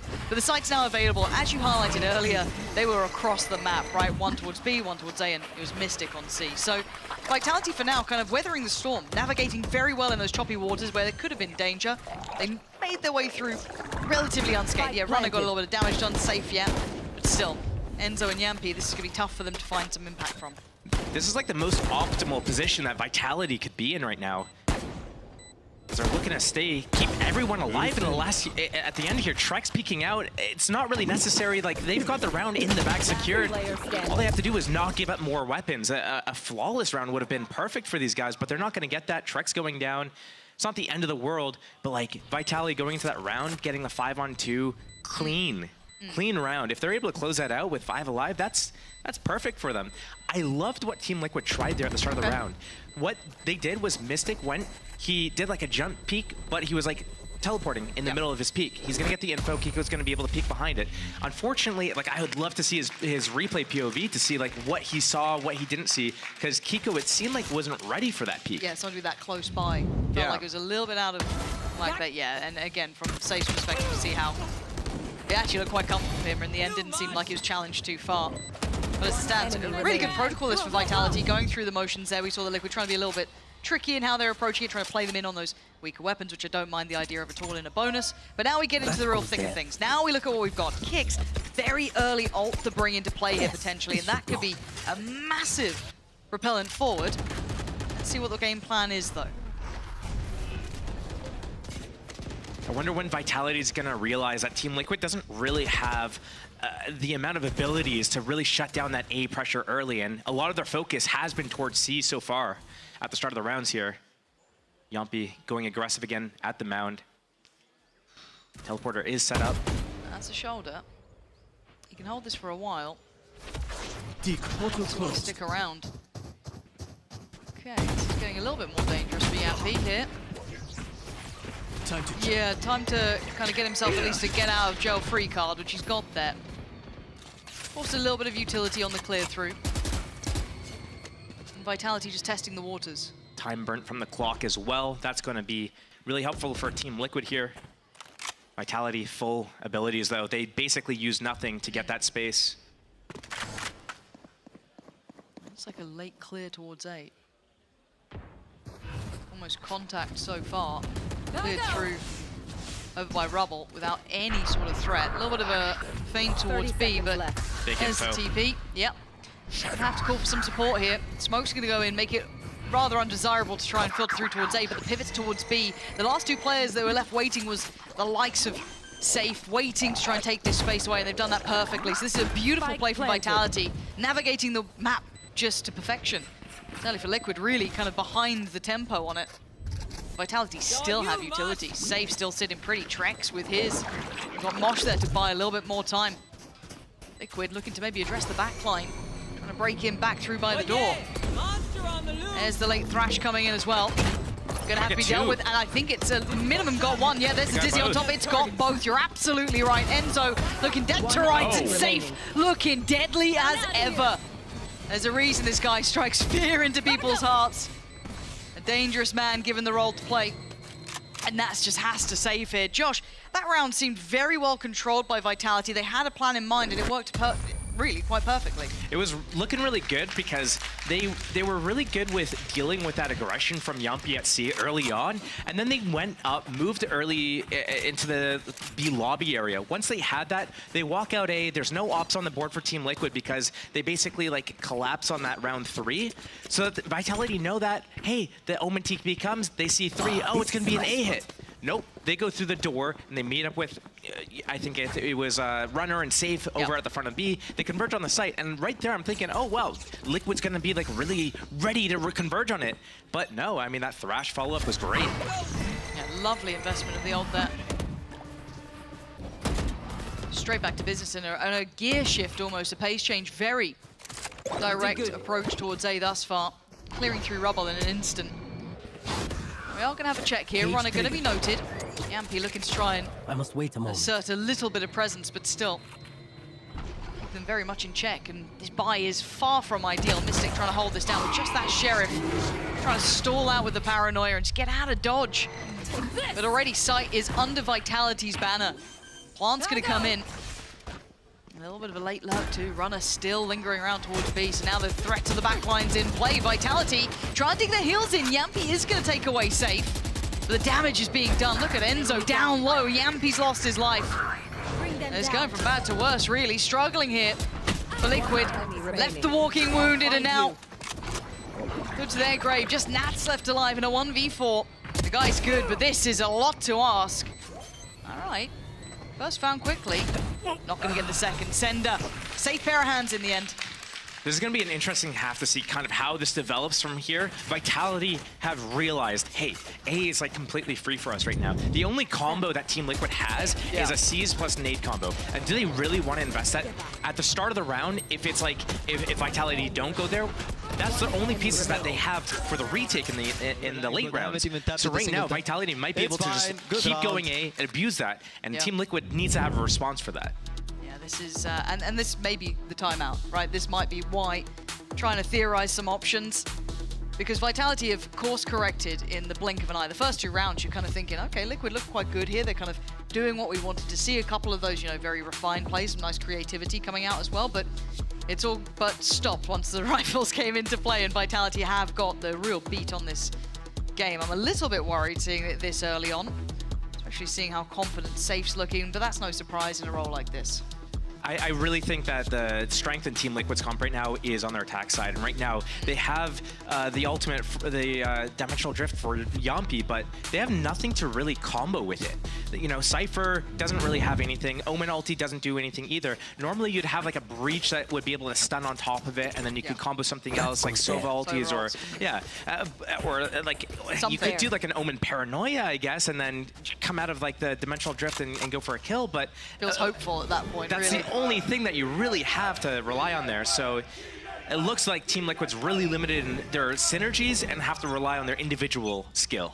And that's hard going pound for pound against a team like Vitality that, yes, had underperformed to some degree, if you want to put it that way, to their expectations, but still, as a 5, a lot of firepower there. So I see a little bit of a realization of that here in front of us, and aggression being shown throughout this map. Yampy with a chance. He's going to take it with both hands. Good start there, and gets out of danger. Now, this isn't a solo mission. There's another player with him towards B, but you can see over towards Rubble. We've got presence too. Sender going to see that quite quickly. So Vitality seeing a totally different look from Liquid now. Yeah, Liquid stealing that space over at A, getting 2 players pushed up by Rubble is a definite pace change that we haven't really seen them explore that part of the map yet. I think Vitality was caught off by that aggression and choose to come C. Yeah, that's a brutal position. I don't know if he can even get out of here. He's still trying to make a damn good go of it. Not many people like Nats can even stay alive in this sort of position. He does do very well, buys some good time, but he does fall in the end. Leaving just 3 standing though for Vitality. Still have Trex with that ult. I know exactly where you Speaking of ults, it's going to be invested too.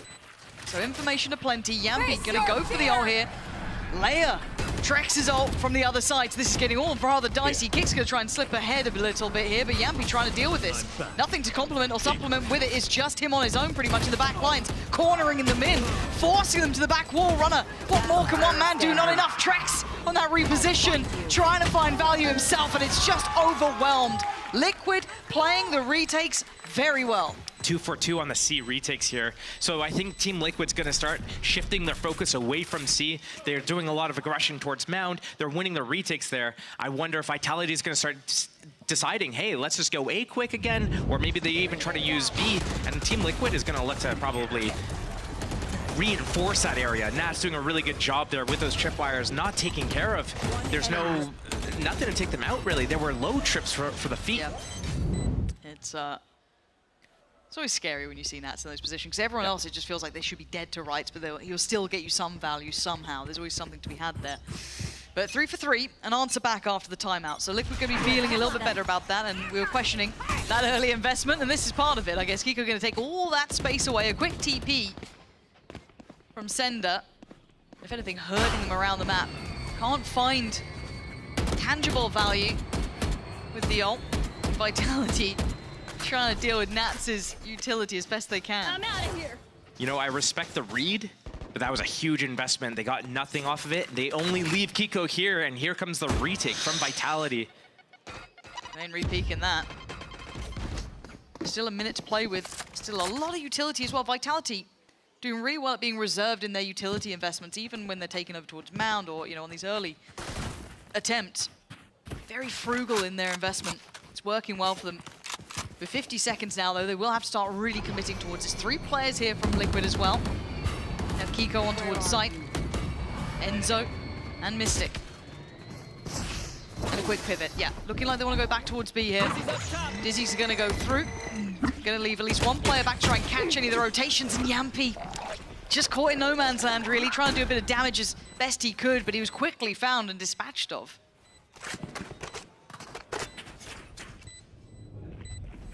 It's going to be a tough retake, but Nats in the backlines with the door opening. Thrash again for the attackers if they want to use it. Last time he got 2 in heaven. Oh, how's he outdone the one way there? But you're right, there is still this ult. And that's going to be in the back of my mind, and it should be in the forefront of theirs.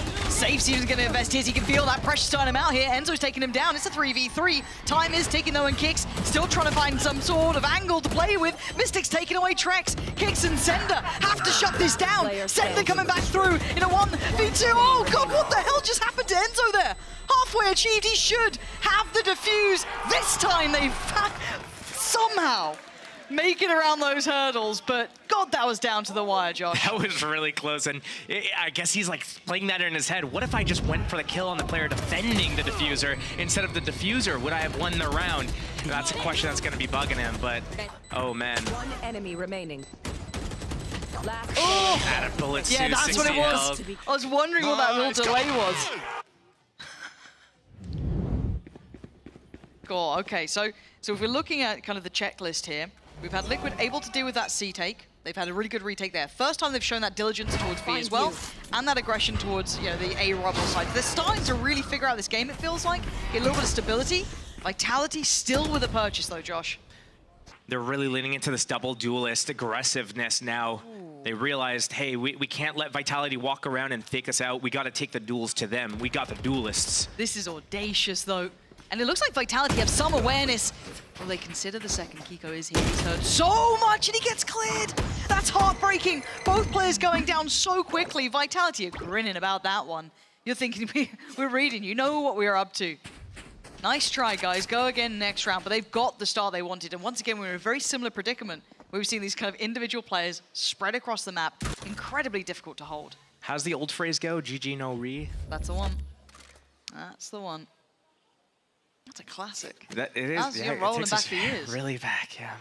Okay, and we're 40 seconds. Still, Smokes here to play in. Yeah, a little bit of help could come from Mystic, but it's on Nats. We say he always finds value. He's been marked this time. That's a problem. Stunned up. God, there's so much coming his way. A whole team worth of utility, and he's still standing. He's still alive, and he's still fragging. How is that man going? Put to bed at last. Finally forced to bend the knee, but it's Enzo. Gonna make a go of this. Plant's gonna come in. He's spotted out Trex. Look, if he had an Odin, I would believe, but right now with the Bulldog, or that's a Vandal, That's actually. a Vandal. But that's a Vandal. And that's two low players. Did he? Oh my God, there's no way. There's no way you look to your left. There's no way you look to your left. There is no way you look to your left. Unfortunate in a way, but a good reposition from Kicks there. And it got dangerous. It got a little bit too close for comfort. After a freebie start, 2 big picks at the beginning, you couldn't have had a better beginning for Vitality. Yeah, I got tight at the end there, but I do respect the fact that Liquid is trying to like play into their comp a little bit more. Yeah. They have to take these types of gambles. Obviously, like if it looks bad because they lost both players, you're like, oh, what are these guys doing? They must be like, you know, trolling or something. But realistically, it came down to Yampi and Kiko uncharacteristically. Well, I mean, I guess if you look at the last season, not uncharacteristically, but you know, those are pretty easy duels to hit. Yeah. And looking like we have a little bit of a brawl here. Save that stun. Could be worth its weight in gold. Oh my God. And yeah, Vitality just absolutely muller them, don't they? Nats. Last one. And he's been spotted. Yeah, I think he knows this is kind of wraps here, isn't it? Christ, look at that. What are you meant to do? Still able to slip in. Not going to get anything. Well handled.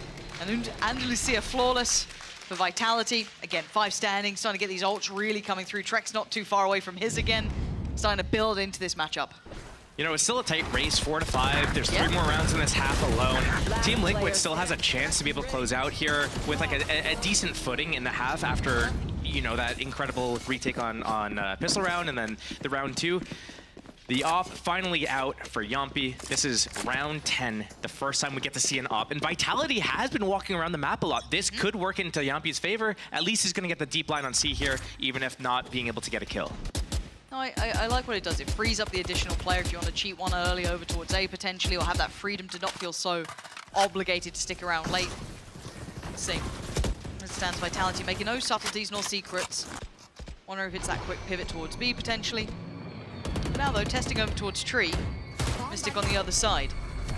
As long as he hold on to this paranoia here. Yeah, a little check there. Not going to see anyone committed through the door, so that's relatively telling, but Kiko's just fallen. And it's just mopping them up. This is it looks so simple for Vitality. Getting dry fights like this, kind of pausing, holding in this position. You can see that Liquid wanted that information, and what do they do with it now? The hat's going to come out for Team Vitality. They're going to get all the information about how split Team Liquid is here, and they're going to get instantly just run down. Kicks might even invest a Thrash here. Hey, could if he fancies it. They'd remove any threat from Mystic, and he's just been swept aside anyway. This round is just full force from Vitality. That little pause just around kind of by Tree, just in between that and Rubble. Just beautiful. And for these two, they don't want to go for anything. You want to keep those rifles, get that operator kept in hand. I think this is kind of like where Team Liquid's misplaying the situations a little bit, though. They have that deep line towards C. Yampi's like, hey, I've got this. This is clear. They have to go towards A. So all Team Liquid needs to do is say, okay, we're waiting for them to come A. When they come A, we're going to flash. We're going to use, you know, C's, nade, whatever, and converge on them. But instead, one by one, they peek out and lose these individual isolated duels. There's no trade potential. There's no ability synergy. There's no smokes or anything to isolate angles. My but Yampi one step closer to saving that op. I'm a little scared for him because they are hunting this. I mean, Vitality has money. They may as well. And he's just lost his support. Nice shot, but Yampi needs to hit more of those and it's gone. Safe's claimed it. That's the operator out of play at least. It feels like probably for this half.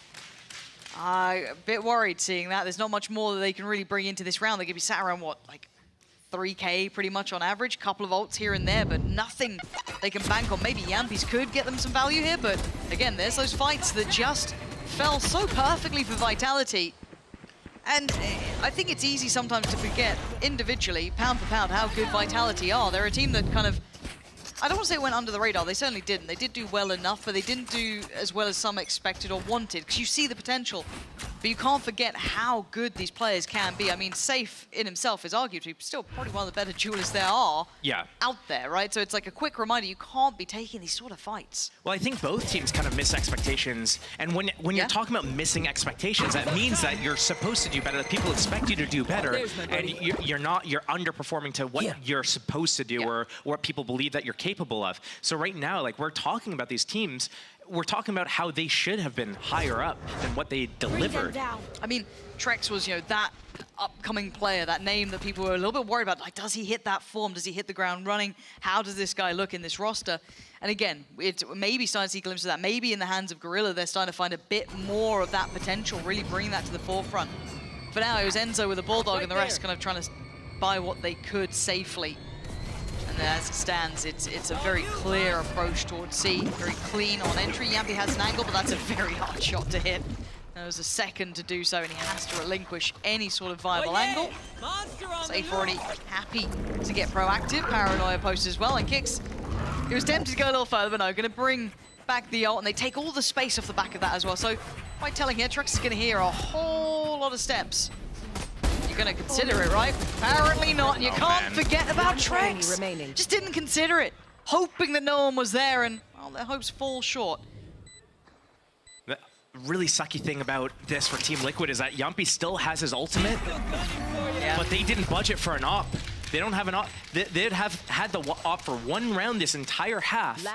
He had the C line, and his teammates one by one peeked A. And now they're going to use rifles here because he has his dimensional drift. They have no ultimates to like follow up with it. This might be the Vitality running away with this half 8-4. 4 ultimates for them. They've got quite a, yeah, you're right. Trex got his, Safe has his. Still got the hat as well for Runner if he wants it. TP for Sender. And the attack side op. Yeah. I mean, why not? Bring it out. You got the money. You got the rounds. A little bit of a cushion here. See how they play into this. 3 players still present towards A. Yeah, though no runner, but you can already see the Vitality are exploring that B option. Prowler gonna go through, trying to set up maybe some safety for Safe to try and take the space now. Do they disrespect the smoke? They do. Yeah, straight on in. Ult now pop. Shorty waiting, but it doesn't matter. Safe just melting them in their place. Mystic and Kiko are dead in the blink of an eye. And now with the plant down, time's on their side with 5 still here. I've got to say, Vitality looking good now. They've kicked into gear. And Yampi still with no real opportunity to enjoy what this ult could have brought. The plan falling by the wayside a little. May as well go for it. Gonna get a whole lot of info. What are you gonna do, Nats? Good luck. Okay, that's one. This ain't bad. Hat on top. Flash getting ready. Enzo's fallen. A little unfortunate. Nat's gonna take another hard fought for step. But a 1v3 with 52 HP is looking almost impossible. And the positions are difficult. The time's ticking. And Vitality finding stability at the end here, Josh. They started to really come into their own there. Yeah, it was 2 gun rounds in that half for Team Liquid, so don't let that score kind of like sway you otherwise. This is completely one-sided for Vitality. In complete control of the game, the pacing, the tempo. They're choosing the right sites, the fakes are working flawlessly. Good job, and boys. beyond Let's all go. of that, whenever Team Liquid does make a decision, that is a good decision. Vitality is putting them down. They're winning those duels. The duels that, Team Liquid should be able to convert at least a kill or 2, make it in their favor a little bit, get that advantage, but Vitality is completely saying no. Well, fingers crossed, Liquid find a little bit more of what they need on this half, right? You look at this composition, far more favorable on the attacking side. We're gonna have to see if that then translates, right? You'd hope. But we all know that Safe will still find value, even on a Neon on the defending side. He'll just get aggressive with it, and we're seeing a 3-man walk. Yampi has found timing on this. Will they consider it? Will they look their way? Nats trying to draw their attention. That's a nice little bit of a mini crossfire set into motion there. Still alive and kicking, though, is Safe. And Yampi doesn't fancy that duel, doesn't need it. 4 versus 3 for Team Liquid. They could be picking up their 2nd pistol round in this map. They play the cards right. Yeah, runner. Gonna see them all. He's seen everything there. That should call for the cavalry, but what does Yappy do again? Still looking to try and slip the net here a little bit. Beautiful! Respect. Stunning and brave work from him. Almost brazen to try and play that ahead, but look what he's done. He's managed to isolate those two. They now have to try and clear this meticulously. They know he's taken the TP out, so they can quickly clear back through CT. Planted. But again, a 4v2. You've got to be thinking this is going to be waving the Team Liquid banner. We're safe and Kicks. No util really here for either. Kicks does just get Dizzy back up, so can clear that close pillar. Enzo happy to kind of give his life on this one, and he doesn't. He gets to keep it. Takes away save, leaving just Kicks, and that's nice from Enzo. Good work there from Liquid. Josh, they felt pretty well prepared that round. Yeah, I think they did a really good job of taking that initial fight together. But I think like one thing that we're really like seeing from Team Liquid right now is the fact that they're disengaging from those fights after they have that advantage. And that's something that's not really like what we've seen from them before. We would traditionally see them, oh, they got a kill? Okay, I'm going for more. Yeah. It's like you have the round one, and then they keep going for more kills. Here, they're saying, hey, I'm happy with this advantage. I'm gonna bugger off now. Yeah, See ya. sweet. Good to see a bit of discipline there. Hey, it's first round. We're not going to get too invested, but a couple of good looks, right? It's like whether or not that keeps up. You'd imagine they get past this. There is one Sheriff in the hands of Kicks. Beyond that, a Frenzy. Safe. To be fair, I did say the same thing about Team Liquid last split, where I'm like, oh my god, these guys look like a completely different team. They fixed all the completely issues. changed. Yeah. And then like the next match, it's like, oh, okay, never mind. Hey, look, you fell into what happens to every Liquid fan, that heartache. Just a little tease. Honestly, Fake Mitch teleport. is in pieces backstage. He's having a hard time, is he? But for now, I have to see what the Frenzy and Sheriff can achieve here. If you're a Liquid fan, you're wanting this to be kept as clean as Vitality were pretty much able to kind of do once they got into the swing of things. Just gonna be Trex. And Team Liquid picked the right site here. Yep. If they continue on. Stack on A. Don't mind it, might as well try something, and that's all you're gonna get. So this should be a plant in. Gonna see if there's any sort of chaos to be created for Vitality to try and maybe take a weapon or two away, but looking very cozy. If you're planted. Liquid. Interesting like plant position considering they're gonna play off-site at Mound. But it's gonna pay out in their favor. Vitality coming on the flank here. It's not gonna be. Here we go. And hello. Ooh, Nats. Careful. Oh god, why does this feel like a flashback? That's a little bit of an issue here. Kiko's gonna have to respect this one and fall away. Suddenly this gets a little bit more threatening, and it feels like it shouldn't. A Bulldog with Mystic is huge, because Enzo's only got that Ghost. Kiko's got to land shots here, gonna try and get that preemptive reload in as best he can, but Sender already on the site. Mystic with one and he needs more. He has to be the backbone to this, and he's trying the best he can, and Kicks is running out of time. And you can see Kiko's running out of danger, but how close that got from what it was. The opposite of clean right now. Yeah, literally. Oh. Of course it has to happen, like, literally the round after I say, oh, look how clean Liquid's they're playing, wow. Oof. Okay, well, the bonus is going to be an Outlaw and... My, is that some Buckies we've got coming out? Yeah, we're rolling it back to 2020 right now. Yeah. Were you a Bucky abuser as well? I was the Bucky abuser. I would play off my Killjoy turret, you know, get that pixel crack, the right-click action. Foul. Disgraceful behavior. We abused that and the Stinger. Of course you did, of course. First strike trophy, all attributed to that, basically. Yep. Right, let's see what it can achieve in 2024. Away we go, Kiko. Gonna take a whole lot of space, to be fair. I think Kicks might have just realized that. He's like, hold on, I'm pretty sure I just heard some tippy-tappies on the other side, but safe, so clean with it. Dips in, dips away. And Yampy not gonna go without a fight, though. Does he get challenged? Quick little flash trying to temper the timing. No plant here yet for Liquid. And he's been cleared, bloody hell. Sender gonna be doing the dirty. What a trade, this is getting pretty messy, to be honest. A 2v3 is not impossible when Nats is doing that! And a 1v1, it's very possible! Out of nowhere, they make it count. Didn't expect Nats to be the one on the Outlaw popping off, but apparently he's pretty solid on that. There you go. I like how he was lining up the shot. Like he wasn't shooting like, oh man, like fights are happening, I gotta shoot. He was making sure his crosser was on that before he committed to the shooting right here. That was perfect, getting that second, I guess a third kill on onto Runner there, yeah.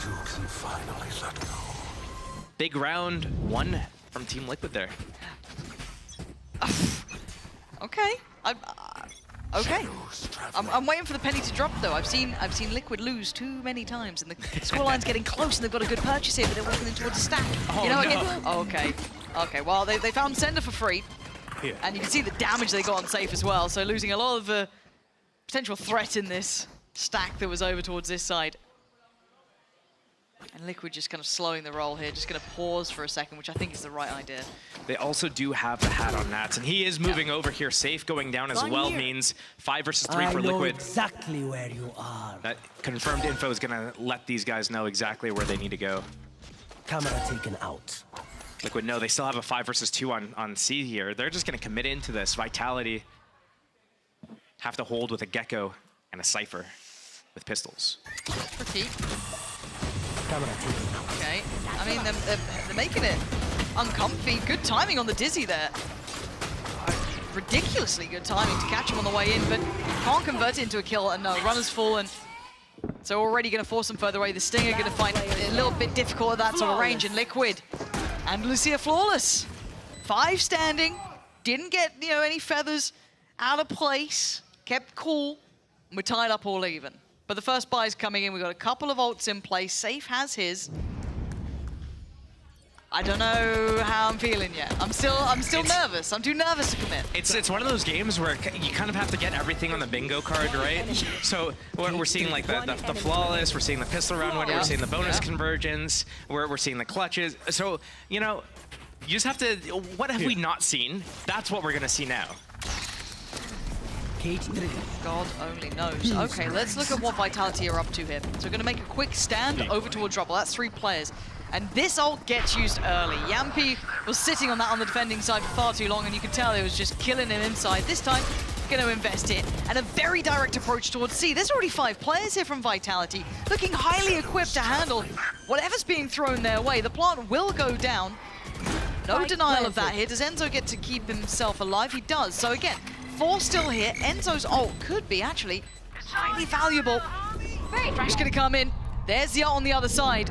They're gonna have to get away from this site here. They are in so much danger, and Vitality just crunched them. Enzo, Mystic Fall. Yampi makes a wild play, but it doesn't matter. Vitality wanting compliments themselves for these retakes on C, and that was fantastic. There was so much happening at the same time there. It was so hard to keep track of what was going on. What I could see was stuns up on Liquid players at the front of the site, the Thrash going to detain them, Kiko getting caught by a tripwire and spammed before anything even happened. And then, oh man, scans. Scans. Yeah, finding so much information, trying to play on the site there just felt near on impossible, didn't it?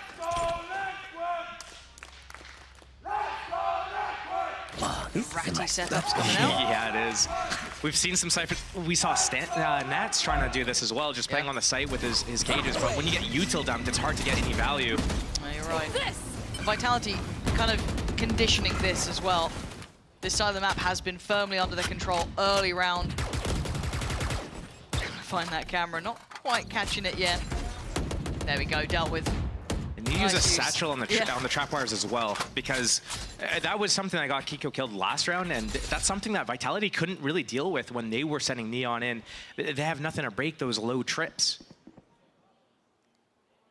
Let's see what they do with this. Here. Again, Safe is everywhere on this map. Early round, over towards A, showing presence.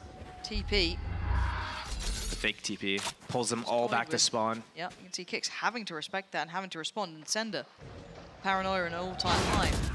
But that Prowler is important. That's found a lot of information. What do they do with this here? It could be a TP out for Yampi at the very least, but still, long way off to run. Lorenzo, gave him a glance, but Sender kept his cool, and he sees nothing behind it.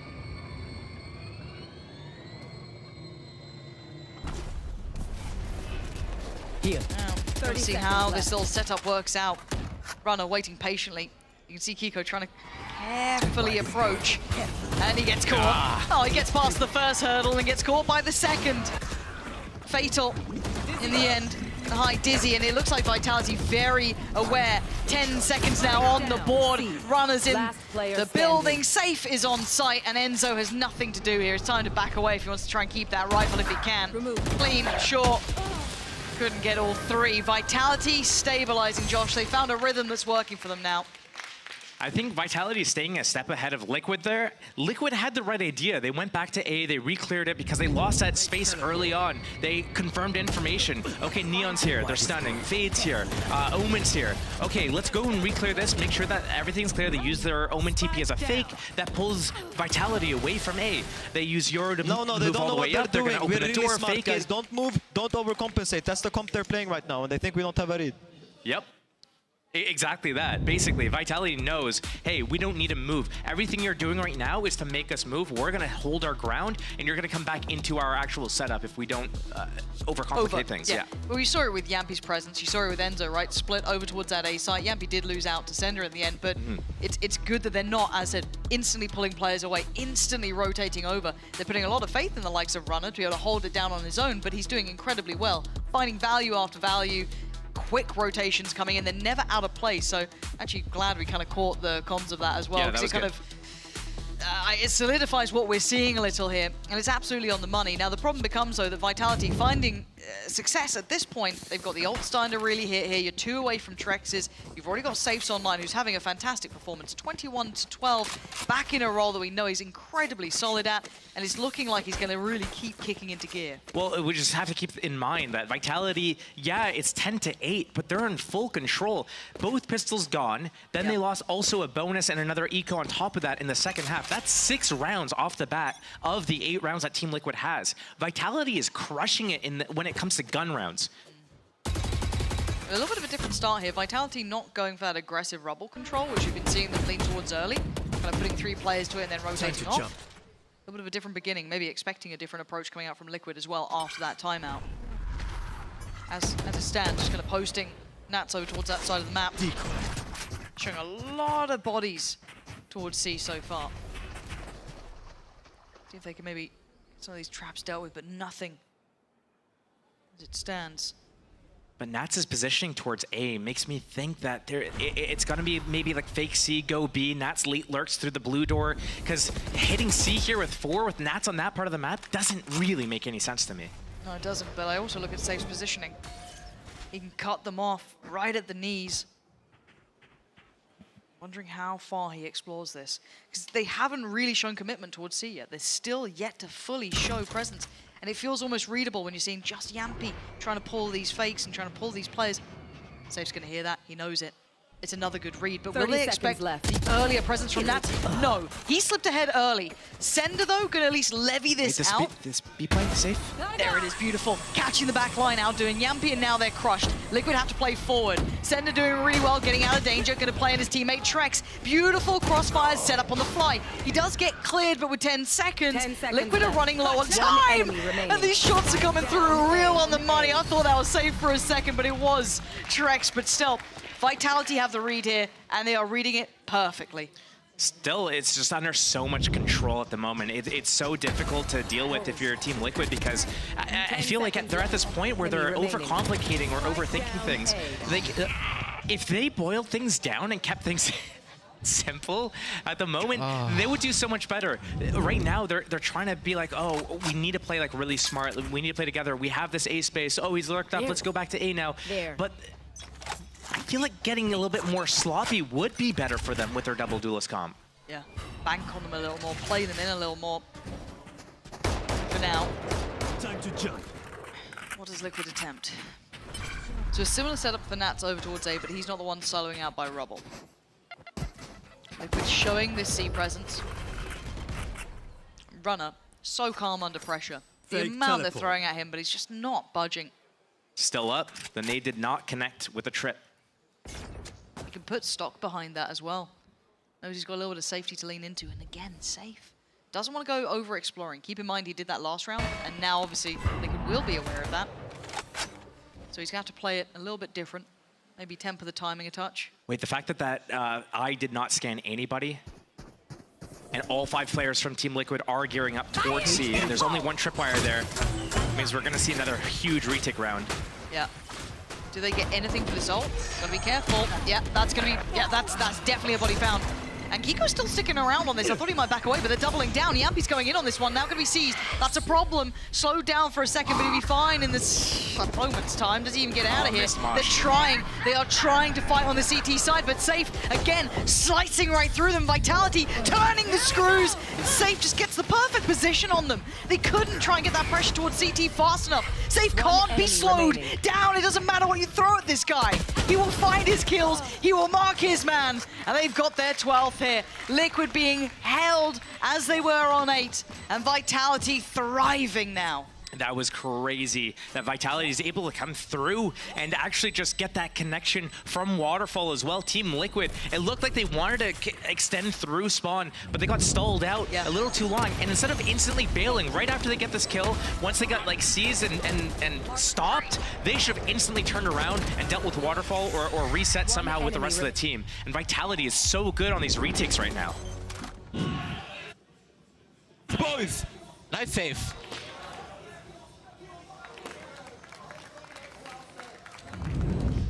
Now, I'm not a lip reader, but I think I... Call that one? Yeah, I think I did. Yeah. There.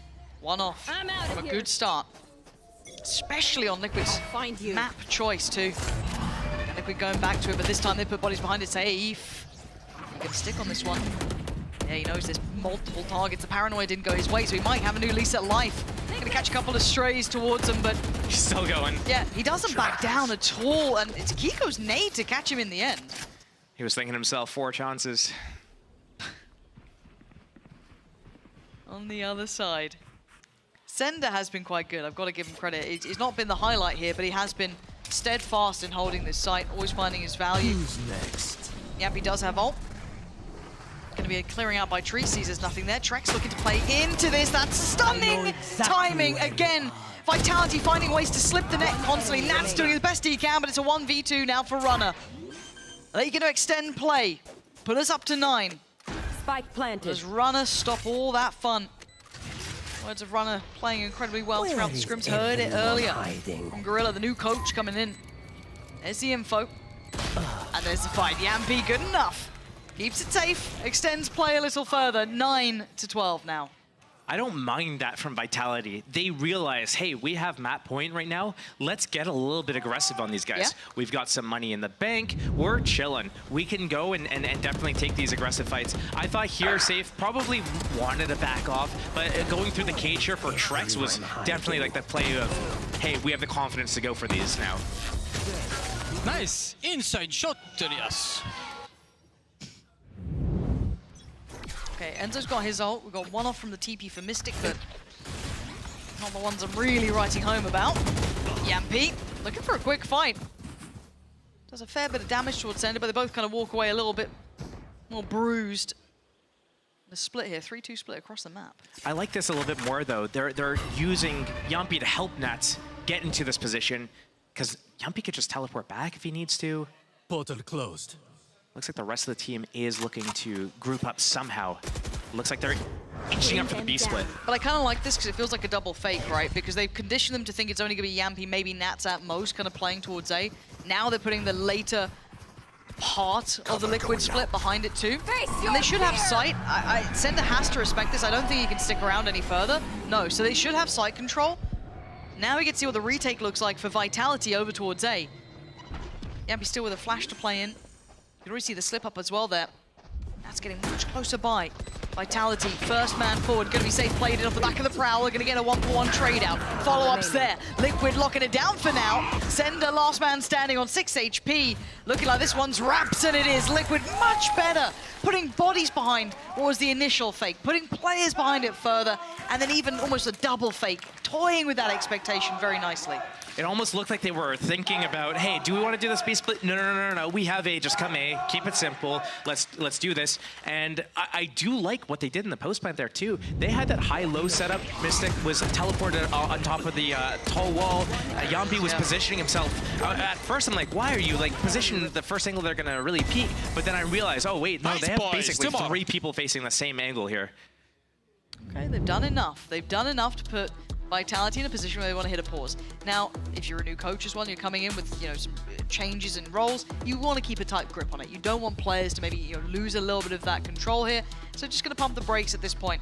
Couple of big ults to, well, at least one big ult. You've still got Nightfall 1 off as well for Trek, so that's near enough buy. Some pieces in the Vitality puzzle could be invested. I'm wondering if there is maybe a plan in mind of how they want to approach this. They've got 2 rounds to play with now.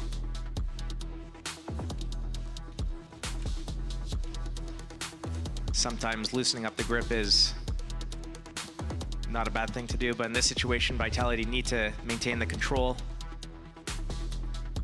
Let's see what they go for. And again, for the Liquid, it's not like they found a complete answer. They found a really good couple of steps here. Get themselves up towards 10. That's 2 in a row. Got themselves a comfortable purchase at the very least. Looking to see Yampi's buy. Yeah, it's all good. Beyond that, still a Guardian coming out here for kick. So there are some pieces missing for their side. They're budgeting their money for buy round this and next round for Vitality here. Okay, Yampi. First seen, and there is intention behind this. Safe was prowling. They cleared it. It's the Prowler following up too. A lot of confirmed info close on A, but if the reaction is B here, they're going to run straight into Vitality's rotations. There was 2 players by that kind of mini door, right? This is... What is it? Are they trying to catch the rotations here? They're trying to like some sort of double fake this round. It has to be. The spike positioned outside C, they're going to connect somehow. Maybe the waterfall push like they did with Yampi on pistol round. Oh, that's the first time they've seen that. Yampi, beautiful shot. Can't get the follow-up, but he does incredibly well just to find Sender, if I'm honest, it felt like. But there's no follow-up behind it, so Liquid taking the time here isn't really selling much. You're going to invest this in this round right now. Mystic Ultimate as a info gathering tool. Pull the rotations perhaps. Another fake TP to pull out the rotations so that Runner's here. He hears this. This could be the death of them. Oh, and it might just be Runner with 2. Even keeping cool, buying some more time. He should be dead, and he is, but he's done so much damage. A 2v3. Vitality man to the good here. A TP taken. Oh, Mystic. He thinks better of commitment towards it. And he's been punished. Mystic gone down, Spike's now loose. It's all in Enzo's hands, but what are you meant to do? Actually managing to keep his life, but with time ticking, he's got 10 seconds. 3 targets is 3 too many, and it's going to be Vitality with 13. Liquid held on 10, and a good first glimpse here of Vitality. Yeah, looking really good there. Closing out all of those retakes were so good. I mean, considering the scoreline, that was well in Vitality's control the whole way through. Yeah, picking up the win here on Liquid's map. Let's see if this can go the distance. Yeah, I'm talking. I'm in the practice range as of right now. Yeah, you're in the practice range? What you doing there, bro? Currently using my Araxis Vandal. Ah, it's the Araxis this game. Admin, can you hear me? Sadly, yeah. Yeah. No, he said sadly he can hear you, bro. Yeah.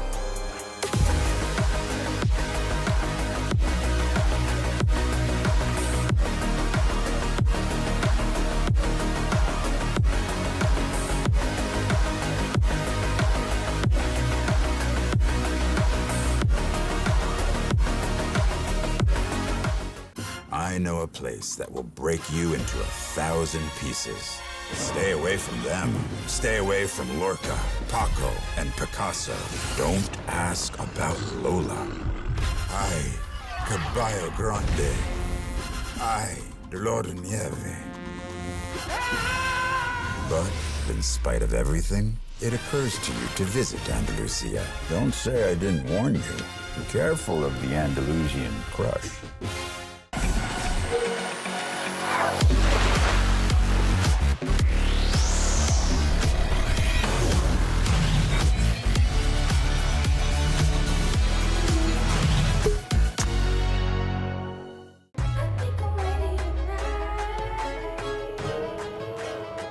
Hey guys, it's Jimmy Lin. In this series, I'm going to walk you through Attack on Pearl. Watch out for the stairs, clear this angle. You're going to be able to fight this.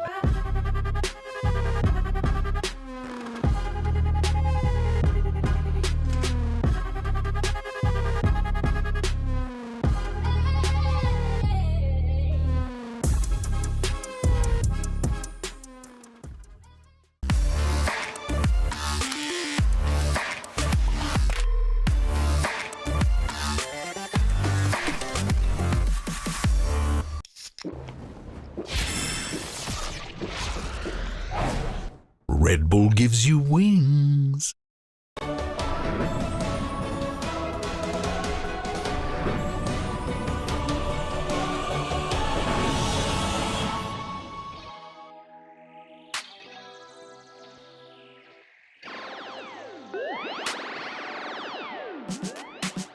Feeling good, feeling great on my time. Won't let a hater block my shine. I'm just living my life. Too busy chasing good vibes.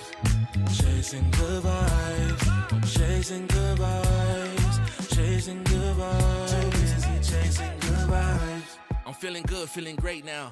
A hater can't play with my day now. Get that negativity out of my face now. In my city, I'm the man of my state now. Yeah, I'm living life to the fullest. Baby girl, you're talking to the realest. Energy and joy, you can't steal it. Good vibes all around. Baby, tell me, can you feel it? I woke up, so I'm blessed. Just another chapter in the test. I know I'm doing better than the rest. Got a smile on my face, showing teeth for the crest. It's no sweat, I'm a vibe in my own right. Go time in the sun, yes, I'm gon' shine. So fine, got a baddie on my phone line. Feeling good, feeling great, chasing these good vibes. Feeling good, feeling great on my time. Won't let a hater block my shine. I'm just living my life. Too busy chasing good vibes. Chasing good vibes. Chasing good vibes. Chasing good vibes. Too busy chasing good vibes.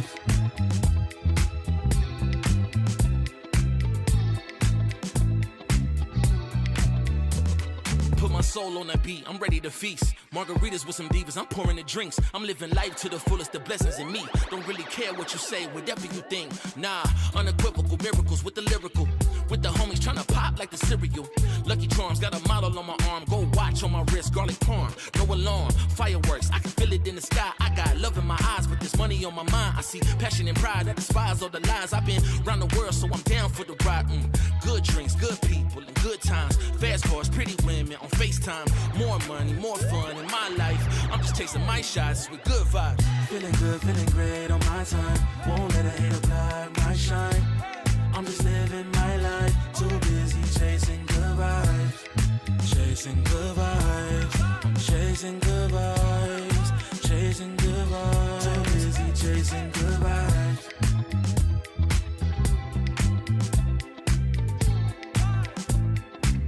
Too busy chasing good vibes. Feeling good, feeling great on my time. Won't let a hater block my shine. I'm just living my life. Too busy chasing good vibes. Chasing good vibes. Chasing good vibes. Chasing good vibes. Too busy chasing good vibes.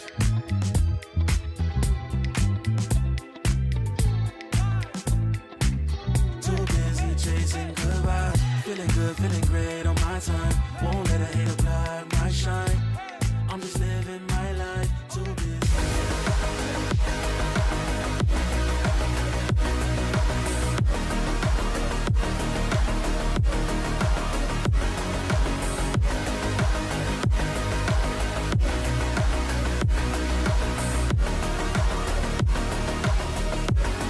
That was a fantastic start for the side of Team Vitality. They are on the board already in this best of three. I'm Yingsu and I'm back here once again with Kakuka and Ash. There was a lot to unpack in that Asian select, so I feel like we need to have a discussion about this because who would have thought that we were going to see the return of Yumpy on Duelist and Safe on Duelist on the same day? I mean, it makes a lot of sense, but maybe we were expecting it for week 2, right? With all of the changes. But it has been a very, very long time since we saw this too, because in fact, the last time that they played Duelist, it was together, and they were still in Team Liquid, well, for the side of Safe, but it was a very long time ago. Yeah, this is the thing. They ran the double Duelist on split back then, and Ash, right after that, Safe left Team Liquid, and neither of them have touched a single Duelist in VCT until now. It's pretty insane to see such a big swap heading into week 1 of the second split, but at least is focusing specifically on Safe in this instance. I think it makes a lot of sense for him. We saw the impact that he was able to have for Team Liquid for Team Vitality on the Cypher, on the Viper, on those more lurky style agents, the Sentinels. And it seems like he wanted to take a little bit more control for the team, control the pace a little bit more, instead of having to rely on his teammates for it. We were seeing it also on the replays. He was extremely vocal. He was given a lot of the calls of what to do, how to react to what the other team was doing. And do not forget, to me, the situations are different, right? Because Safe is an experienced duelist. We have seen him playing in the duelist before. And it also fits his vibe and who he is as a character. He is a main character, you know? If you know him personally, if you see him when he's on stage, it fits him. Yeah, and I think for Yumpy too, I know for the Yoru, he's been begging for the longest time to play. I'm so happy we finally got to see it. But he is also a very experienced duelist as well. He's only ever played for Team Liquid, and Ash, albeit back in the days when he first started playing that duelist, we had questions, but we also, I felt like, were given some answers over time. Yeah, we've seen him develop a lot as a player over time, and I think specifically looking at the Yoru that we just saw on Lotus as well, I think it opens a lot more possibilities there for Team Liquid in the team compositions that they're looking to run, especially when you're looking at the fact that the Neon is going to be coming into play later on in the meta. It allows more of that disruption potential that we saw him actually having success with here on Lotus as well. Can I be honest? I'm just gonna be blunt. I've been following Yumpy for a very long time, right? Because I've always been working in this region. And to me, one of the reasons why I personally wouldn't put him on a duelist before is because I considered him to be too smart to just be playing on a jet or a race. And it's not because I think that the duelists are dumb. It's just because I feel like he can develop himself and have much more impact on something else. But with the new duelists that are coming in for next week, and specifically with Yoru, things change, because I do think that there is many more levels and many more layers to this kind of duelist. So if this is a Yumpy that we're getting this season, I think I'm a fan. So is this the right move for both of these teams? Do you guys think that this is something that they should stick with? They should double down with after seeing what happened on Lotus? I think this is a really great opportunity for both of these teams to actually try and get ahead of the meta with the changes that are coming in the upcoming patches, with the Neon changes coming out, the ISO changes coming out. More specifically, that Neon and the synergy that we see, that's potential between the Yoru and the Neon there. We saw Koi testing a little bit of that out on their own Lotus map just earlier this week. So I think it'll be really cool to see how they continue to develop. And like Kuko was saying, there's so many opportunities that you can innovate with that Yoru. Yeah, and with that, as we heard a little bit before as well, maybe Enzo moving a little bit away from that, having all of that IGLing duty, and I felt like he did get unleashed a bit. We saw him try some new things, really go for it. There's some aggression. There was that Fade ultimate play that he tried to play off as well, which I don't think he would have done before. Oh yeah, I think that he is probably feeling different for this split. I think that he has acknowledged the responsibility that he now has to have, and I honestly also he's rocking a new look. I love it. Him, yeah. It's very Miles Teller. It's giving Top Gun. I love it. I love it. But yeah, what did you make of Enzo's performance? I think it was really nice to see him have that opportunity to play a little bit more loose in that last series as well. I think it's going to be interesting to see how that continues forward here for Team Liquid, depending on how much they do look to continue to maybe change up those compositions as well. And also thinking about the compositions and about the patches that are coming into play next week. These two teams are very different. We know that Vitality has a lot of potential duelists, right? Funny enough, we ended up with Save and duelists, but you know, it makes sense. Everybody is being very flexible, and that's what 2024 is all about. But if we take a look at Liquid and we think about who would we put if we had to run that double duelist, this is what makes the most sense. Yeah, it does indeed. So let's take a look at the agent select for Icebox, because with, like you said, with the changes coming in and Liquid already running Reyna here as well, I like it. I would not be mad for the first time in a very long time to see them stick with the Reyna. Maybe starting next week. I'll take I'm happy this week as well. I'll be happy, but again, this, just like the two teams that we saw earlier today, are the teams that have stayed home, that have made the changes, that have had the time to bring in something new. When I was looking at the map Vito, I was actually surprised that it was not Team Liquid, but Vitality picking onto this Icebox. It's a map also that we saw a lot in Shanghai, that we have seen how different initiators can make a very, very big difference in how you play and interpret the map and how you adapt on the fly. I'm really interested to see if Yumpy will even be leaning maybe into that Yoru as opposed to the Chamber that we saw. But I also know, Kukuga, that you love seeing him on the Chamber. I mean, who doesn't? It's so explosive.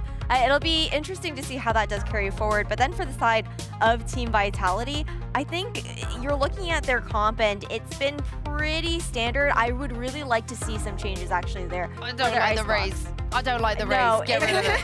It's not looking too, especially with the nerfs to the satchels, that horizontal movement and everything like that. It just makes it that much more difficult to dive in on a map like Icebox, where you're really looking to be able to take a lot of space on those entries.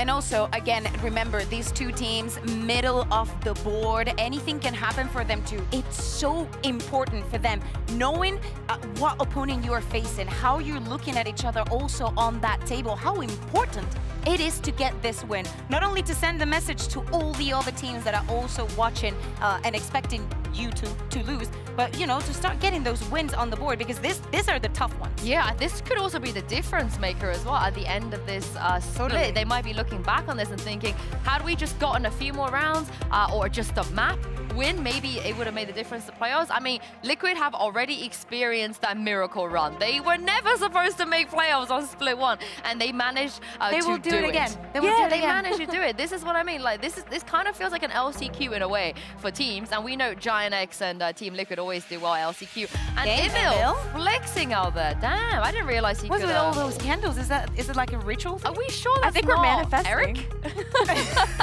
Are we sure? I haven't seen Eric in a while. Well, let's take a look at the agent select here. We're not going to get any Rayners, but we will get Safe still playing that duelist, and it's not going to be Raze.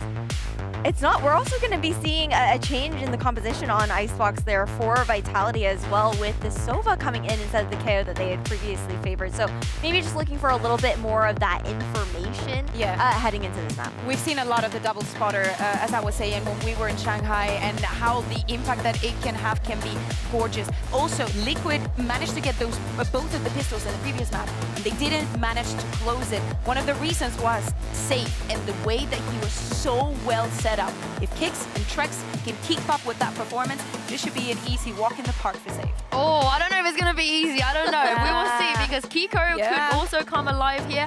But one thing I wanted to just quickly point out, what Redgar said was that he thinks that Trex's Trex's Sova is just like Leo's. Would you guys agree?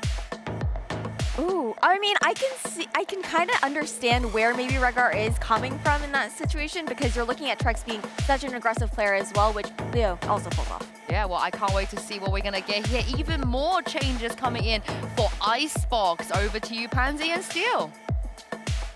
Yeah, thank you very much. And I kind of want your thoughts on this thing, because we're talking about some of these changes. Yes, with the roles, certain players kind of going back to roles that work for them, but let's kind of just then talk about the compositions we have coming out here, because it caught your eye a little bit, not necessarily the most positive light either. There could be some issues here. Yeah, I mean, when I look at like Vitality's old comp with the Raze, I think that's actually not that bad, especially compared to Team Liquid's current comp of you have the Sova solo initiator, you have no flashes, no one to set the jet up really, no way to push back B really. The Sage is going to run up, try to put up a wall and plant and die on attack. Defense, you need to be aggressive with that wall, or you save it for the retake, and it's so limiting in the options that you have. It's so old meta.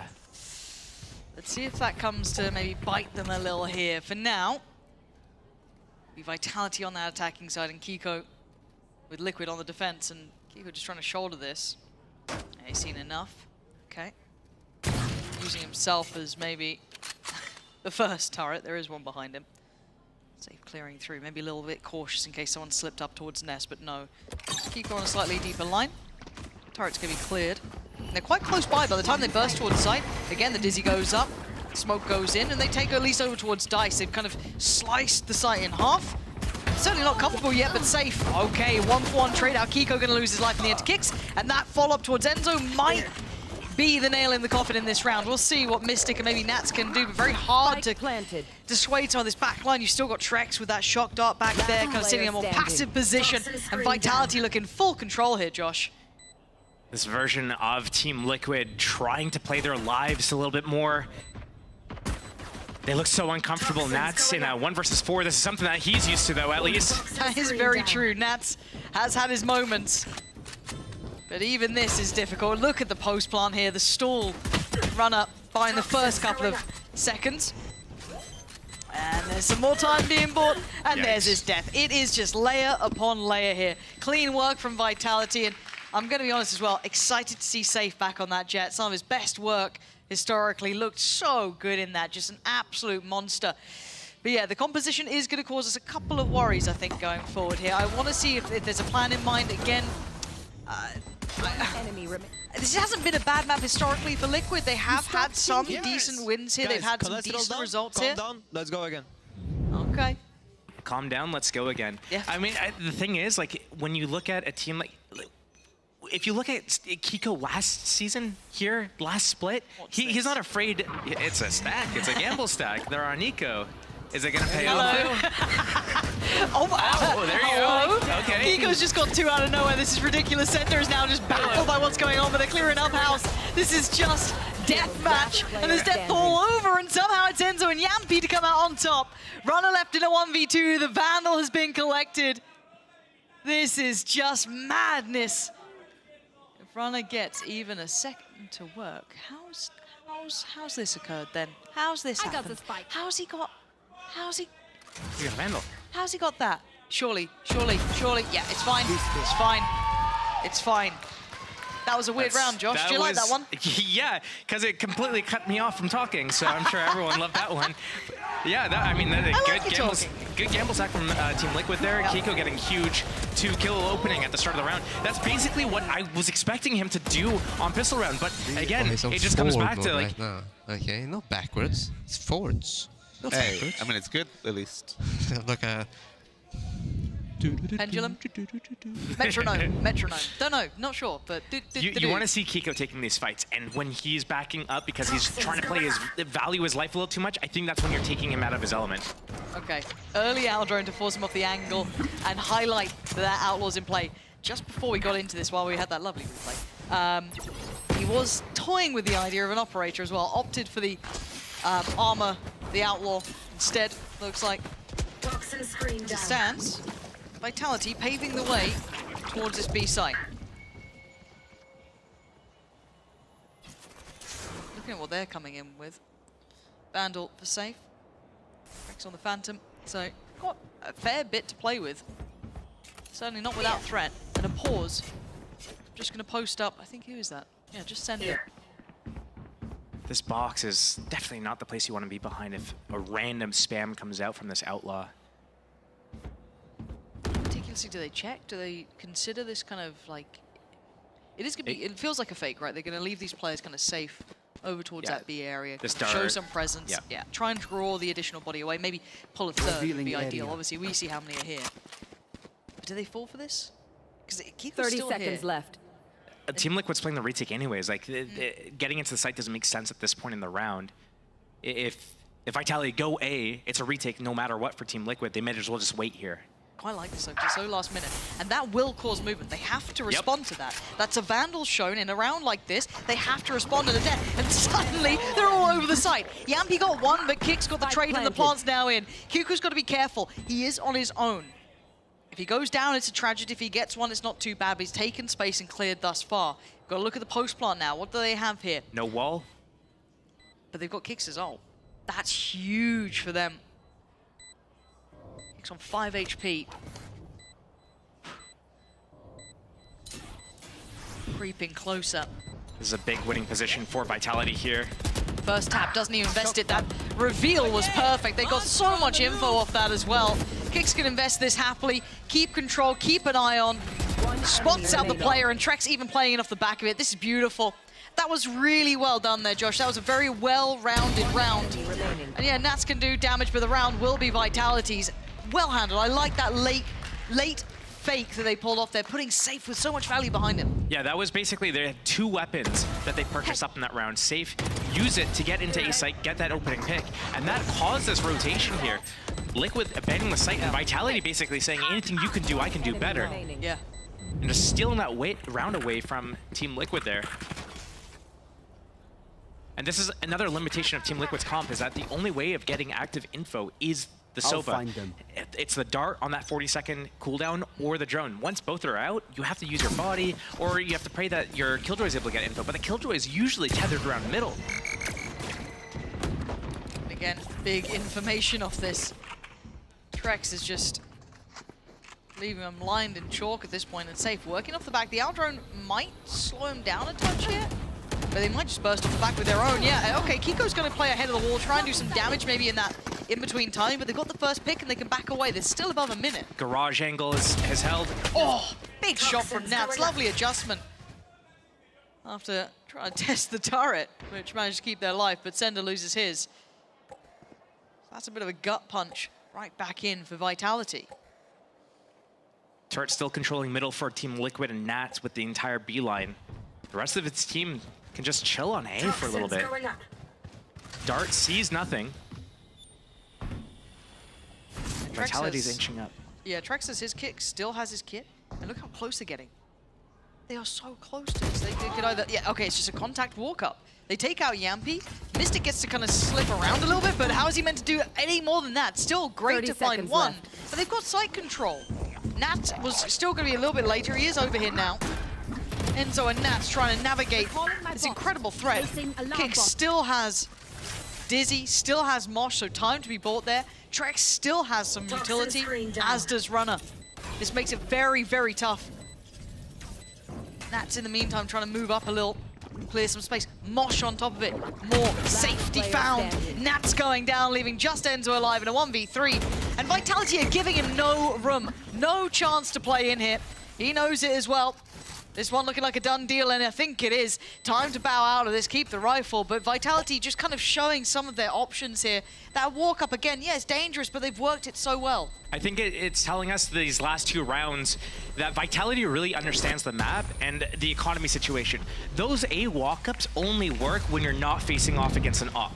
You don't have an op on round 3, you don't have an op this round. We're gonna walk up. Safe gets to do it with the Sova Dart on a fake, and here they do it as a team as soon as Liquid starts rotating off, because they realize we can do this, and we have more numbers than you do. And Liquid's actually moving away from the site there. They're not expecting that situation at all, but here comes the op-out for Kiko. He's gonna get that up on that A line, and it's gonna prevent Vitality from being able to do that. It's gonna be all on taking B control. And obviously they can see the money coming out, and I wonder if they're going to consider this too. This might be something in the forefront of their minds. Turret looking like it might be handled in middle too. It is.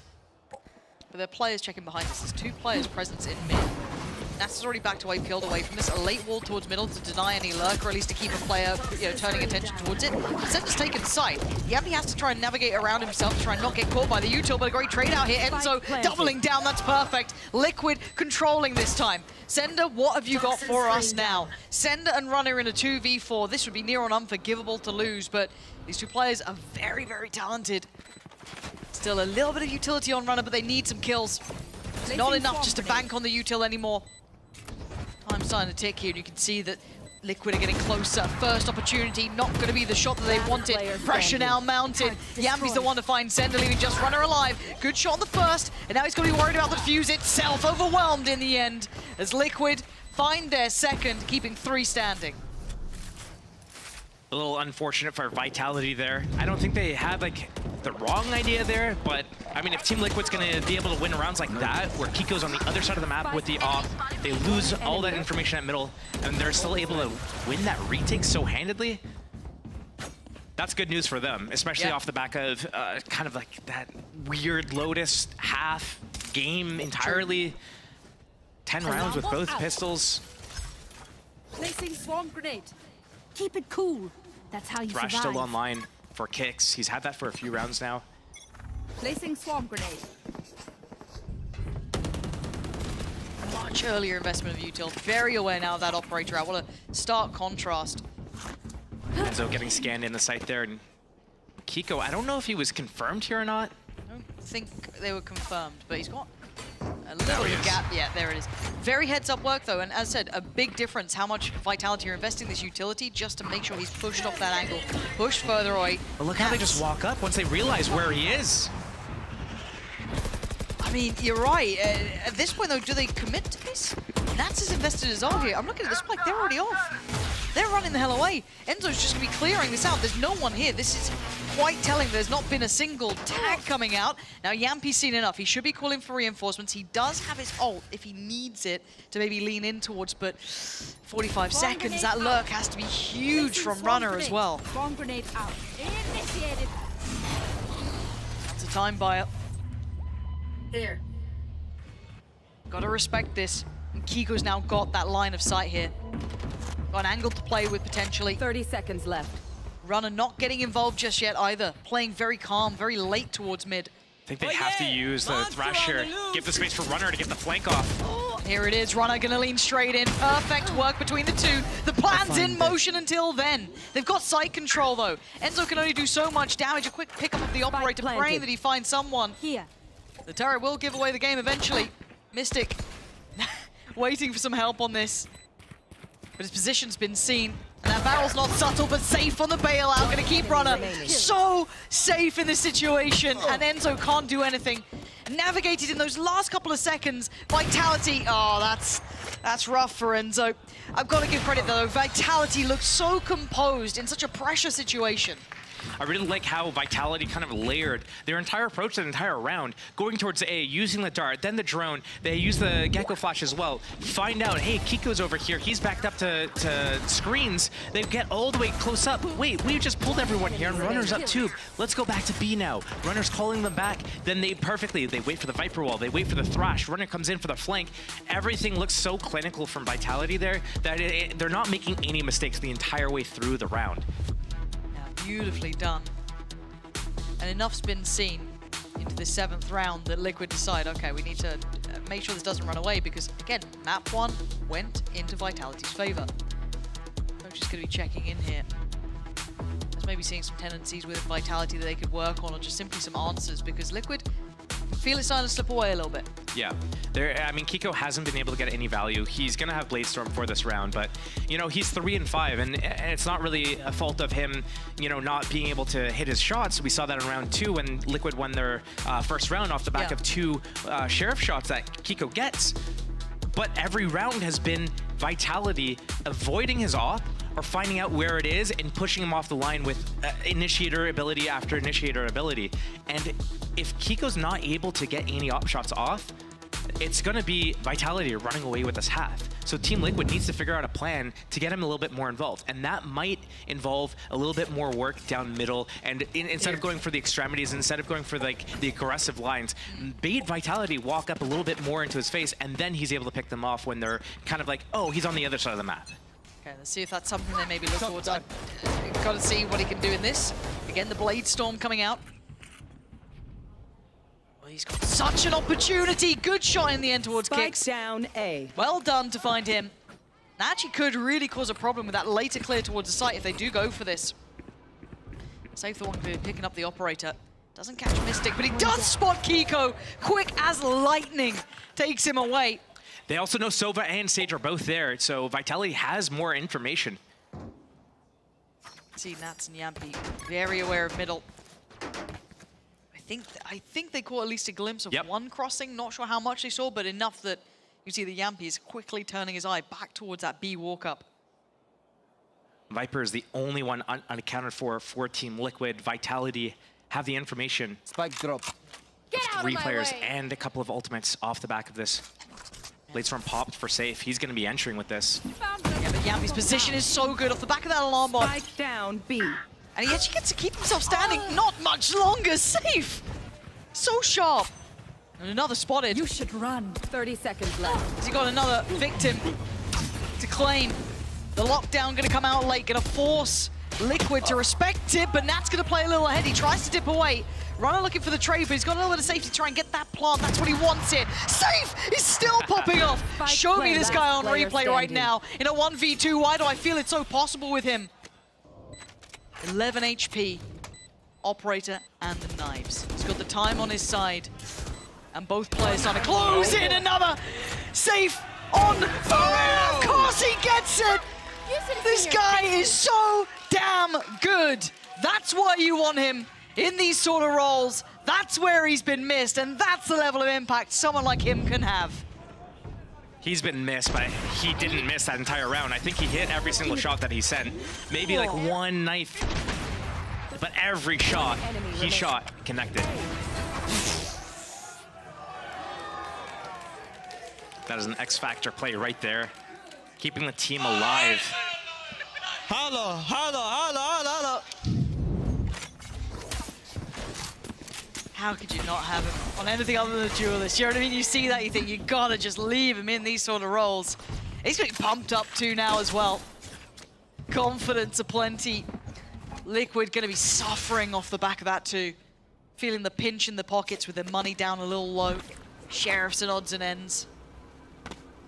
I don't even think Liquid did anything wrong there. Safe just like he did it all by himself too.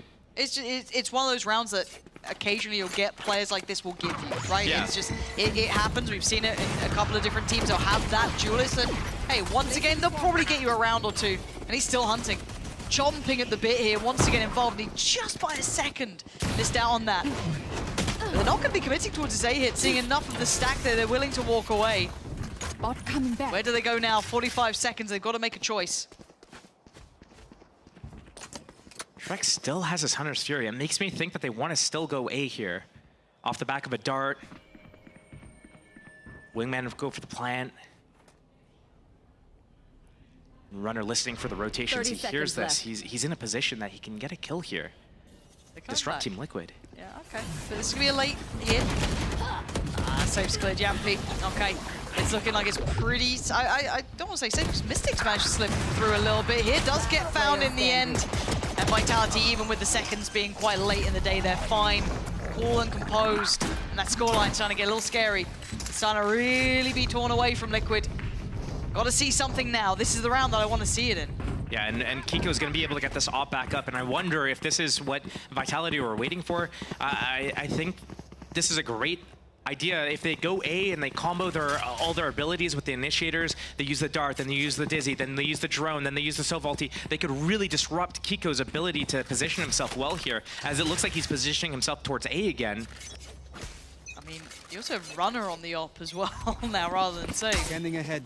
A little bit of a switch up in this. I respect the Killjoy up, okay? Yeah, you're a fan of it? Okay. Yeah. Oh dear. Treg's got a tag. Looking to connect further on that target. Does at least clear path, but Zender gonna fully commit towards that lurk in middle this time. Haven't seen that yet. Dear God, he wins it all.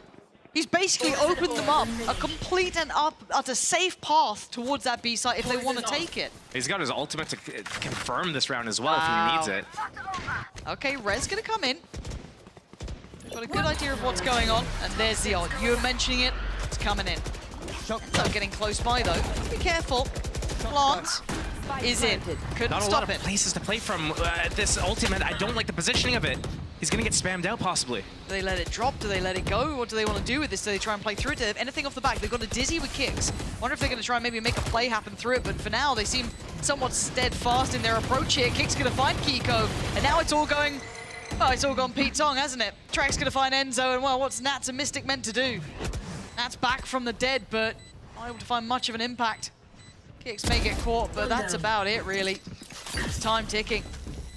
Vitality completely outdoing Liquid in this one. Yeah, Nats knows it. Gonna do a little bit of exit damage, sure, but doesn't make any difference to that scoreboard. Still gonna go straight forward towards 7 for Vitality, and Liquid held on 2. Hey, it'll help with the individual scoreboard a little bit. That might help confidence. Yeah, sure. But Double again, timeout. another thing that Vitality is just doing so well, they understand exactly how Liquid's moving around the map. Hey, as soon as we show ourselves on A, Liquid, they're peeking middle. They're trying to like sneak up a little bit and cut off our rotation so we can't go back to the other site.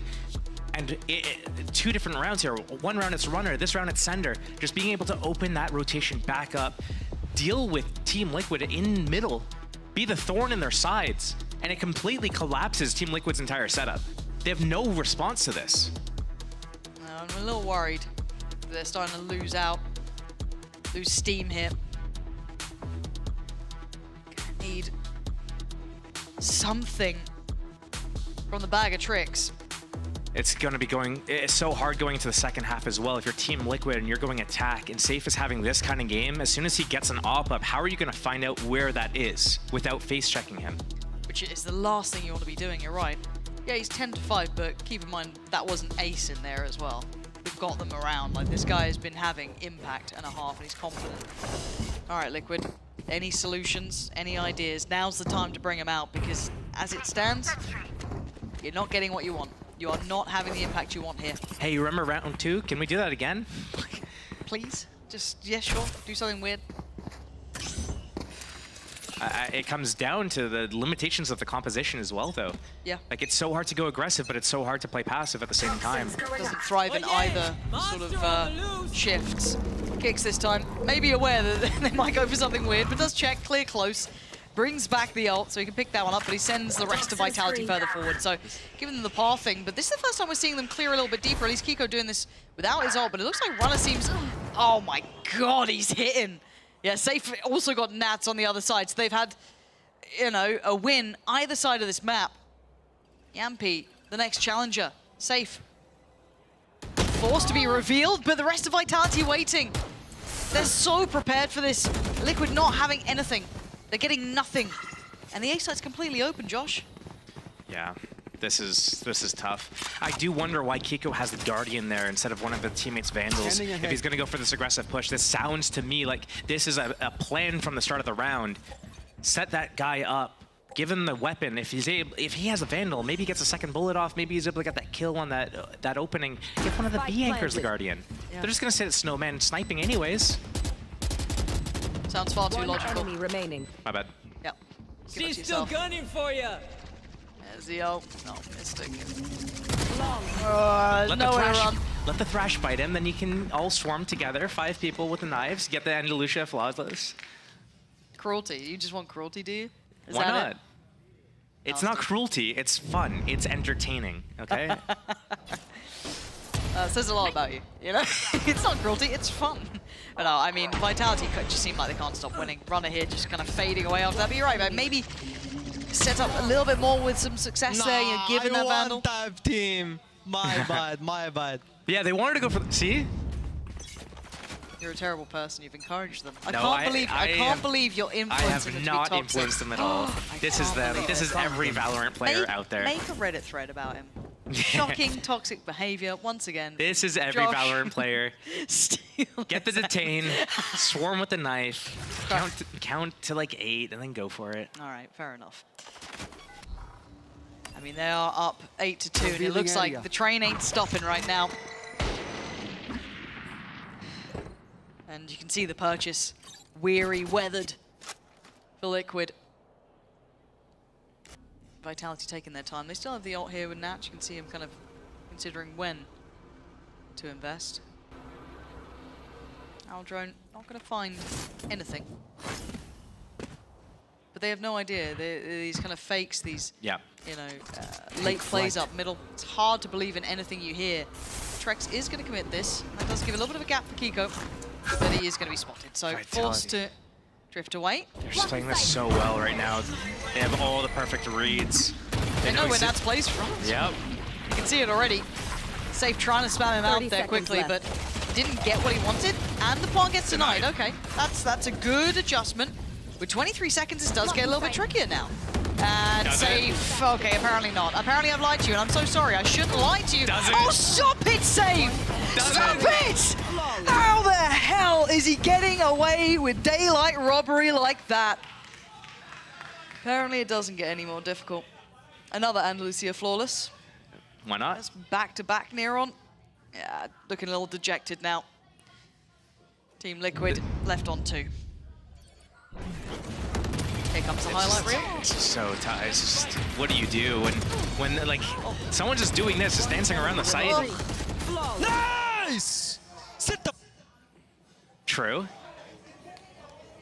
But like you have to keep in mind, like he's doing this in like a really impressive play and a huge X Factor play.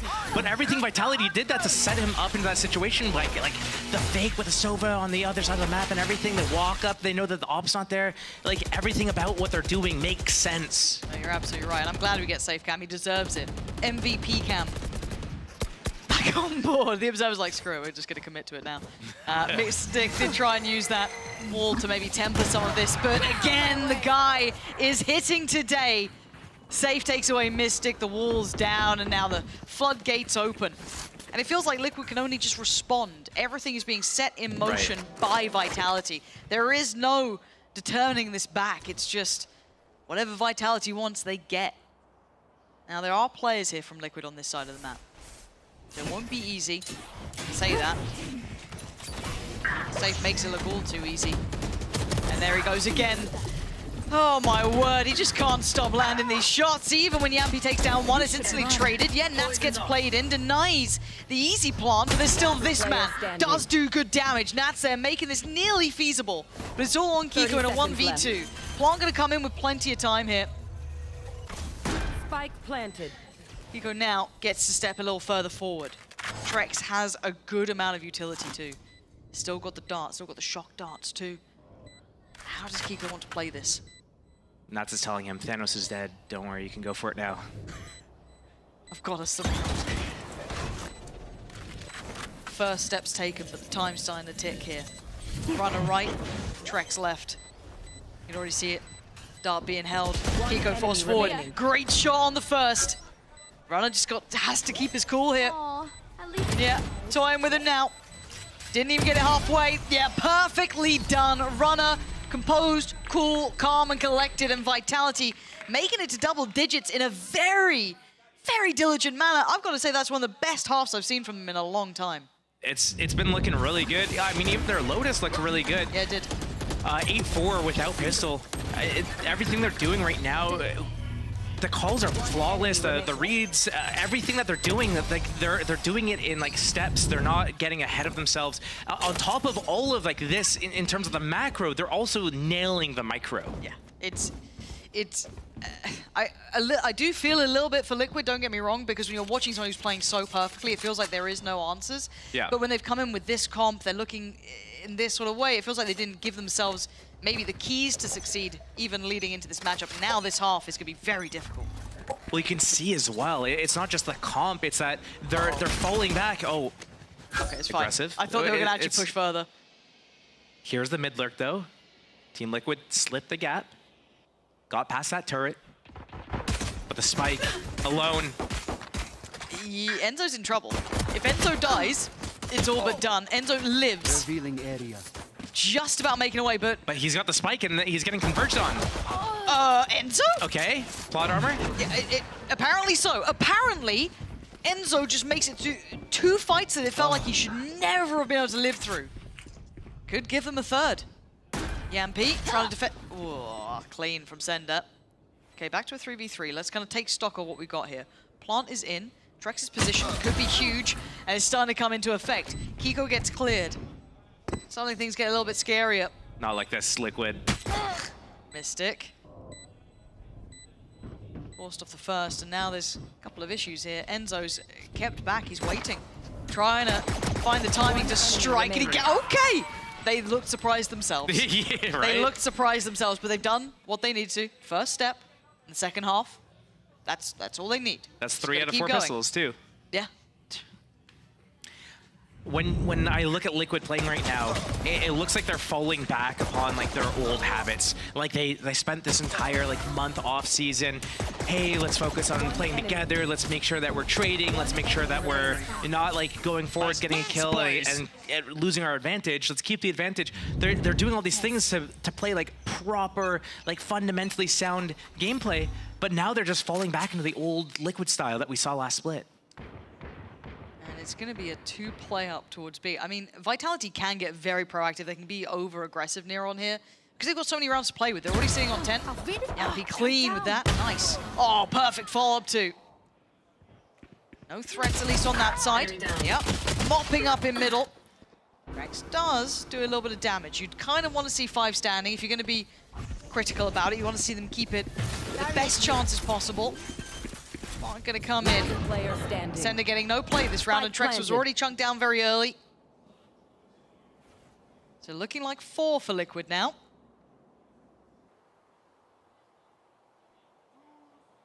MP just going right back into spawn. Some damage to shields is all Trex can really do at this moment. 4 HP. Yeah, maybe hoping to sneakily give it up to the spike if he could, but I don't know. You're kind of clutching at straws here, aren't you? But this is good from Liquid. We kind of wanted to see a little bit more of a fight in them here. Oh, there you go. That's a little bit more than shield damage. Jeez. There we go. Gives it up in the end, but hey, did well considering. 4 HP and that was it. So they take down 2, but they keep the vast majority of what they came in with. So we have the Bulldog still in play, the Phantom still there, and the Outlaw. So we know the Vitality's purchase coming in here won't be perfect unless they concede in some of the weaponry. So that Outlaw could be quite viable, but we'll have to see what they end up rounding this up to. Because Liquid can't really relent. They can't really give up too much when it comes to rounds. So even in the bonuses, they still have to have quite a bit of value to it. Outlaw was switched to Yampi here. And 2 players for Team Vitality don't have full shields. Aggressive opening from Kiko. Takes out that turret. That's going to open up middle a little bit for Team Liquid, and Vitality has to respect that a little bit. I mean, I'm watching Kick, so kind of... I was wondering if he was going to explore that further, maybe, but they're all converging towards middle. Re-clearing this space a touch. No one's really there behind it. They're sitting much deeper, but you can see where the actual progress is being made is over towards B. Opting to eye up where Sender is. That's getting really deep. They're actually getting very, very deep before really showing that presence. Sender could be overwhelmed here. Forced off the angle, and he's outnumbered drastically. Somehow he's still alive. I don't quite know how, but he is. And Runner's the one to back him up. Takes out Nats, but the trade's in play. Now with the plant down, it's a 4v4. Look for the lurks. Kiko. There's 2 players around him, but somehow he's still got a bit of freedom. They know about him, though.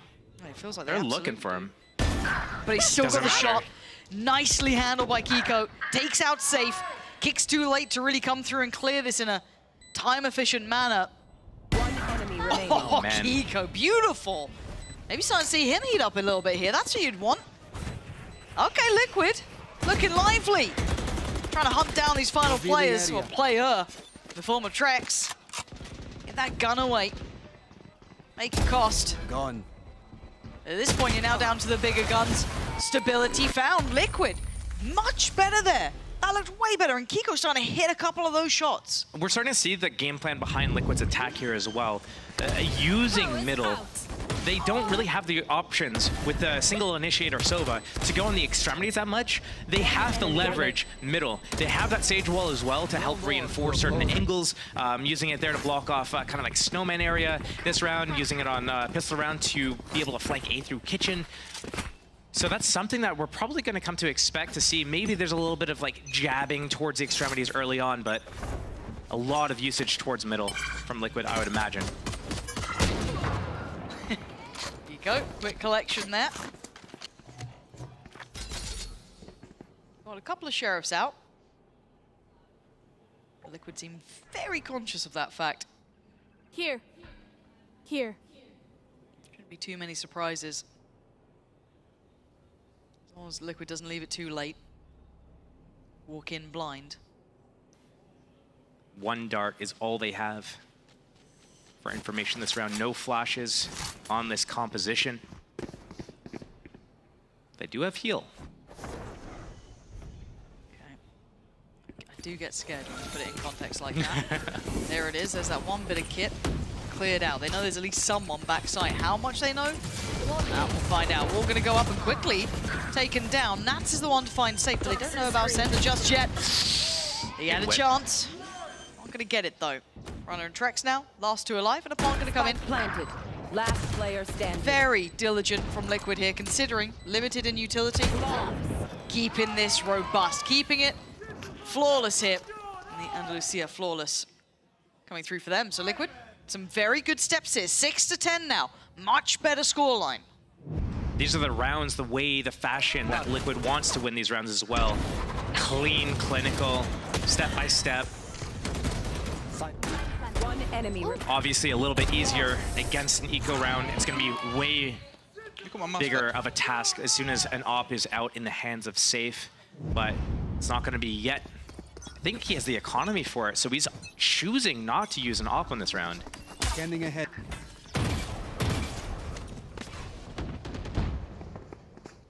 Kind of watching how this works. Already very deep exploration over towards B. They've cleared this incredibly far. Now I wonder if they further this up. Yeah, they are. They're absolutely exploring deep here. They don't even need to necessarily. They could just sit here and wait because all of Team Liquid is contained here. Liquid needs to commit to the site. There's a full Killjoy setup. What are you going? What do you do? I don't... You played yourself. Yeah, a little bit. If he had the keys to the castle, it felt like. And now left with 4, this gives so much advantage over towards Liquid to kind of determine such an advantageous approach. Sender's going to have to get 2 if he wants to bring this back to heal. Yeah, deciding against that. Timing, a little uncomfortable. All players here.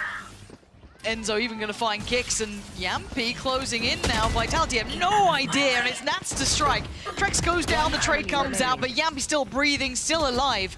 Gonna add insult to injury, and Runner is cleared. Liquid, all right, game back on here. This is 7 to 10. We've actually got a game on our hands. They've kept 4 standing. The ults are gonna be cycling. Josh, they're back in this. They are.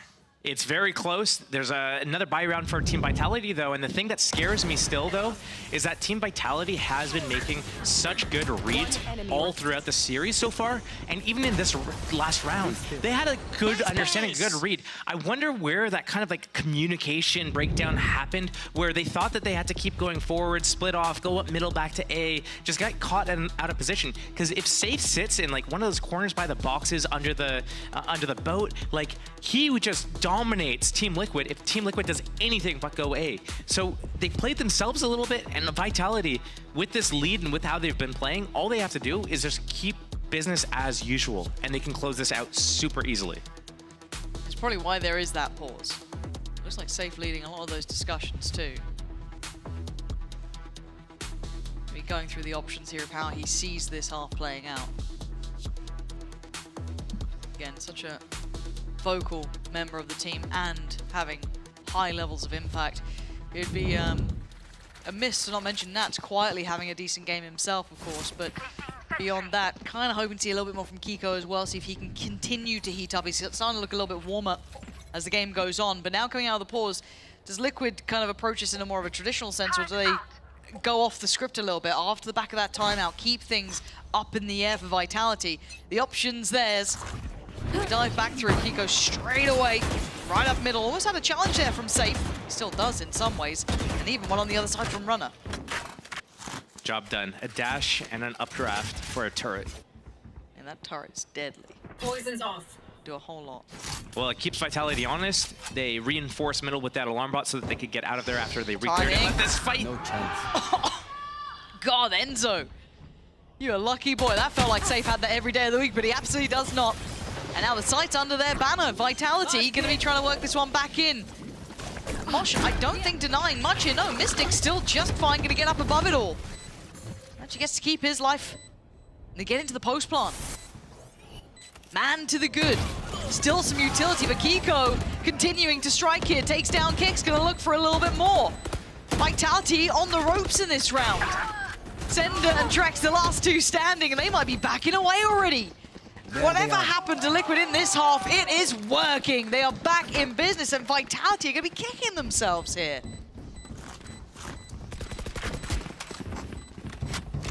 We're starting to see that game plan develop for Team Liquid. Taking out that Killjoy turret at middle, pulling the rotation, walking up A. Now they have a res off the back of it as well. Which means that they can continue going for these fights, whether it's at belt, whether it's at bottom middle. They know that Vitality is going to start fighting middle a little bit more to defend that turret, or they put the turret somewhere else and they use players to defend Boiler, which means it's a really good duel for Team Liquid to take. Get that res off if they need it. Turret out. And we get to see why they picked this map with this comp. You're right. Got to see what Vitality have. I mean, it's felt one-sided, right? That first half felt fabulous. Right here. Liquid are doing it back to him even better. 2 rifles, Trex and Safe. 2 sheriffs, Kicks and Runner. And Sender doing what he can with just that classic. So that Dizzy ready off the back of some committed contact. Now Drone going to come in. Does reveal position. Safe having to respect that somewhat, but he doesn't want to relinquish control completely.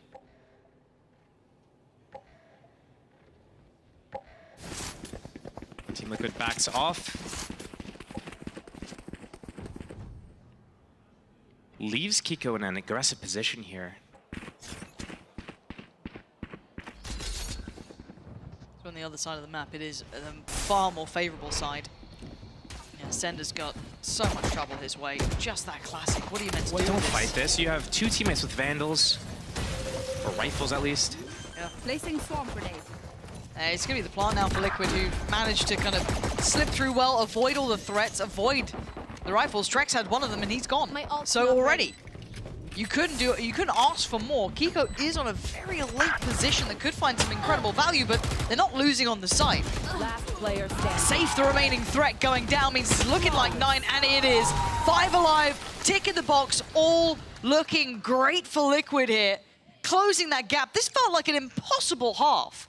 And somehow we are right knocking on the door now. And that's the second Andalusia flawless for Team Liquid in this half alone. So we're seeing kind of like a revival, but again, like I look back to Lotus and I'm like, oh yeah, look how good they're looking, and then like the next round type of thing. I thought that a few times this game so far. Oh, but next round we're gonna see something different from Liquid, and they're gonna drop the ball. But Bro, nice, good job. They've been doing great. Here we go. Save operator out. Is this the saving grace of Vitality, or is Liquid just destined to close this game back up to an even affair? Liquid, that patient beginning, we've seen it the last couple of rounds, probably see it again. It's leaving it all down to Kicks on the other side. Yeah, he's got a little bit of utility from Runner to bank on as well, but that's about all she wrote. See the center trying to drift back over, but the important part is the Runner's trying to take space towards the middle here. Timing's going to be curious. Does he catch the information?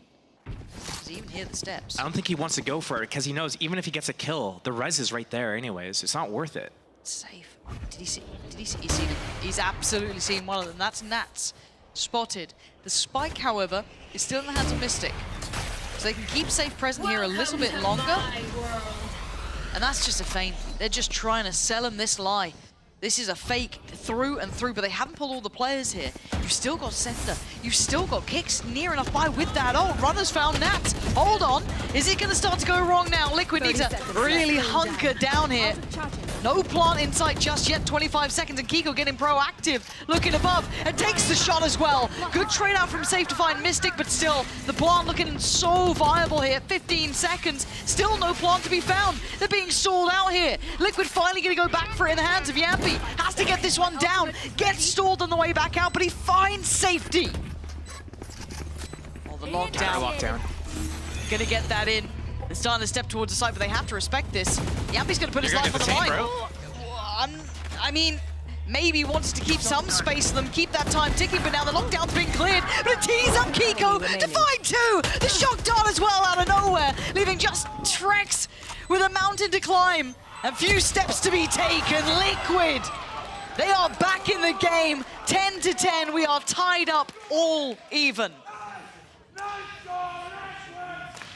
Man, I'm afraid to comment on anything right now because I feel like if I say anything, I might like jinx what's coming up, or. But like what we see there is Kiko's doing kind of like, oh man, he's jumping top screens. We saw that from Safe. Is he about to get the 3K? Well, he did get one. Yeah, in the end. It was 3K. It was a little bit different.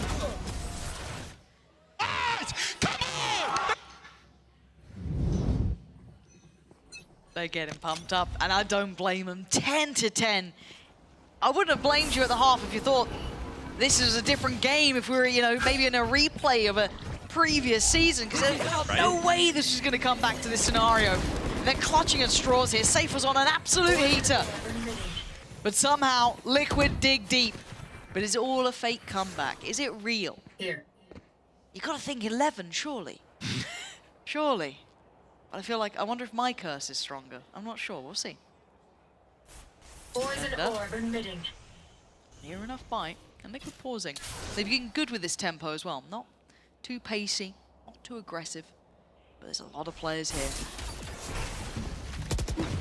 Someone's got to deal with that. Sender's, yeah, screwed. Has to try and retake the angle. What have I done? I can't believe I've done this. It's only 2, it's fine. Okay. They still have res as well. You're absolutely right. Res still in play. There we go. Back up on your feet, Nats. No sweat. Right? Right? 35 seconds. You're not going to make a scramble rotation, are you? Into Runner, who's got the Guardian. And does that turret spot them? He's going to get a great position here as well. Once that turret takes contact, the orb goes up. Oh, blocks it, a line of sight. Okay.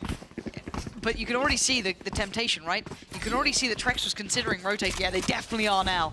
They've heard enough. 14 seconds. They got to make a slapdash go of it. Do they know about Runner? They do now. Nats has gone down 7 seconds. They need the plant to be done. They need it in and they get it. Liquid just about holding onto the seams here. And Mystic and Yampy in unison, somehow keeping this on track. It's all down to Sender in a 1v2. 2 HP in a dream at this point. I don't know if he's got it in him.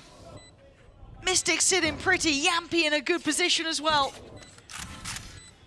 Has to reload. Has to defuse. So much for one man, but they're getting a 1v1. What are you doing? Sender. Don't do it. Sender's done it to him. What a horrific moment for Heartbreak. Same. I feel you on that one. That's not the round you thought they'd be getting, but in those final moments in the Red Bull clutch, Sender with 2 HP reminds Vitality they can win a round on this half. I didn't even want to comment on that. I was just like letting it happen. Just give me the result. I don't want to jinx anything. Just watching the tragedy unfold. Yeah, pretty much. Yep. There's no way he can do it. It's 2 HP. That is convenient. That is convenient. Yeah. Why do they walk one person through the wall instead of double swinging through at the same time? Like, I don't know. That's the bit that's got me guessing. I don't know if it was a miscommunication or something went wrong. You're not doing that on purpose. But I mean, they had the right idea. Like, hey, he's going to tap the spike. It's plant top side. Let's go through together. Yeah. We 2v1 him. He's low. Probably. Oh, 10 to 11. But if you know, let's say you go by the odds, right? You're a sensible person out there. They could have won every other round than just that one in this half, right? That Viper voice line didn't help there. I hope it was not just me hearing that, but 10 to 11, right? They've just taken back the lead. Vitality didn't like losing the lead. They want it back, so they got it. Only drawing even thus far, Liquid. They do have a purchase here. Up on safe as well. Ding. We don't get to see that often.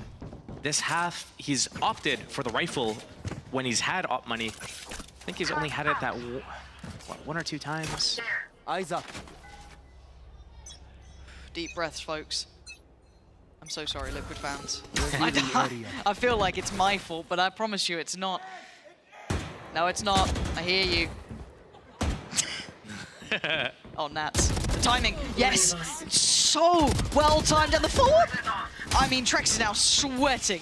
I mean, he looks ice cool, but I promise you, it's not feeling good. Sender on the bailout. The time to lean in through middle. And now Enzo, Kiko, and Mystic are thinking, what the hell's just happened here? We were flawless, faultless until that point. But does Kiko have it in him now? Oh, just noticed a barrel. He's seen Sender one. knows. Sender seems so aware. Yeah, look at him. Hyper aware of this presence. Kiko's got him. Nice wide swing on that. Clears it. 55 seconds now and a choice to be had. Where do they take this? Do they expect Runner? They don't. The double down on the position. Runner keeps it in control, but now they give away the game, right? Liquid have both been noted firing there. And look at these positions from Vitality. Very off kilter. A drastic attempt to try and keep this safe on the cross. At least Trex under pressure, but he's still looking cool. 21 HP, he's just fine. Dips away a little further to not be affected.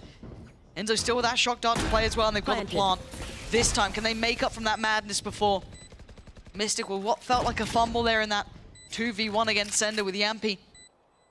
Needs this. Is it 12 to 10, or is it 11-11? Trex down low, yes, safe still alive, and Runner sitting safe, sitting pretty.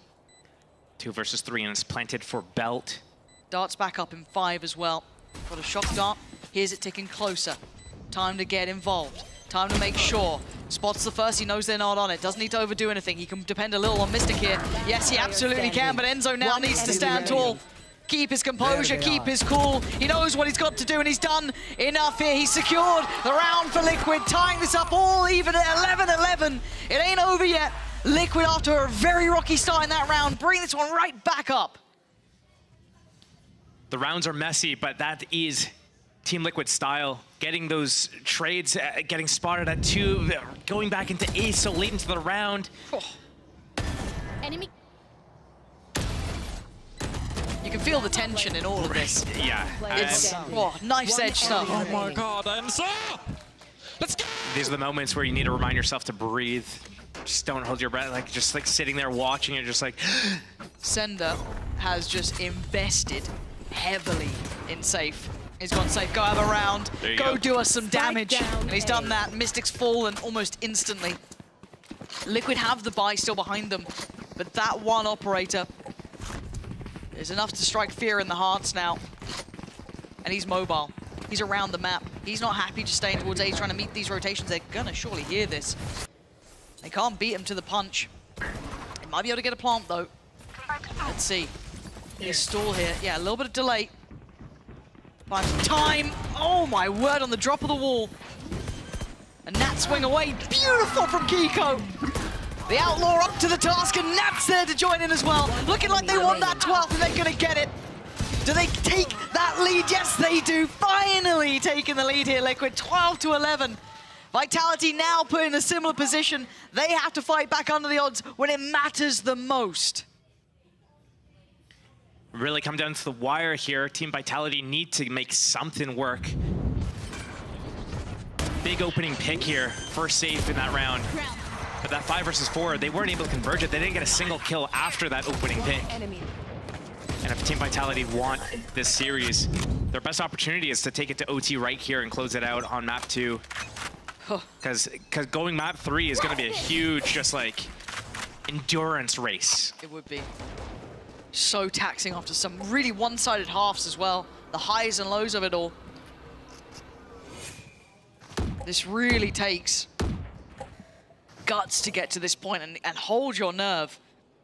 And Safe, just always so audacious. We are having a fantastic show here between Nats and Safe of who's going to find that value, but he's taken all the space. He's been able to tell them exactly where they need to be. Maybe aware of the flank, yes, but they still need to hit towards the site. Look at these positions.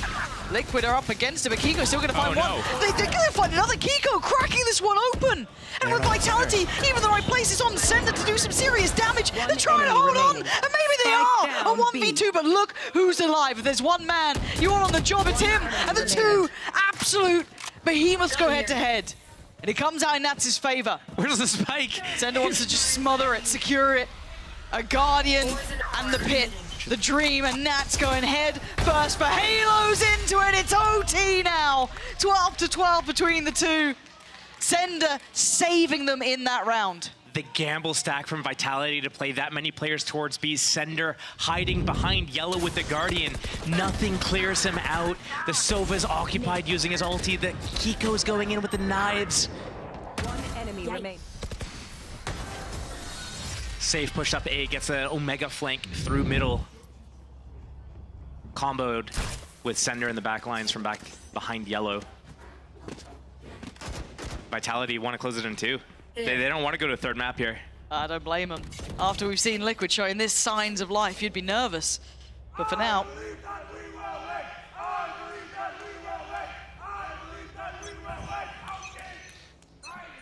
Still believing. Liquid having to hold this together. Safe leading the charge for the Vitality side. And this side was fantastic for Vitality. Looked strong, looked robust, looked in control. The same could be said for Liquid once the side swapped. This time around, no easy start, no free pick to be had. Gonna have to work for their dinner. Take flight. The recleared drone can be easily hidden from if they need to. Showing one so far, that being Safe. What does that show? What does that give? What does that tell? We're already seeing movement through middle. Two players getting a little bit closer by. We saw this from Team Liquid every round in the first half. Yeah, we did. Get push back A, get aggressive middle. But here's the rotations at least. Don't bite off more than you can chew. They can hear this. They can Yep. confidently rotate, but again, this puts a lot towards Nats. Did so well. 24 kills, a highlight player, but he's about to be exposed here. He's got to be very cautious with how he plays this. What can one man do? Left in no man's land, and there's at least a trade for Kiko, but that's about all you're going to get. Yampi, the one to even this back up to a 3v3, holding late position in middle. A denial on the plant, and that's huge! Liquid showing presence late!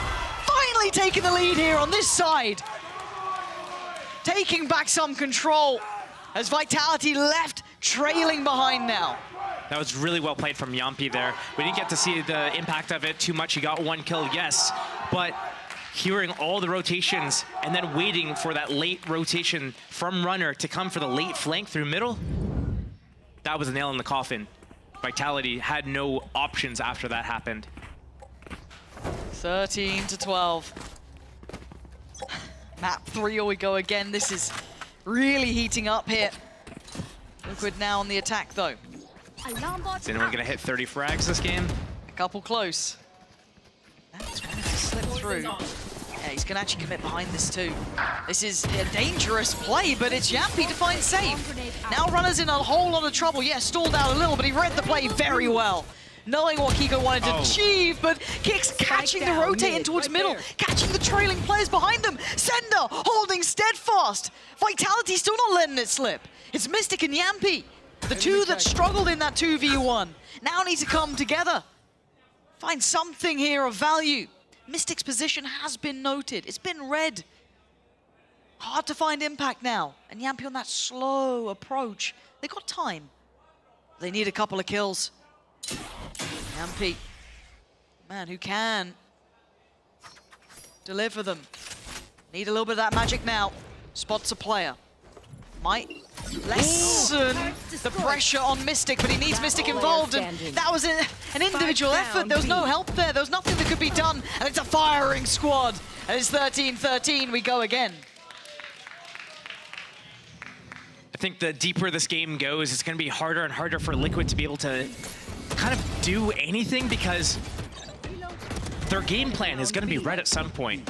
On defense, if they get pushed back from A, someone's going to walk down mid or tube. On attack side, they're probably going to try to utilize middle in some way, whether it be a full commit or a late backstab or late just like audible in a 3 versus 3 mid round. I want to see you crawl. I think Vitality, the longer that this game goes on, is going to be in a better position to close it out.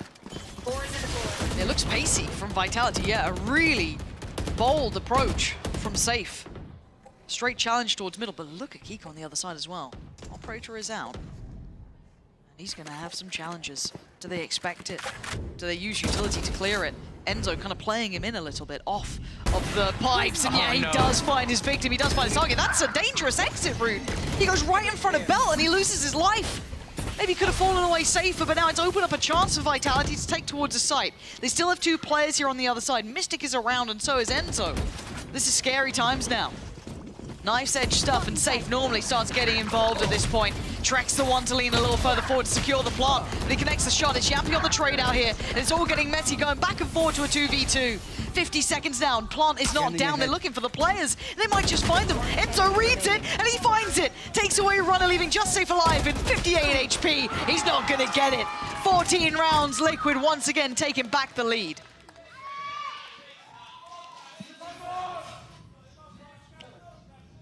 Another match point for Team Liquid. They can close it out here if they play this round perfectly. No mistakes. They're going to use a timeout to secure that. Maybe the coach has some input. Maybe they call it an elaborate play. Maybe it's something to just reconfirm what they already know. You can't help but love Yampi. He's just one of those players you want to see do well. I don't know why. He's a character. And speaking of, for Liquid, you know, what a resurgence here, but what do they do now? I kind of like that they've called the timeout, maybe just bring a bit of context back. It's very easy to get lost in the source when you get into OT. It just becomes so out of the ordinary. You're just kind of running right back to back-to-back rounds, but for now, kind of maybe take a moment, take a breather, try and see the bigger picture here, see if they can maybe, as I said, combine a round or two. Yeah, just getting back on the same page and confirming what they already know. Hey, remember, this is what we're going to do. This is how they're going to react, and this is how we need to react in response to that. Just make sure everyone's on the same page, because this round, like, it's either they continue going through OTs or they get to close it out. Yeah, you're right. 14-13. And OT has really been up to the challenge. This has been wonderful to watch. Seeing the best of both sides starting to really hit, but can they close the game here, Liquid? I think this is also the point in time in the game where the round starts evolving into just like question mark after question mark of what's going on, chaos. Well, let's see who thrives better in it, right? And for now, Liquid, simplistic in approach. Not really making many subtleties of this, and there's a lot of players on the other side. Kick's gonna see the first, and it's running to find Yampi. And if they go through this wall individually, you're gonna have Safe waiting. Yeah, spots out another, goes back for a double dip. Wants to draw blood here. You can see them really chomping at the bit. They want this one started, but it's Runner who's taking away Liquid player by player. Down to Kiko, and that's it. And it's also one-sided. It looks so simple for Vitality. This is like a perfect example of why it's so difficult, though, for Team Liquid to just run into A with this composition. No flashes, only a single initiator. It's just so hard to break through that choke, especially when Vitality start with 3 players on the site. Yeah. But it's almost as if Liquid's out of options. What do? Well, we've got mid. They're going to try to play mid, so let's maybe try to go away on them and hope for the best. And that was after a timeout, we have to keep in mind. You were kind of, I was at least hoping for something a little bit more elaborate, perhaps, or something a little bit further considered. Maybe those plans just simply didn't come through. Away. Yeah, I don't know if that was really the plan from it, but back in we go, and now the chance for Vitality to close out in 2, to tie up the series 14-14. Operator is in effect in the hands of Kiko. Has to be the best jump spot of your life, Trex, because if you go down here to Kiko, oh. He doesn't even go for it either. Did he get it? Don't know if he got it. I think he knows. Certainly does now. Yeah, rings the bell. They've taken a lot of time to do this. It's down to about 50 seconds here. It gave the opening to B. That's where the Viper wall is. The Jet op is not going to have any opening shots. 100 HP and an op for the retake. It's not going to be easy. Turret out. Not enough utility here to stop the spike from being planted. They have to relinquish this site at the very least. I don't think they can hold it as it is, but you can see how tentative Vitality are. They're still over towards B. They're still over towards B long. The time. Wait. Melons? The rotation back to A? They don't know, is it? No. They faked the double pump and it worked out. They've got themselves a plan here. Really playing with Liquid's paranoia. Their worry. You can see that late presence in middle as well. Sender could find the complete dagger in the back. He has given away the game, but it's going to keep attention anyway. Liquid need to get a move on here. They've got to start clearing back through this side. It's a 5v5 still. Only a point of damage done, and already the first man to step forward gets dealt with. Nats goes down. Safe's there. Yampy still paranoid about middle. No one's there anymore. They've already managed to shuffle back around. Safe gonna fall off this. Yampy does find kicks. Still, time is ticking. Liquid got to get a move on now. A late dart gonna turn the eyes and reveal everything, highlighting them so perfectly in a 2v1. Yampy cannot do enough. It's Vitality to take things back to 15 and take the lead. I need to get a player cam on Liquid right now because a couple of rounds ago, they were in the lead. They had that map point. They had that timeout. They looked like they were in good spirits. I wonder if now everything's going to be a little bit more tense in their comms, in their camp, in their play. It feels a bit like it, doesn't it? They're going attack side here. Nice! A's not working out. They don't have enough initiator utility to get into the site. But they're going to run into the same issue at B. Yeah. Remember, Sender being back behind yellow. They couldn't clear him out there. And Sender's really starting to warm into this game. He's been scary to witness. 28 kills for him. And it's easy to imagine it's Safe very much leading the way. And he's been doing good, don't get me wrong, but Sender is the backbone here. Complementing that Runner, not a mile away. Sitting very near. Vitality has the read. They're setting up Sender behind yellow again. Trex no drone anymore. That dart needs to scan him. It's at least revealed his position, but they just ignore him for now. The trade comes out, so Liquid win up. Okay, Trex, I thought they won at least a trade on that. Trex is going to slow the roll a little bit here. Deny them that easy access. And with a minute, they need to kind of pause for thought. They've got 3 players left alive here, Liquid, and they don't have full safety on the site. They could risk a plant, but that's a little too far. No Viper wall anymore. But 3-on-3, guns out. This is where Liquid thrives. I want to see what they do. They've got 45 seconds to come up with a concept, and they're going for the plant here. Kiko's got to keep him safe. Spike planted. Does he get to back away? Yes, he does. Okay, so they get into a decent post. Dart and 2 for Trex. It's up now. Dizzy, Mosh Pit, everything available. Wingman, they've got so much Get here for smokes, Vitality. Wingman for the defuse. This is big. Okay, there's the first bit of info. There's the dart to follow. Kicks is there to find Enzo. It's getting down to nerve-wracking times here. Kiko looking overwhelmed, looking under pressure, but he's going to thrive, at least for the first time. Oh, the second! Team Liquid! Gripping hold of this. Unwilling to let go. They converted again. This game is never ending. Those were the best players from Liquid to have in a situation like that as well. You had Kiko alive and you had Yampi alive there as well. Just able to close that out with really crisp shots to the head. I thought Kiko was done for here. Look at this. Yeah, just being able to like control that 2 bullets per player.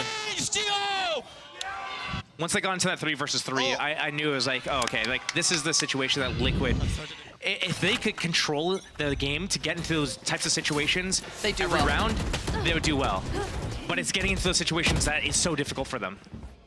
Safe looking like he wants to give them a start here for Vitality, but I don't think anyone wants to play ball, right? It's like no one wants to play the games with you. Not going to give you that free start that you'd be wanting. All in the way.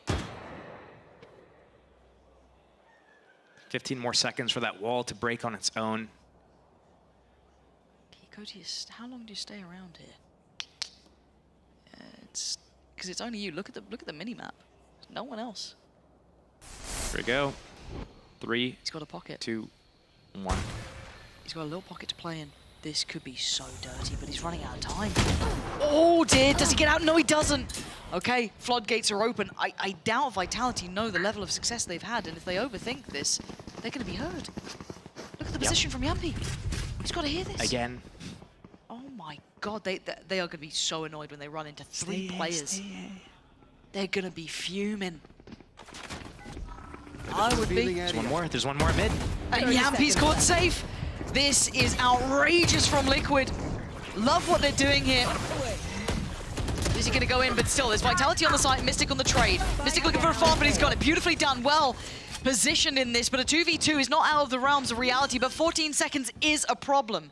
Yampi and Enzo now. Stunning shot from Enzo. Can't get the follow-up. Hello! Runner's got him! Wait.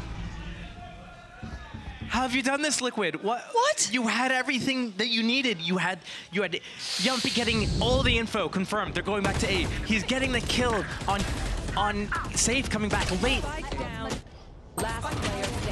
Where's the crossfire? Nice! Runner! Let's go. No!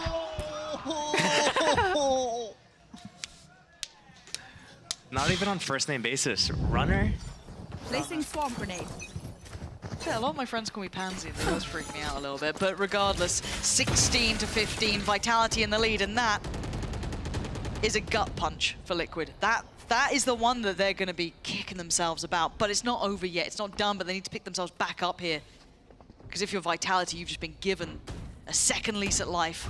Safe wants to... He wanted to fight. He's been trying every single round. He'll take a little bit of a dangerous gamble on at least to fight somewhere, but no one's over-welcoming it. When you have to explain to someone IRL what you do and they ask you for your gamer name, do you cringe when you say? I don't say. I reluctantly cringe and say. You actually explain it? Well, sometimes I do. Sometimes if I can get away with saying like I'd rather not say, and they don't, They don't try to like, us. then that's my best way. But if they're really like prying for it, or if someone else says like steal. Kicks. He just saw a pixel out of place, and Vitality just got 2. This might be it. This might be the death rattle from Liquid, unless Nats, Mystic, or Enzo has any tricks up their sleeve. Now is the time to bring it out, because Vitality are on the verge here. Enzo with that one bit of utility, but Trex is having none of it. He's done. They want out. They want it done. It's over. 2-0 in the end. It was a marathon of a game there in Icebox. But Vitality slowly but surely grind down Liquid, and that is going to be a heartbreaking loss for them. And we're looking at a really good-looking version of Vitality right now. They're looking kind of revitalized. Sorry. And it's good. Like they had so many good things going for them in that game, and obviously like going the distance in Icebox wasn't kind of like ideal, the situation they wanted to be in. But keeping in mind, it is one of Liquid's better maps. It was their map pick. They came in with a specific game plan here, and it wasn't a walk in the park either. Like Liquid had some really good rounds, but I think both teams could be really happy about what we saw here on this map alone. I think Liquid has a few things that they can focus on for Lotus for the next time. But we got some good games. Yeah, we did. In the end, it did start to warm up there in OT. It was two very one-sided halves, which is always hard to witness sometimes. But yeah, you're right. I think kind of if we're looking at what we were coming in with was, how does Vitality look? New coach coming in, how are they faring? I think this is a very big indicator of a revitalized team. As you said, Gorilla looking good with the guys. Got to see Safe back in a role that suits him so well. Sender having a great performance in map 2 as well. This is all looking good for Vitality. We want to see them more than a middling team. We want to see them towards that top, a challenger of pressuring the teams up there. They certainly looked like it today. Getting past Liquid, who look a little improved, I've got to say. Map 2 was much better in the end, starting to really heat into it, but just falling short in some areas. I need to see a larger sample size before I start buying into one or the other team. I had the same thoughts last split where I was like really high hopes for both teams actually, and then it was like a roller coaster throughout the split. And I want to make sure that this time, this split, they're coming in and they're able to stay consistent throughout what they show on day 1 through day 5. Yeah, all shapes of things to come. Hope to see a little more from Liquid, but for now, I get to send you over to the post plant and with a special guest who'll be joining in a moment's time, Safe.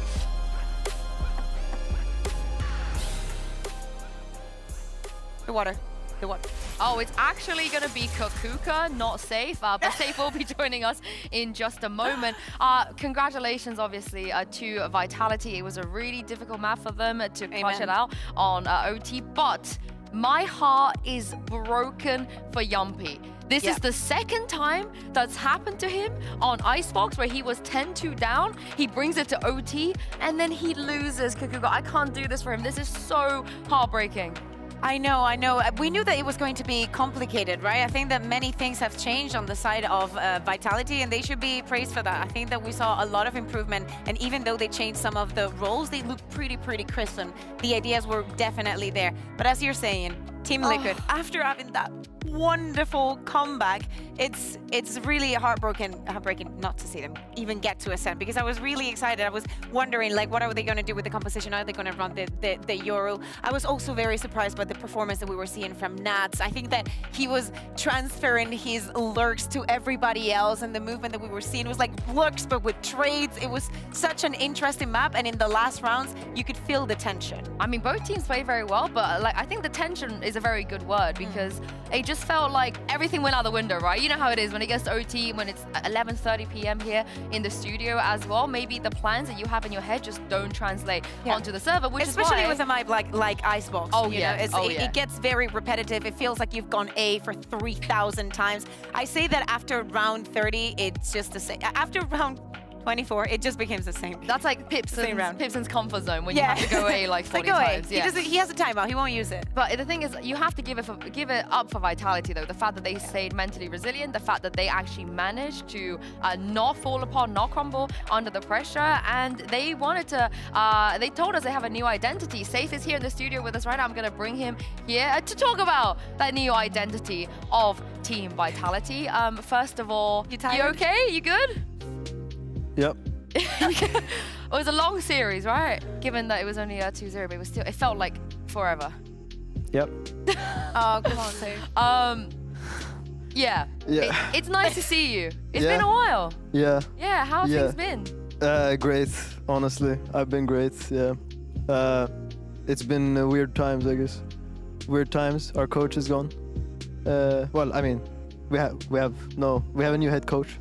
But yeah, I mean, it's been weird, but it's been nice as well, I guess. Everyone's everyone's happy with what we're doing right now. Like, everyone feels very relaxed, and yeah, it's a good vibe. Yeah, I think we can see that on the stage as well. Before we get into the nitty-gritty of things, we're gonna kind of make you relive Icebox real quick. I'm sorry. Just in case you didn't have enough? Right after. But my question to you is, what does Sender eat before the game? What is his aim routine? What is his sense? What mouse is he using? Because the shots, as we're about to see, that he was hitting to keep you guys in this map was mental, was crazy. Yeah, I think Sender has Pringles for breakfast.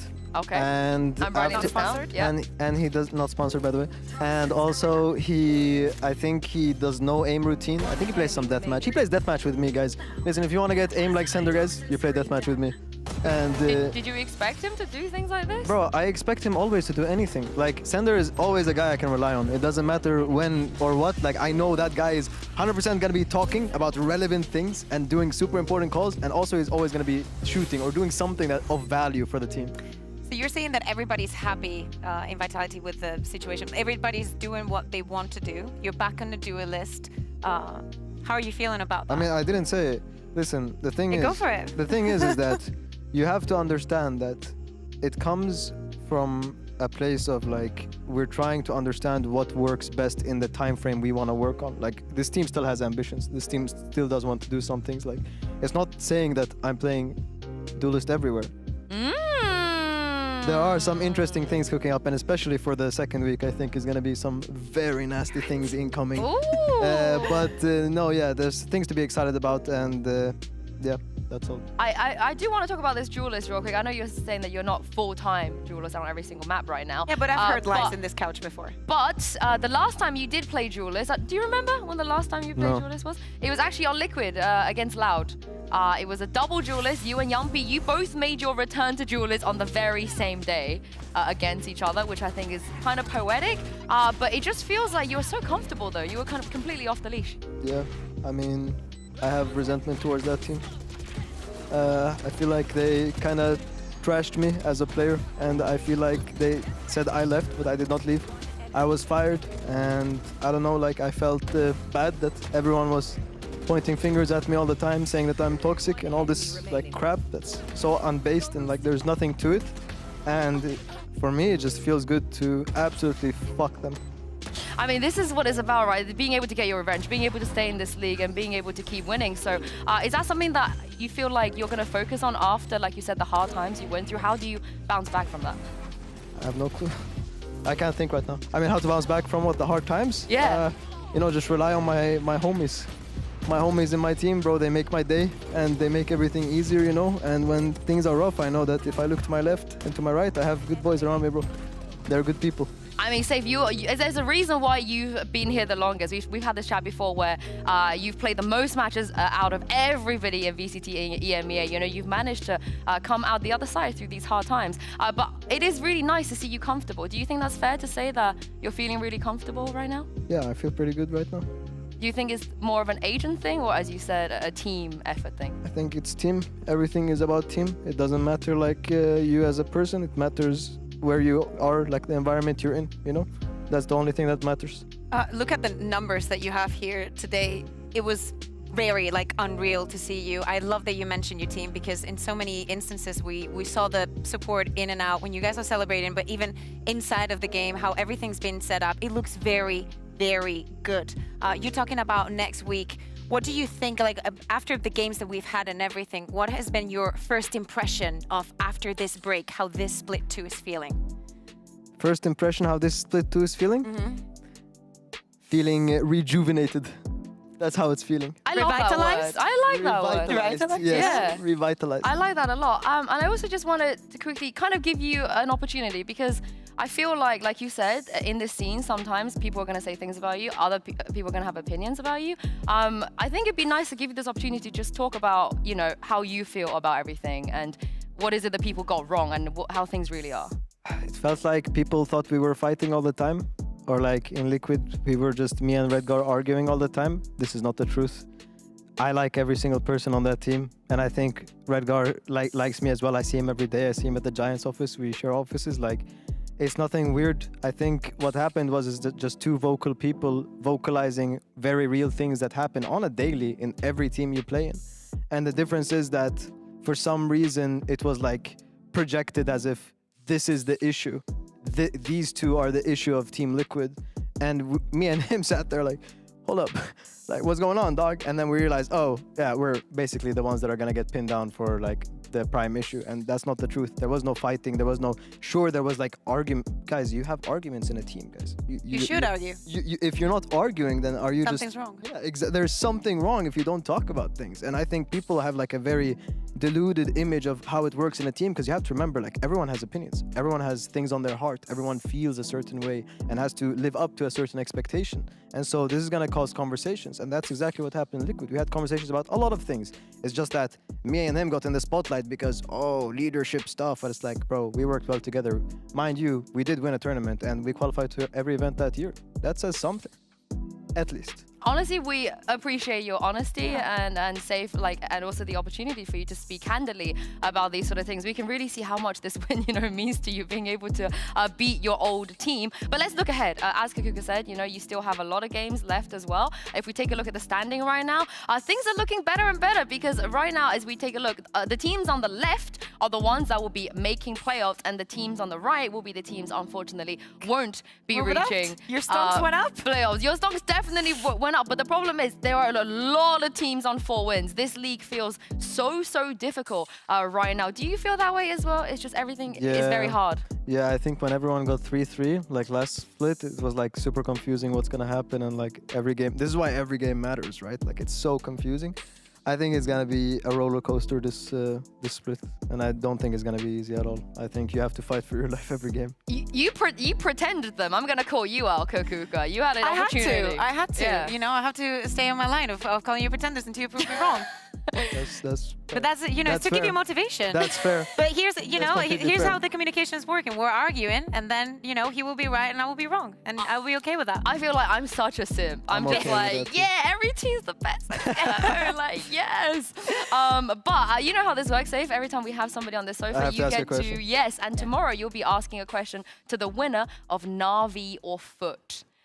We don't know who's gonna be. So it's probably going to be This is so one hard. of those Last time I sat for 5 minutes thinking of a question. Well, you had a great question honestly, last time. Just say, who are you going to put on ISO next week? Just so you know who you're going to... Yeah, to whoever, I don't know who that camera, that camera. Yeah. Who are you putting on ISO next week? Oh, I hope we get a You Na'Vi. forgot the wink. Oh. I hope we get Angel sat here and just goes me.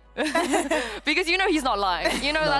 That could actually happen. But thank you so much, Say, for joining us. Congratulations today on your win. Thank you very much, Kakuka, as well, for being here. Thank you to you guys for watching. Do you know what? There's one more day coming up tomorrow before we close out week 1 of stage 2. And things are going to start juicy and things are going to start fast. So make sure you guys have a lovely rest here. And we'll see you tomorrow.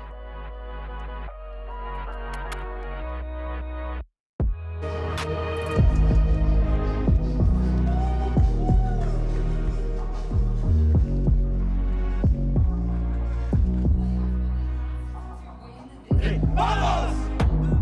¡Ya!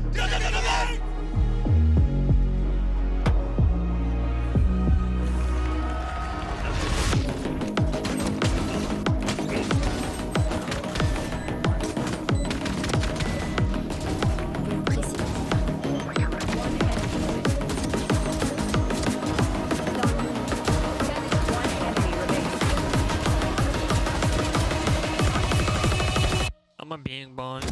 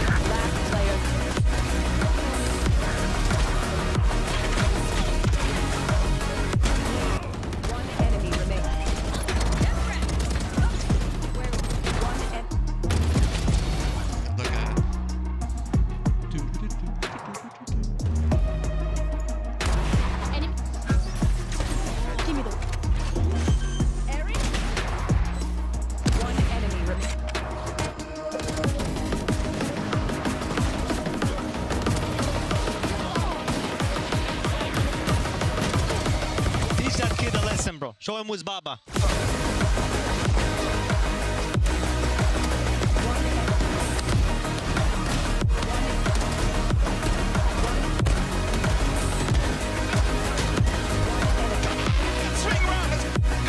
But Trex is having none of it. He's done. They want out. They want it done. It's over. We had to do it. We had to fucking do it. I had to do it. Had to do it.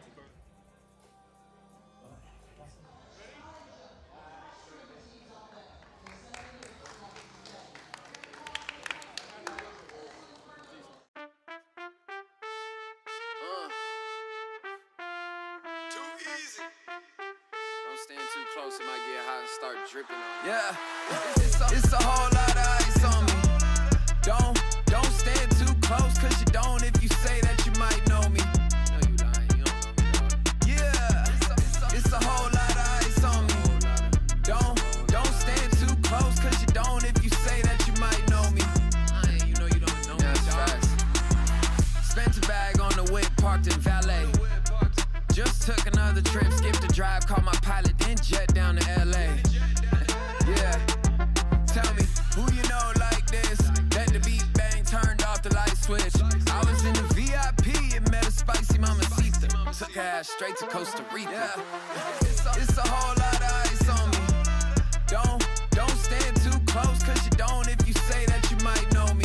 No, you lying, you don't know me, dog. Yeah, it's a whole lot of ice on me. Don't stand too close, cause you don't if you say that you might know me. You know you don't know me, dog. Step back, homie, don't let this freezer go dripping. Cause these jewels might mess around and flood the whole kitchen. Took a bit to get it, was on a mission. And now it's platinum plaques, back to back. I spent a couple mil, you spent a whole rack. Bought the block just to give it back. Remember I was